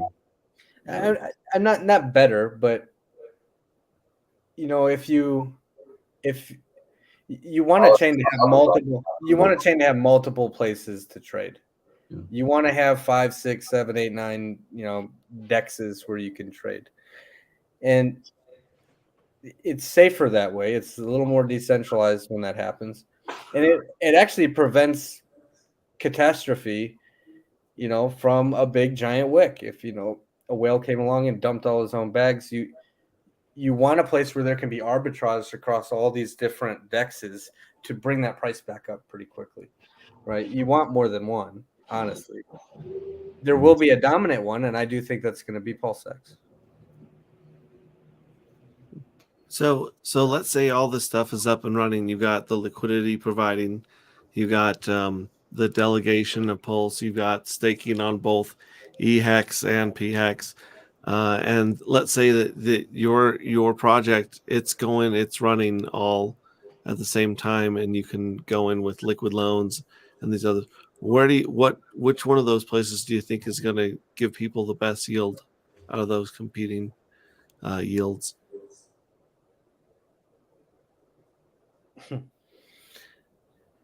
I think they're all going to work together. I think people will be earning yield from the liquid loans protocol and putting it into HEX or putting it into PulseX.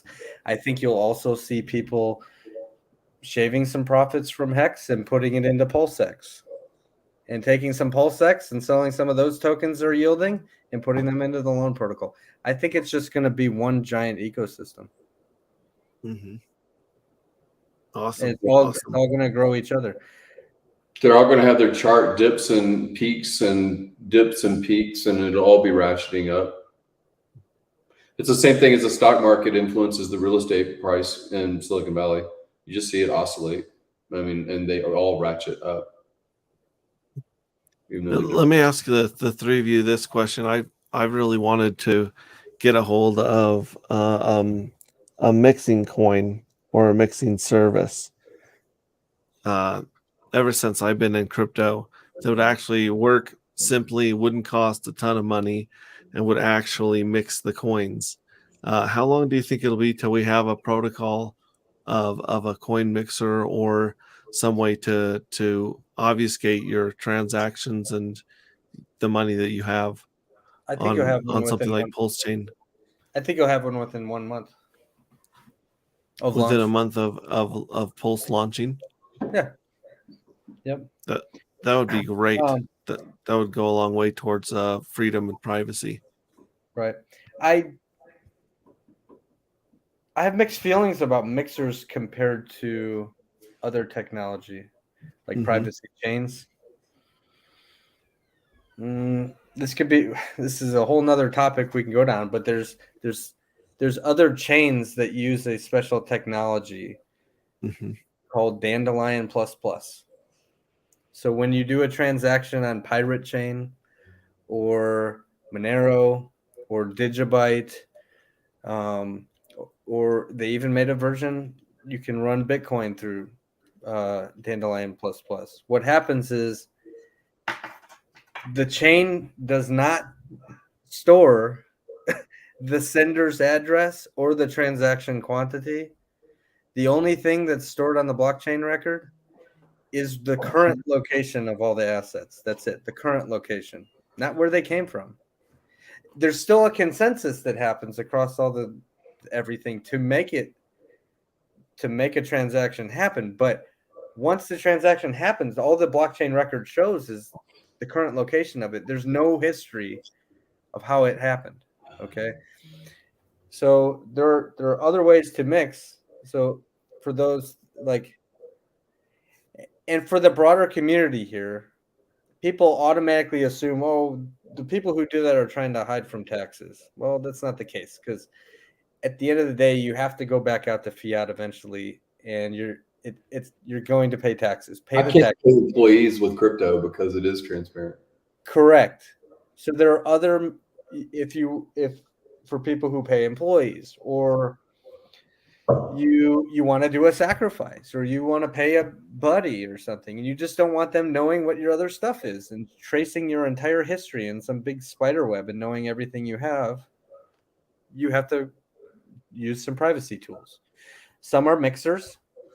Mixers are cool. You put them in, you get out a different, you get some out later to a different address, and nobody knows, like, all the chain record shows where it came from a big pool, but it's really unclear where it came from before that.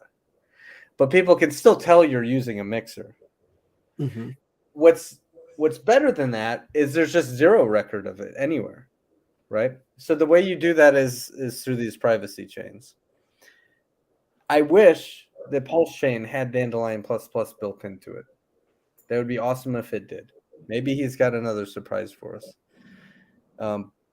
I don't think so though, just because of the way the validators work and stuff. But here's how you do it. So you have to obtain one of these privacy coins. It just so happens that Atomic Wallet is a cross-chain wallet that lets you swap from one blockchain asset to another blockchain asset.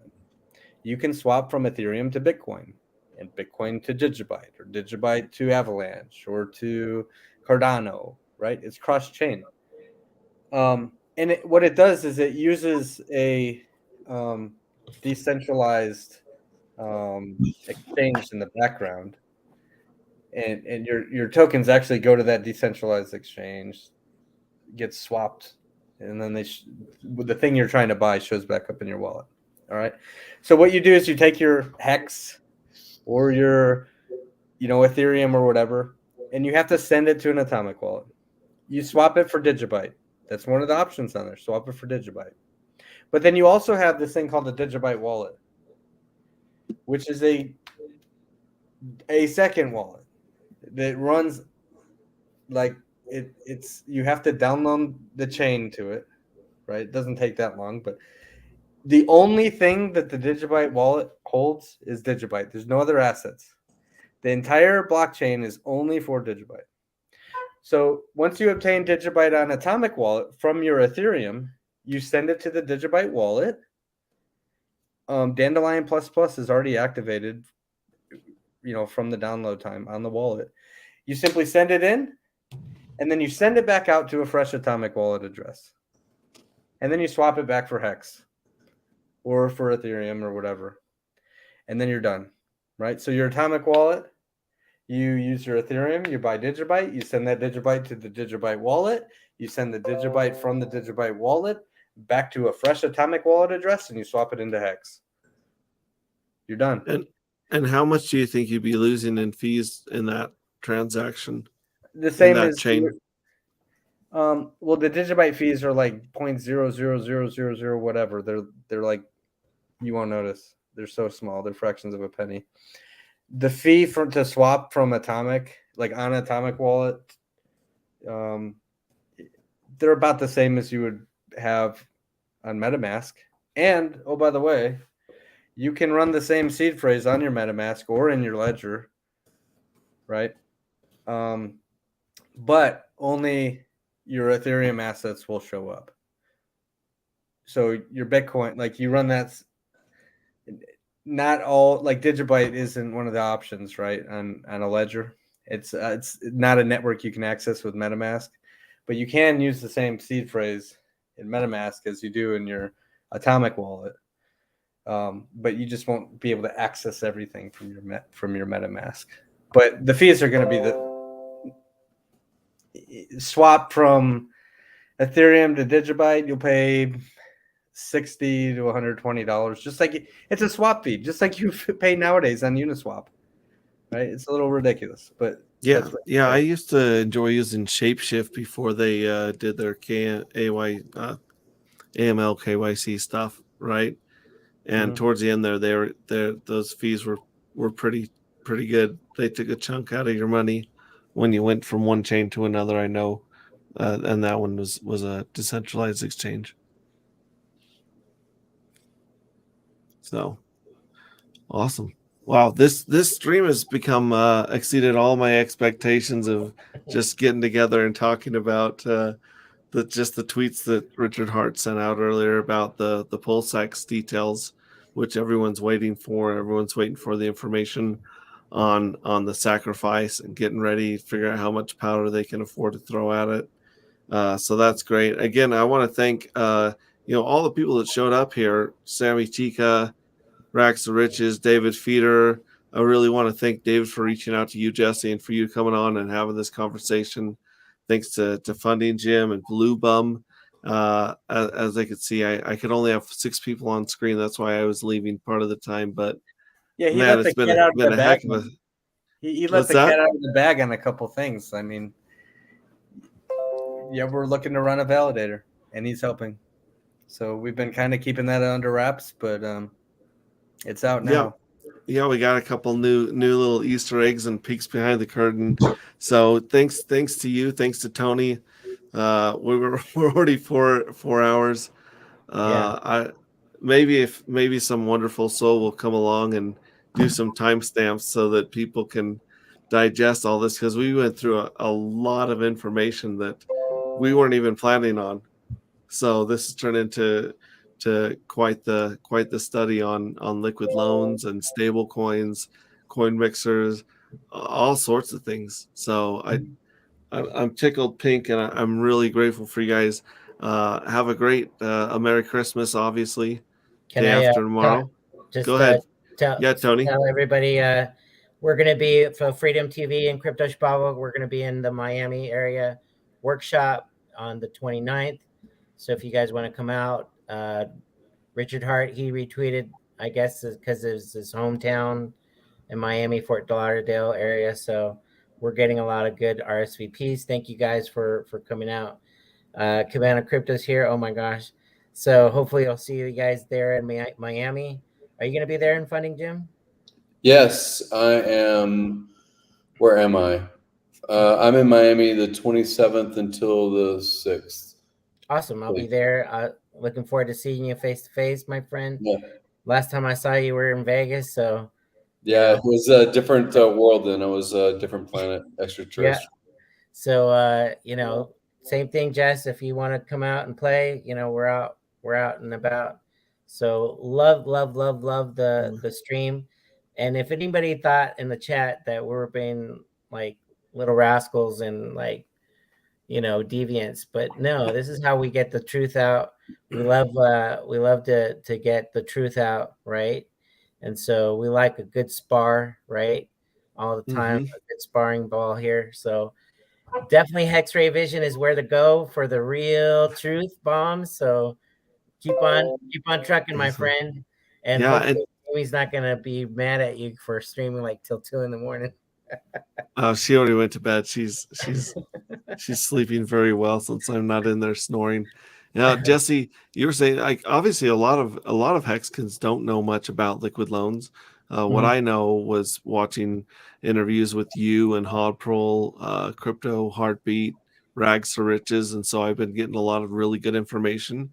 Then again, I don't really know some of the questions to ask to vet the product so far, and obviously it's still in development.